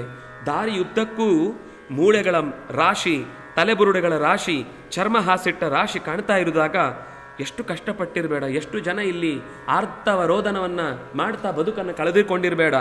ಇಲ್ಲ, ಇದಕ್ಕೆ ಇವತ್ತೊಂದು ಫುಲ್ ಸ್ಟಾಪ್ ಹಾಕಲೇಬೇಕು ಅಂತ ದೃಢವಾಗಿ ಮನಸ್ಸಿನಲ್ಲಿ ನಿರ್ಧಾರ ಮಾಡಿದ. ಫುಲ್ ಸ್ಟಾಪ್ ಹಾಕೋ ಮುಂಚೆ ಇಷ್ಟು ದೂರ ಕರ್ಕೊಂಡು ಬಂದು ಸ್ವಲ್ಪ ಹೊಟ್ಟೆ ಹಸಿತಾ ಇದೆ ಅಂತ ಆ ಗುಹೆಯಿಂದ ಸ್ವಲ್ಪ ದೂರದಲ್ಲೇ ಈ ಹೆಣಗಳನ್ನು ತಾಗಿಸದೆ ರಸ್ತೆ ಮಧ್ಯದಲ್ಲೇ ಕೊಂಡು ಹೋಗಿ ಒಂದು ಶುದ್ಧವಾದ ಮರದ ಕೆಳಗಡೆ ನಿಲ್ಲಿಸಿದ ಬಂಡಿಯನ್ನು. ಹಿಂದಕ್ಕೆ ಅವುಗಳನ್ನು ಹಾಗೆ ಕಟ್ಟಿ ಹಿಂದಕ್ಕೆ ತಿರುಗಿ ಕೂತ, ಪ್ರಾರ್ಥನೆ ಮಾಡಿದ. ಚೂರೇ ತಿನ್ಸಪ್ಪ, ಪೂರ ಖಾಲಿ ಮಾಡಿಸಿ ಆಮೇಲೆ ಮತ್ತು ಬೇಕು ಅಂತ ಅನ್ನೋಷ್ಟು ಮಾಡಿಸ್ಬೇಡ, ಇಷ್ಟರಲ್ಲೇ ತೃಪ್ತಿ ಹೊಂದುವಾಗ ಆಗ್ಲಪ್ಪ ಹೊಟ್ಟೆ ಅಂತ ಅಂದ್ಕೊಂಡು ಅಷ್ಟನ್ನು ತಿನ್ಲಿಕ್ಕೆ ಶುರು ಮಾಡಿದಾಗ ಕೆಲವರೆಲ್ಲ ಇನ್ನೂ ಬೆಟ್ಟದ ತುದಿಯಲ್ಲಿ ಆ ಕಡೆಯಿಂದ ನಿಂತು ನೋಡ್ತಾ ಇದ್ದಾರಂತೆ ಅವನು ತಿನ್ನುವ ಜಾಗ. ನೋಡುವಾಗ ಅವರಿಗೆ ಅನ್ನಿಸ್ತು ಅಂದರೆ ಬಹುಶಃ ಅವನು ಕಾಮರೂಪ ಆದ್ರಿಂದಾಗಿ, ಬಯಸಿದ ರೂಪ ತೊಟ್ಟು ಓಡಾಡೋನಾದ್ರಿಂದಾಗಿ ಬಹುಶಃ ಇವನು ಬ್ರಾಹ್ಮಣರ ರೂಪದಲ್ಲಿ ಇವತ್ತು ಬಕಾಸುರನೇ ತಿಂತಾ ಇದ್ದಾನೆ, ಭುಂಕ್ತೆ ಬ್ರಾಹ್ಮಣ ರೂಪೇಣ ಬಕೋಯಮಿತಿ, ಬಕನೇ ಊಟ ಮಾಡ್ತಾ ಇದ್ದಾನೆ ಅಂತ ಯೋಚನೆ ಮಾಡಿ ಅವರ ಸುದ್ದಿ ಹರಡಿಸಿದ್ರಂತೆ. ಇವತ್ತು ಬಕಾಸುರ ಬ್ರಾಹ್ಮಣರನ್ನ ತಿಂದ ಮೇಲೆ ಬ್ರಾಹ್ಮಣರ ವೇಷ ಹಾಕೊಂಡ್ಬಿಟ್ಟಿದ್ದಾನೆ, ಹಾಗಾಗಿ ಅವನಿಗೆ ಒಂದು ದಿವಸ ಈ ಥರದ ವೇಷದಲ್ಲಿ ತಿನ್ನುವಂಥ ಸ್ವಭಾವ ಬಂದ್ಬಿಟ್ಟಿದೆ ಅಂತ ಅವರವರು ಮಾತಾಡಿಕೊಂಡು ಹೋದರು. ಸ್ವಲ್ಪ ಹೊತ್ತಾಯಿತು, ಇನ್ನು ತಿಂತಾ ಇದ್ದ. ತಿನ್ನುವಾಗ ಮಧ್ಯದಲ್ಲಿ ಖುಷಿಯಿಂದ ಆಹಾಹಾ ಓಹೋ ಸೂಪರ್ ಆಗಿದೆ ಅಂತ ಅಂದ್ಕೊಂಡು ಮಾತಾಡಿಕೊಂಡು ತಿಂತಾ ಇದ್ದ. ಅಲ್ಲಿಗೆ ಈ ತುಪ್ಪ ಹಾಕ್ಕೊಂಡು ಸುರಿದ ಸ್ಮೆಲ್ಲು ಗುಹೆಯೊಳಗೆ ನಿಧಾನಕ್ಕೆ ಹೋಗಿ ಬಕಾಸುರನ ಮೂಗೊಳಗೆ ಸೇರ್ಕೊಂಡ್ಬಿಟ್ಟಿದೆ. ಬಹಳ ಹೊತ್ತಿನಿಂದ ಬರ್ತಾನೆ ಇದೆ, ಸ್ಮೆಲ್ ಬರ್ತಾನೆ ಇದೆ, ಪದಾರ್ಥ ಬಂದಿಲ್ಲ. ಏನಾಯಿತು ಅಂತ ಯೋಚಿಸಿ ಬಾಗಿಲಿನ ಹತ್ತಿರಕ್ಕೆ ಬಂದು ನೋಡ್ದ.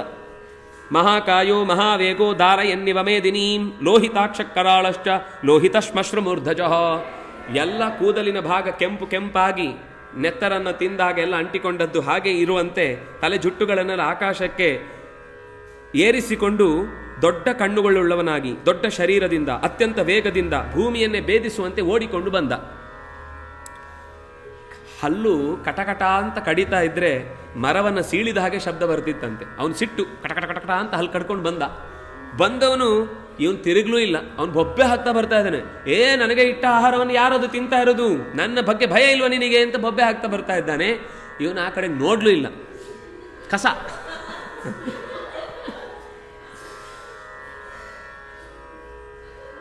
ಭೀಮಸೇನಸ್ತತ ಶ್ರುತ್ವ ಪ್ರಹಸನ್ನಿವ ಭಾರತ.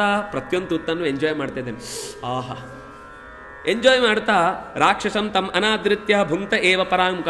ಬೆನ್ನು ಹಾಕಿಕೊಂಡು ತಿಂತಾ ಇದ್ದಾನೆ, ಬೆನ್ನು ತಿರುಗಿಸ್ಲೂ ಇಲ್ಲ. ಅವನಿಗೆ ಇನ್ನೂ ಸಿಟ್ಟು ಬಂತು. ಏನು ನಾನು ಇಷ್ಟು ಜೋರಾಗಿ ಹೆದರಿಕೆ ಆದರೂ ಶಬ್ದಕ್ಕೆ ತಿರುಗಿ ಹೆದರಿಕೆ ಬೇಡ, ಏನೋ ಬರ್ತಾ ಇದೆ ಅಂತ ಆದರೂ ತಿರುಗಿ ನೋಡ್ಬೇಕಲ್ವ. ಪ್ರಾಣಿನೋ ಪಕ್ಷಿನೋ ಏನೋ ಒಂದು ಬರ್ತಾ ಇದೆ ಅಂತ ಯೋಚನೆ ಮಾಡ್ಬೇಕಲ್ವ. ಸಿಟ್ಟು ಬಂದು ತಥಾ ಬಲವತಾ ಭೀಮಃ ಬಂದು ಎರಡೂ ಕೈಗಳನ್ನು ಜೋರಾಗಿ ಬೀಸಿ ಬಂದು ಭೀಮಸೇನನ ಬೆನ್ನಿನ ಮೇಲೆ ಒಂದು ಜೋರಾಗಿ ಗುದ್ದಿದ್ರೆ ತನಗೇನು ತಾಗಿಲ್ಲ, ಎಲ್ಲೋ ನೊಣ ಕೂತು ಹೋಯ್ತು ಅಂದ್ಕೊಂಡು ಸುಮ್ಮನಾದ. ಅದು ಇನ್ನೂ ಸಿಟ್ಟು ಬಂತು ಅವನಿಗೆ. ಸಿಟ್ಟು ಬಂದು ತಕ್ಷಣ ದೂರದಲ್ಲಿದ್ದ ದೊಡ್ಡ ಮರವೊಂದನ್ನು ತೆಗೆದುಕೊಂಡ. ತತಸ್ಸ ಭೂಯೋ ಸಂಕ್ರುದ್ಧ ನೈತಾವಲ್ಲೋಕಯಾಮಾಸ ರಾಕ್ಷಸಂ ಭುಂಕ್ತ ಏವ ಸಹ. ತತಸ್ಸ ವೃಕ್ಷ ಆದಾಯ ತಾಡಯನ್ಸ್ತದಾ ಭೀಮಂ ಪುನರಭ್ಯದ್ರವದ್ಬಲಿ. ದೊಡ್ಡ ಮರ ತೆಗೆದುಕೊಂಡು ಅವನ ಬೆನ್ನಿನ ಹಿಂದಿನಿಂದ ಬಂದು ಹೊಡಿಲಿಕ್ಕೆ ಅಂತ ಬಂದಿದ್ದಾನೆ. ತಿರುಗಲಿಲ್ಲ ಆಗಲು. ಇನ್ನೇನು ತಲೆಗೇಟ್ ಬೀಳುತ್ತೆ ಅಂತಂದಾಗ ಎರಡು ಕೈಲಿ ಈಗ ಹಿಡ್ಕೊಂಡವನು ಮತ್ತು ಅವನನ್ನು ಮಾತಾಡಿಸಲಿಲ್ಲ. ಒಂದು ಗಟ್ಟಿ ಹಿಡ್ಕೊಂಡಿದ್ದಾನೆ. ಸವ್ಯೇನ ಪಾಣಿನ ಭೀಮಃ. ಸವ್ಯೇನ ಎಡಗೈಯಿಂದ ಭೀಮ ಗಟ್ಟಿ ಹಿಡ್ಕೊಂಡಿದ್ದಾನೆ. ದಕ್ಷಿಣೇನಾಪ್ಯುಪಭುಂಕ್ತಃ. ದಕ್ಷಿಣದ ಕೈಯಿಂದ ತಿಂತಾ ಕೂತಿದ್ದಾನೆ. ತಿಂತ ಮೇಲೆ ಶಕಟಾನ್ನಂ ತಥೋ ಭುಕ್ತ್ವ. ಇನ್ನೂ ಸ್ವಲ್ಪ ಎಲ್ಲ ಎಡೆಯಲ್ಲಿದ್ದೆಲ್ಲ ಗೋರಿ ಪಕ್ಕಕ್ಕೆ ಸೇರಿಸಿ ಹುಡುಕಿ ಅನ್ನದ ಕಾಳು ವೇಸ್ಟ್ ಮಾಡಬಾರ್ದು. ತಂದ ಪ್ರತಿಯೊಂದು ಅನ್ನಕ್ಕೂ ಮರ್ಯಾದೆ ಕೊಡಬೇಕು ಅಂತ ಹೇಳಿ ಎಲ್ಲ ಗೋರಿಕೊಂಡು ತಿಂದು ಅವನ ಗ್ರಣ್ಣನ್ನೇವ ತದಾ ವೃಕ್ಷಂ ನಿಶೇಷಂ ಪರ್ವತೋಪಮಂ, ಆ ಮರವನ್ನು ಗಟ್ಟಿ ಹಿಡಿದವನಿಗೆ ಅವನು ಬಿಡಿಸ್ಕೊಳ್ಳಿಕ್ಕೆ ಟ್ರೈ ಮಾಡ್ತಾ ಇದ್ದಾನೆ, ಬಿಡಿಸ್ಲಿಕ್ಕೆ ಆಗ್ತಾ ಇಲ್ಲ. ಅಷ್ಟೂ ಹೊತ್ತು ಎಳೆದು ಹಿಂದೆ ಮುಂದೆ ಜಗ್ಗುತ್ತಾ ಇದ್ದಾನೆ, ಅವನ ಕೈ ಅಲ್ಗಾಡಿಸ್ತಿಲ್ಲ. ಅವನೇ ಸುಮ್ಮನೆ ಅಲ್ಲಾಡ್ತಾ ಇದ್ದಾನೆ ಹೊರತು ಮರ ಕೈ ಏನು ಅಲ್ಲಾಡ್ತಾ ಇಲ್ಲ.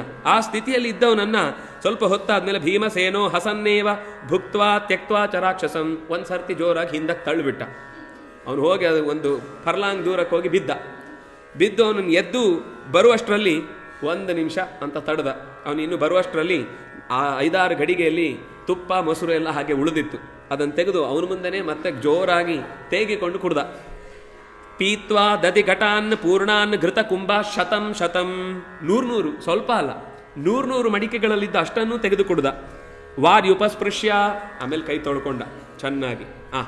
ಈಗ ನಿಂದೇನೋ ಸಮಸ್ಯೆ, ಬಾ ಮಾತಾಡೋಣ ಅಂತ ಹೇಳಿ ಅವನನ್ನು ಕರೆದಾಗ ಅವನಿಗೆ ಇಲ್ಲಿ ತನಕನೇ ಸಿಟ್ಟಿತ್ತು. ಈಗ ತಿಂದು ಎಲ್ಲ ಮುಗಿಸಿ ಉಳಿಸ್ಲಿಲ್ಲ. ಸರಿ, ತಿಂದು ಮುಗಿಸಿದ, ನಿನಗೆ ಹಸಿವಾದಷ್ಟು ತಿನ್ನಪ್ಪ, ಹೋಗ್ಲಿ. ಇದ್ದಿದ್ದು ಚೂರು ಇದ್ದದನ್ನು ಉಳಿಸ್ದ ಸ್ಮೆಲ್ಲಿಗಾದ್ರು ಏನೇನು ಪದಾರ್ಥ ಇತ್ತು ಅಂತ ಆದ್ರೂ ಗೊತ್ತಾಗಬೇಕಲ್ಲ, ಅದಕ್ಕೂ ಉಳಿಸ್ಲಿಲ್ಲ ಅಂತ ಆದಾಗ ಸೀರ ಕೋಪ ಬಂತು. ಭುಜ ವೇಗಂ ತಥಾ ಸ್ಫೋಟಂ ಕ್ಷೇಳಿತಂ ಚ ಮಹಾಸ್ವನಂ, ಜೋರಾಗಿ ನಿಟ್ಟುಸಿದು ಬಿಟ್ಟು ಗರ್ಜಿಸಿಕೊಂಡು ಮತ್ತೆ ಓಡಿ ಬಂದ. ಸೀದ ಹೊಟ್ಟೆ ಸಮೇತ ಅವನನ್ನು ಹೀಗೆ ಎತ್ತಿ ಆಕಾಶಕ್ಕೆ ಹಿಡ್ಕೊಂಡು ಸ್ವಲ್ಪ ದೂರದವರೆಗೆ ಹೋದ. ಅಲ್ಲಿ ಇಳಿಸಿದ. ಹೇಳ್ತಾನೆ, ಇಷ್ಟು ದಿವಸ ಎಲ್ಲ ಜನರನ್ನು, ಬೇರೆ ಬೇರೆ ವೆರೈಟಿಯ ಜನರನ್ನು, ಬೇರೆ ಬೇರೆ ವೆರೈಟಿಯ ಪ್ರಾಣಿಗಳನ್ನು, ಎಲ್ಲ ಬಗೆ ಬಗೆ ಪದಾರ್ಥಗಳನ್ನು ತಿಂದು ಮೈ ತುಂಬ ಚೆನ್ನಾಗಿ ಕೊಬ್ಬಿ ನಿಂತಿದೆ ಅಂತ ಕೊಬ್ಬಲ್ವ ನಿನಗೆ? ಇದೆಲ್ಲ ಇಳಿಸಿ ಇಷ್ಟು ದಿವಸ ನೀನು ತಿಂದು ಬಿಟ್ಟದ್ದನ್ನು ತಿನ್ನಲಿಕ್ಕೋಸ್ಕರ ಈ ಪ್ರಾಣಿ ಪಕ್ಷಿಗಳು ಓಡಾಡ್ತಾ ಇತ್ತಲ್ವಾ, ಇವತ್ತು ಅವುಗಳಿಗೆ ಅದ್ಯ ಯುದ್ಧೇ ಶರೀರಂತೆ ಕಂಕ ಗೋಮಾ ಯುವಾಯಸಾಹ, ಕಾಗೆಗಳು, ನರಿಗಳು, ಅದರ ಜೊತೆಗೆ ನರಿಗಳು, ಇವೆಲ್ಲ ಕಂಕ ಅಂದರೆ ಗೃಧ್ರ ಪಕ್ಷಿ ಇವುಗಳೆಲ್ಲದಕ್ಕೂ ಕೂಡ ಆಹಾರವಾಗಿ ಮಯಾ ಹತಸ್ಯ ಖಾದಂತು ವಿಕರ್ಷಂತು ಜ ಭೂತಲೆ, ನಿನ್ನನ್ನು ಎಳೆದಾಡಿ ಕಿತ್ತಾಡಿ ತಿನ್ನುವ ರೀತಿಯಲ್ಲಿ ವ್ಯವಸ್ಥೆ ಮಾಡ್ತೇನೆ. ಎಲ್ಲ ದೂರದಲ್ಲಿ ಕಾಯ್ತಾ ಇದ್ದಂತಹ ಪ್ರಾಣಿ ಪಕ್ಷಿಗಳಿಗೆ ಹೇಳಿ ಯುದ್ಧ ಶುರುವಾಯಿತು. ಯುದ್ಧ ಶುರುವಾಗಿದ್ದೇ ಗುದ್ದಿ ಗುದ್ದಿ ಗುದ್ದಿ ಗುದ್ದಿ ಅಂತ 2.5 ಪೇಜ್ ಗುದ್ದುದಿದೆ. ಅಷ್ಟು ಉದ್ದದ ಯುದ್ಧ ಆಯಿತು. ಆ ಯುದ್ಧದಲ್ಲಿ ವರ್ಣನೆ ಮಾತ್ರ ಬಹಳ ಚೆನ್ನಾಗಿದೆ ವಸ್ತುತಃ. ಅದನ್ನು ಹೇಗೆ ದೇಹವನ್ನು ಬೆಂಡು ಮಾಡಿದಾಗ ಯಾವ ಭಾಗಕ್ಕೆ ಹೊಡೆದ್ರೆ ಎಲ್ಲಿ ಏಟಾಗುತ್ತೆ ಅನ್ನುವ ಥರದ ಮಲ್ಲಯುದ್ಧದ ಪ್ರಕ್ರಿಯೆಗಳನ್ನು ಹೇಳ್ತಾ ಹೋಗ್ತಾರೆ. ಅವನನ್ನು 2 ಕೈಗಳನ್ನು ಹಿಂದಿನಿಂದ ಗಟ್ಟಿ ಹಿಡಿದು ಅವನು ಮುಂದಕ್ಕೆ ದೂಡಿ 2 ಪಾದಗಳನ್ನು 1 ಪಾದದಿಂದ ಒತ್ತಿ ಹಿಡಿದು ಬಲಗಾಲಿನಿಂದ ಎತ್ತಿ ಕುತ್ತಿಗೆ ಭಾಗಕ್ಕೊಮ್ಮೆ, ನಡು ಎದೆಗೊಮ್ಮೆ, ಸೊಂಟಕ್ಕೊಮ್ಮೆ, ಕಾಲಿನ ಮೂಳೆಯ ಹಿಂಭಾಗದ ಜಾನುವಿನ ಹತ್ತಿರಕ್ಕೆ ಒದ್ದು ಬಿಟ್ಟಂತೆ. ಇದು ಕೊನೆ ಕತೆ ಹೇಳ್ತಾನೆ. ಅದಕ್ಕಿಂತ ಮೊದಲು ಸಣ್ಣ ಗುದ್ದಿ ಮೈಲ ದಪ್ಪ ಆಗಿದೆ. ಅವನ ಕಣ್ಣು ಮೂಗು ಬಾಯಿ ಯಾವುದು ಸರಿಯಾಗಿ ಕಾಣಿಸ್ತಿರ್ಲಿಲ್ಲ ಅಂತ, ಯಾವ್ದು ಎಲ್ಲೆಲ್ಲಿದೆ ಅಂತ ಎಲ್ಲ ಉಲ್ಟಾ ಪಲ್ಟಾ ಆಗ್ಬಿಟ್ಟಿದೆ. ಅಷ್ಟೆಲ್ಲ ಆದಮೇಲೂ ಹಾರಾಡ್ಕೊಂಡು ಬಂದವನಿಗೆ ಕೊನೆಗೆ ಇಷ್ಟು ಜೋರಾಗಿ ಹೊಡೆದ. ಅಷ್ಟರಲ್ಲಿ ಏನಾಗಿದೆ ಅಂದರೆ ಅಲ್ಲಿದ್ದ ಮರ ಗಿಡಗಳು ಯಾವುದೂ ಇರಲಿಲ್ಲ, ಎಲ್ಲವೂ ಅದಕ್ಕೊಂದು ಸುಂದರವಾದ ಉದಾಹರಣೆ ಕೊಡ್ತಾರೆ. ಕೂರ್ಮ ಪೃಷ್ಠೋಪಮ ಮಹೀಂ. ಮೊದಲು ಎಲ್ಲ ಗಿಡಗಂಟೆಗಳು ತುಂಬಿ ಅತ್ಯಂತ ಕಾಡು ಥರ ಜಾಗವೇ, ಕಾಲು ಹೆಜ್ಜೆ ಇಡ್ಲಿಕ್ಕೆ ಜಾಗ ಇರಲಿಲ್ಲ. ಅಂತಹ ಜಾಗ ನೀವು ಆಮೆಯ ಬೆನ್ನು ನೋಡಿದರೆ ಪೂರ್ತಿ ಸಪಾಟಾಗಿರುತ್ತೆ. ಹಾಗೆ ಇಡೀ ಗುಡ್ಡ, ಆ ಇಡೀ ಗುಹೆಯ ಪರಿಸರ ಅಷ್ಟೂ ಕೂಡ ಒಂದು ದೊಡ್ಡ ಮೈದಾನದ ಹಾಗೆ ಪೂರ್ತಿ ಯಾವುದೂ ಇಲ್ಲದೆ ನಿರ್ಮಹೀರುಹ ಪಾಷಾಣ ತೃಣ ಕಂಜ ಲತಾವಲೀಂ.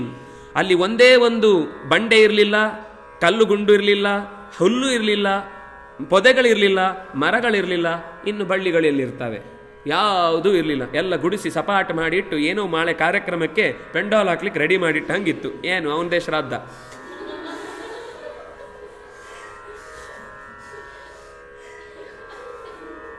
ಹೀಗೆ ಜಾನುಭ್ಯಾಂ ಪಾರ್ಶ್ವಯೋ ಕುಕ್ಷೌ ಪೃಷ್ಠೆ ವಕ್ಷಸಿ ಜಗ್ನಿವಾನ್ ಭಗ್ನೋರು ಬಾಹುಶ್ಚೈವ ವಿಸ್ರಂಸದ್ ದೇಹಬಂಧನ. ಆ ಹೊಡೆತಕ್ಕೆ ಮಾತ್ರ ಮತ್ತೆ ಅವನ ದೇಹದಲ್ಲಿ ಕಸುವೇ ಉಳಿಲಿಲ್ಲ, ಬಲವೇ ಉಳಿಲಿಲ್ಲ. ಉಳಿಯದೆ ತುಂಬ ಒದ್ದಾಡ್ದ. ಕೊನೆಗೆ ಸವ್ಯೇನ ಚ ಕಟೀದೇಶೆ, ಒಂದು ಕೈಯಲ್ಲಿ ಸೊಂಟವನ್ನು ಗಟ್ಟಿಯಾಗಿ ಹಿಡಿದು ಮತ್ತೊಂದು ಕೈಯಲ್ಲಿ ಕುತ್ತಿಗೆಯನ್ನು ಬಿಗಿ ಹಿಡಿದು ಪೂರ್ತಿ ಹಿಂದಕ್ಕೆ ಬೆಂಡ್ ಮಾಡಿ ಅವನ ಉಸಿರನ್ನು ನಿಲ್ಲಿಸಿದ. ಕೊನೆಗೆ 2 ಜಾನುಗಳನ್ನು ಗಟ್ಟಿಯಾಗಿ ಹಿಡಿದು ಅದ್ದಕ್ಕೆ ಸೀಳಿ ತತ್ಪೃಷ್ಟಂ ಮಹಾಶಬ್ದಂ ಬಭಂಜಚ, ಬೆನ್ನು ಸೀಳುವಾಗ ಮಾತ್ರ ಜೋರಾದ ಮೂಳೆಯ ಸದ್ದು ಇಡೀ ಊರಿಗೆ ಕೇಳಿಸುವಂತಾಯಿತು. ಬಾಯಿಂದ ನೆತ್ತರನ್ನು ಕಾರಿ ಪ್ರಾಣವನ್ನು ಬಿಟ್ಟಾಗ ತಲೆ ಅಂತ ಒಂದು ಗೊತ್ತಾಗ್ತಾ ಇತ್ತು, ಅಷ್ಟು ಬಿಟ್ಟರೆ ಅದರಲ್ಲಿ ಏನೇನಿದೆ ಅಂತ ಏನೂ ಗೊತ್ತಾಗ್ತಾ ಇರಲಿಲ್ಲ. ಹೀಗೆ ಅದನ್ನು ಎಳ್ಕೊಂಡು ಬಂದ ಊರಿನ ಹೊರಭಾಗದ ತನಕ, ಕಾಡಿನ ಮಧ್ಯದಿಂದ ಎಳ್ಕೊಂಡು ಬಂದವನೇ ಜನ ಎಲ್ಲ ಹೆದರ್ಕೊಂಡು ಓಡೋಗ್ಲಿಕ್ಕೆ ಶುರು. ಇದ್ಯಾರು ಇನ್ನೊಬ್ಬ ರಾಕ್ಷಸ ಅಂತ. ತಾನ್ ಭೀತಾನ್ ವಿಗತ ಜ್ಞಾನಾನ್ ಭೀಮ ಪ್ರಹರತಾಂ ವರಹ. ಅದೇ ಹೊತ್ತಿಗೆ ಜನ ಓಡಿದ್ದಲ್ಲ ವಸ್ತುತಃ, ಅದರ ಜೊತೆಗೆ ಅವನ ಸಹಚರರೆಲ್ಲ ಇದ್ರು, ಬಕನ ಸಹಚರರು. ಅವರೂ ಕೂಡ ಮ್ಯಾನ್ ಹೀಟರ್ಸೇ, ಅವರೂ ಕೂಡ ಇಂತಹದ್ದೇ ಅನ್ಯಾಯಗಳನ್ನು ಮಾಡ್ತಾ ಇದ್ದವರು. ಅವರನ್ನೆಲ್ಲ ಓಡಿಸ್ಕೊಂಡು ಹೋದ ಭೀಮಸೇನ, ಪಕ್ಕದಲ್ಲಿ ಇರಿಸಿ ಓಡಿಸಿಕೊಂಡು ಹೋದಾಗ ಅವರು ಕೆಲವರು ಸಿಕ್ಕಿಬಿದ್ರು. ನ ಹಿಂಸ್ಯಾ ಮಾನುಷ ಭೂಯೋ ಯುಷ್ಮಾಭಿರಿತಿ ಕರ್ಹಿಚಿತ್. ಕೊನೆಗೆ ಹೇಳಿದ, ಎಲ್ಲರನ್ನ ಬಂಧಿಸಿ ಒಂದು ಮೂಲೆಯಲ್ಲಿ ಹಾಕಿ ಚೆನ್ನಾಗಿ ಒದ್ದು ಬಿಡ್ತೇನೆ, ಹೆಚ್ಚು ಮಾತಾಡಿದರೆ. ಇನ್ನು ಮುಂದೆ ಮನುಷ್ಯರನ್ನು ತಿನ್ನಲಿಕ್ಕಿಲ್ಲ, ಮನುಷ್ಯರನ್ನು ಮಾತ್ರ ಅಲ್ಲ, ಮನುಷ್ಯರ ತಲೆನೂ ತಿನ್ನಲಿಕ್ಕಿಲ್ಲ. ಕಿರಿಕಿರಿ ಮಾಡೋದು, ಬಂದು ಮಧ್ಯೆ ಮಧ್ಯೆ ತೊಂದರೆ ಕೊಡೋದು, ವಿಕಟಾಟ್ಟಹಾಸ ಮಾಡಿ ನಗುದು, ಮಕ್ಕಳನ್ನು ಹೆದರಿಸುವುದು, ಇದೆಲ್ಲ ಮಾಡಿದರೆ ಅಷ್ಟೇ, ಏನೂ ಮಾಡಲಿಕ್ಕಿಲ್ಲ. ಹಿಂಸತಾಂ ಹಿವದ ಶೀಘ್ರಂ ಏವಮೇವ ಭವೇದಿತಿ. ಏನಾದರೂ ಯಾರಿಗಾದರೂ ನಿಮ್ಮ ಕಡೆಯಿಂದ ತೊಂದರೆ ಆಗಿದೆ ಅಂತ ನನಗೊಂದು ದೂರು ಬಂದರೆ ನೋಡಿ, ಇದೇ ಶೇಪಲ್ಲಿ ನಿಮ್ಮನ್ನು ಮಲಗಿಸ್ತೇನೆ, ಅದರಿಂದಾಗಿ ಎಚ್ಚರ ಇರಲಿ ಅಂತ ಹೇಳಿ ಅವರಿಗೆ ಆ ಶರೀರವನ್ನು ತೋರಿಸಿ ಹಾಗೆ ಎಳೆದುಕೊಂಡು ಆವತ್ತಿನಿಂದ ಅವರು ಹೇಳುದು, ತತಃ ಪ್ರಭೃತಿ ರಕ್ಷಾಂಸಿ ತತ್ರ ಸೌಮ್ಯಾನಿ ಭಾರತ. ಆಮೇಲಿನಿಂದ ಅವರು ಯಾವತ್ತೂ ಕೂಡ ಮನುಷ್ಯರನ್ನು ತಿನ್ನದೆ ಸಹಜವಾದ ಕಂದಮೂಲಗಳನ್ನು ತಿಂದುಕೊಂಡು ಮನುಷ್ಯರ ಜೊತೆಗೆ ಮನುಷ್ಯರಾಗಿಯೇ ಬೆರೆತು ಬಿಟ್ರು. ಮುಂದೆ ಯಾವತ್ತೂ ಆ ಕೆಟ್ಟ ಚಾಳಿ ಅನ್ನೋದವರು ಮುಂದುವರಿಸಲಿಲ್ಲ, ಸಾಮಾನ್ಯ ಜನರ ಹಾಗೆ ಬದುಕಿದ್ರು. ಅದಾದ ತಕ್ಷಣ ಕುರ್ವನ್ ಬಹುವಿಧಾಂ ಚೇಷ್ಟಾಂ. ಅವನು ರಾಕ್ಷಸರೆಲ್ಲ ಬಂದು ಹೆದರಿಸ್ತಾ ಇದ್ದಾಗ ಹೇಗೆಲ್ಲ ವರ್ತನೆ ಮಾಡ್ತಿದ್ರು, ಇವನಿಗೊಂದು ಆ ಗೆದ್ದ ಖುಷಿಯಲ್ಲಿ ಕುಣಿದಾಡ್ತಾ ಬಂದಂತೆ ಭೀಮಸೇನ. ಕುಣಿದು ಎಲ್ಲ ಲಗಾಟಿ ಎಲ್ಲ ಹೊಡೆದು ದ್ವಾರದ ಹತ್ರ ಬಂದು ಅದನ್ನು ನಿಲ್ಲಿಸಿ ಏನು ಗೊತ್ತಿಲ್ಲ ಅನ್ನುವ ಹಾಗೆ, ಕಾಣದೆ ಯಾರಿಗೂ ಗೊತ್ತಾಗದ ಹಾಗೆ ಸೀದ ಬಂದು ಬ್ರಾಹ್ಮಣನ ಮನೆ ಸೇರಿಕೊಂಡಾಗ ಇವರೆಲ್ಲ ಊರಿನ ಹೊರಭಾಗದಿಂದ ಬರುವವರು ನೋಡಿದರೆ ದೇಹ ಸತ್ತು ಬಿದ್ದಿದೆ, ತುಂಬ ದೊಡ್ಡ ದೇಹ. ನೋಡಿದರೆ ರಾಕ್ಷಸ ಅಂತ ಗೊತ್ತಾಯಿತು. ಅಯ್ಯೋ, ಇವನನ್ನು ಕೊಂದು ಹಾಕಿದ್ರೆ ಇವನ ಜೊತೆಗಿದ್ದವರೆಲ್ಲ ಇನ್ನು ನಮ್ಮನ್ನು ತಿಂತಾರೆ ಅಂತ ಭಯಕ್ಕೆ ಕೆಲವರು ಓಡಿ ಬಂದರು. ಇನ್ನು ಕೆಲವರಿಗೆ ಅದು ಸತ್ತಿದೆಯೋ ಇಲ್ಲೋ ಅಂತ ಪೂರ ಭ್ರಮೆ. ಹೋಗಿ ಅರ್ಧ ಹತ್ರಕ್ಕೆ ಹೋಗಿ ನೋಡುದು, ಅದು ಡಮ್ಮಂದು ಬಾಯಿ ತೆಗಿಲಿಲ್ಲ, ಯಾಕಂದ್ರೆ ಸತ್ತೋಗಿತ್ತು. ಕೊನೆಗೆ ಒಬ್ಬೊಬ್ಬರು ಮುಟ್ಟಿ ನೋಡಿದ್ರು, ದೂಡಿ ನೋಡಿದ್ರು, ಕೈ ಕೋಲು ಕಾಲುಗಳಿಂದೆಲ್ಲ ಚೆನ್ನಾಗಿ ಅದನ್ನು ಹಲ್ಲಾಡಿಸಿದ್ರು. ಇದು ಪೂರ್ತಿ ಸತ್ತಿದೆ ಅಂತ ಆದಮೇಲೆ ಅದರ ಮೇಲೆ ಕುಣಿದ್ರು. ಹೊಡೆದಾಡಿ ಈಗ ನಮ್ಮ ಮನೆಯನ್ನು ಈ ತೊಂದರೆ ಮಾಡಿದ್ದ, ಆ ತೊಂದರೆ ಮಾಡಿದ, ನೆನಪಾಗಿದ್ದೆಲ್ಲ ತೆಗೆದು ಕಲ್ಲೆಸ್ತರು, ಎಲ್ಲ ಮಾಡಿದರು. ಆಮೇಲೆ ಹುಡುಗರೆಲ್ಲ ಆ ಥರ ತಮಾಷೆ ಮಾಡಿಕೊಂಡು ದೊಡ್ಡವರಿಗೆ ಹೋಗಿ ತಿಳಿಸಿದ್ರು. ದೊಡ್ಡವರು ಕೂಡ ಎಲ್ಲ ಬಂದು ಮುಗಿಬಿದ್ದು ನೋಡಿದ್ರು, ಏನಾಯಿತು? ಇವತ್ತು ಯಾರ ಪಾಳಿ ಇದ್ದದ್ದು, ಈ ಪಾಳಿ ಬಂದ ಮನೆಯಿಂದ ಏನೋ ಆಗಿದೆ ಅಂತ ಹೇಳಿ ಸೀದಾ ಹುಡ್ಕೊಂಡು ಬಂದಾಗ ಮಧ್ಯದಲ್ಲಿ 2 ವಿಷಯ ಹೇಳುತ್ತಾರೆ. ಒಂದು, ಆಗಿನ ಆ ಜನರೆಲ್ಲ ಈ ರಾಕ್ಷಸ ಸತ್ರೆ ಅನೇಕ ದೇವತೆಗಳಿಗೆ ಅವರವ್ರ ಹರಕೆ ಹೊತ್ಕೊಂಡಿದ್ರಂತೆ. ಈಗ ಹರಕೆ ನಿಲ್ಲಿಸಿದ್ರೆ ಮತ್ತೆ ಎಲ್ಲಿ ಎದ್ದಿ ಬಂದಾನ ಇವನೇ ಅಂತ ಭಯದಿಂದ ಎಲ್ಲರೂ ಹೋಗಿ ಹರಕೆ ತೀರಿಸಿದ್ರು. ಎಲ್ಲ ದೇವಸ್ಥಾನ ಫುಲ್, ಎಲ್ಲ ಜಾಗಗಳ ಕೆಲಸ ಹೇಳಿದ್ದೇನೇನಿತ್ತು ಅದೆಲ್ಲ ಆ ಕ್ಷಣದಲ್ಲಿ ಆಗೋಯ್ತು. ರಾಜನ ಬಗ್ಗೆ ನಂಬಿಕೆ ಇಲ್ಲದೆ ಇದ್ರೂ ದೇವರು ನಮ್ಮನ್ನು ಕಾಪಾಡಿದ ಅಂತ ಎಲ್ಲರೂ ಕೂಡ ರಾಜನನ್ನೇ ದೇವತೆ ಅಂತ ನಾವು ನಂಬಿದ್ವಿ. ಆದರೆ ಈ ದೇವರು ರಕ್ಷಿಸಲಿಲ್ಲ, ಭಗವಂತನೇ ನಮ್ಮನ್ನು ರಕ್ಷಿಸಿದ. ಯಾವ ಮನೆಯಿಂದ? ಏವಂ ಪೃಷ್ಟಸ್ಸ ಬಹುಶಃ ರಕ್ಷಮಾಣಶ್ಚ ಪಾಂಡವಾನ್ ಉವಾಚನಾಗರಾನ್ ಸರ್ವಾನ್ ಇದಂ ವಿಪ್ರರ್ಷಭಸ್ತದ.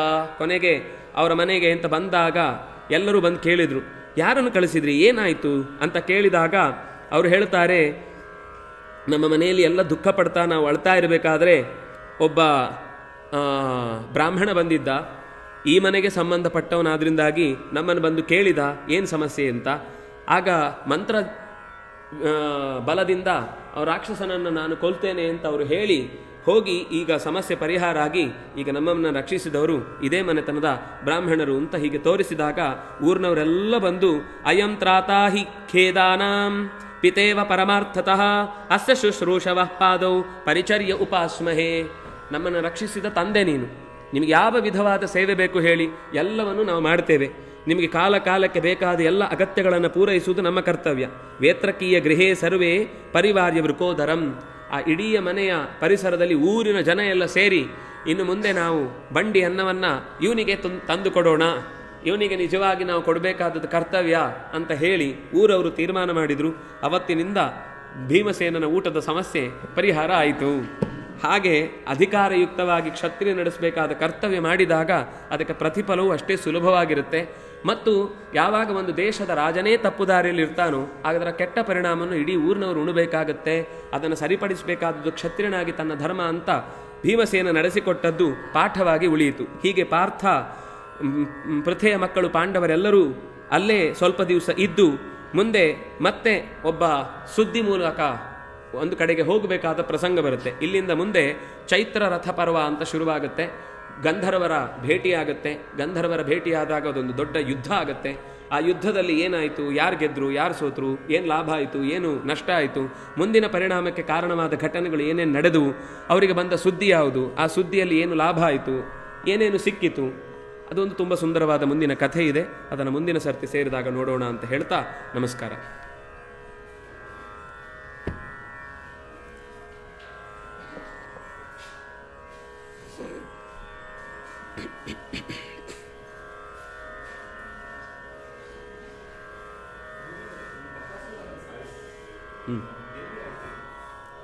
ಜಾಗನ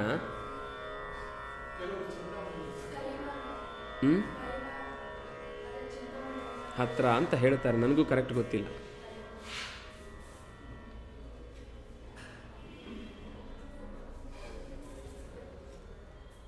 ಬಕಾಸುರನ ನೋಡಿ ಬರಬೇಕಾ?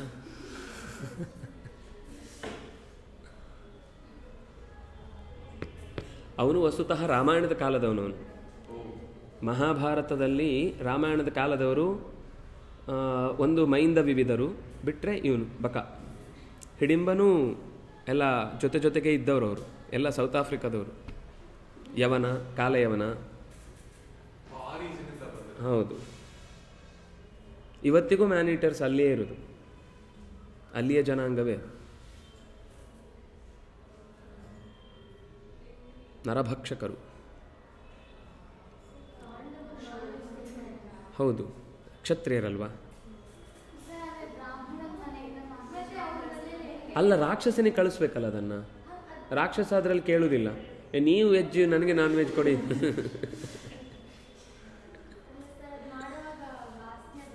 ಏನು ಮಾಡ್ಲಿಕ್ಕಾಗತ್ತೆ? ಜೀವ ಉಳಿಸ್ಕೊಳ್ಬೇಕು ಅಂದರೆ ಮಾಡಿ ಕಳಿಸ್ಲೇಬೇಕು. ಯಾರಾದರೂ ಮಾಡೋರು ಇರ್ತಾರೆ, ಸಹಾಯ ಮಾಡಿ ಕೊಟ್ಟು ಕಳಿಸ್ತಾರೆ. ಉಳಿಸ್ಬೇಕಲ್ಲ.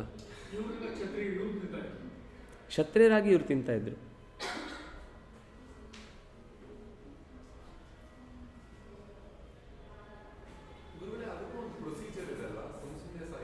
ಹಾಂ, ಅವರಲ್ಲೂ ಅದು ಬೇಟೆಯಾಡುವ ಸಂದರ್ಭ ಮತ್ತು ಬೇಟೆ ಅಂತ ಅನ್ನೋದು ಕಾರಣಪೂರ್ವಕವಾಗಿರಬೇಕು, ಮೋಜಿಗಾಗಿ ಅಲ್ಲ. ಇಲ್ಲ ಇಲ್ಲ ಇಲ್ಲ, ಕಾಡಲ್ಲಿ ಒಂದು ಅದು ಪಾಠ. ಓಡ್ತಾ ಇರುವ ಪ್ರಾಣಿಯನ್ನು ಹೊಡೆಯುವುದು ಹೇಗೆ, ಬೇಟೆಯಾಡುವುದು ಒಂದು ಪಾಠ. ಆ ಪಾಠದಲ್ಲಿ ಹೊಡೆದ ಮೇಲೆ ಕೊಂದ ಪ್ರಾಣಿಯನ್ನು ಕೊಂದ ಪಾಪ ತಿಂದು ಪರಿಹಾರ ಅಂತ. ರಾಜ್ಯ ಮೋಜಿಗಾಗೂ ನಡೀತಿತ್ತು. ಶಾಸ್ತ್ರದಲ್ಲಿ ಮೋಜಿಗಾಗಿ ಮಾಡಬಾರ್ದು ಅಂತ ನಿಷೇಧ ಇದೆ. ಪರ್ಮಿಟೆಡ್, ಅದರದು ಕೇವಲ ಹಿಂಸೆಗೆ ಮಾಡಲಿಕ್ಕಿಲ್ಲ, ಕಾರಣಪೂರ್ವಕವಾಗಿ ಮಾಡಬಹುದು. ಪಾಠಕ್ಕಾಗಿಯೋ ಅಥವಾ ಯಾವುದೋ ಒಂದು ಸಂದರ್ಭದಲ್ಲಿ ಜನರ ಬೇಡಿಕೆ, ರಾಜ್ಯದೊಳಗೆ ಬಂದು ತುಂಬ ತೊಂದರೆ ಕೊಡ್ತಾ ಇದೆ, ನಗರಕ್ಕೆ ಬಂದು ಬೆಳೆ ನಾಶ ಮಾಡ್ತಾ ಇದೆ ಅಂತ ಪ್ರಸಂಗ ಬಂದಾಗ ಅಟ್ಟಿಸ್ಕೊಂಡು ಕಾಡಿಗೆ ದೂಡಿ ಬರುವುದು ವಸ್ತುತಃ. ಮಧ್ಯದಲ್ಲಿ ಒಂದೆರಡನ್ನು ಕೊಲ್ಲುವುದು ಇರ್ತಿತ್ತು.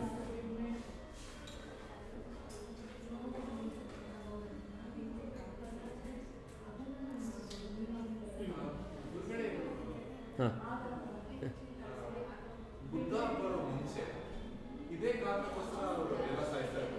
ಯಾರು? ಇದೇ ಕಾರಣ ಅಂದರೆ ಅಲ್ಲ, ಅದು ಹಿಂದಿನ ಪರಂಪರೆಯಲ್ಲಿ ಇತ್ತು. ಕೃಷ್ಣ ಬರುವ ತನಕ ಇತ್ತು. ಕೃಷ್ಣ ಬಂದ ಮೇಲೆ ಯಜ್ಞದಲ್ಲಿ ಬಲಿ ಕೊಡುವುದನ್ನು ಕೃಷ್ಣ ನಿಷೇಧ ಮಾಡಿದ. ಬುದ್ಧ ಹೇಳಿದ್ದು ಇತಿಹಾಸದಲ್ಲಿ ದಾಖಲೆ ಆಯಿತು. ಇತಿಹಾಸ ಇವರು ಈ ಮಹಾಭಾರತ ಓದಿಲ್ಲ ಅಷ್ಟೇ.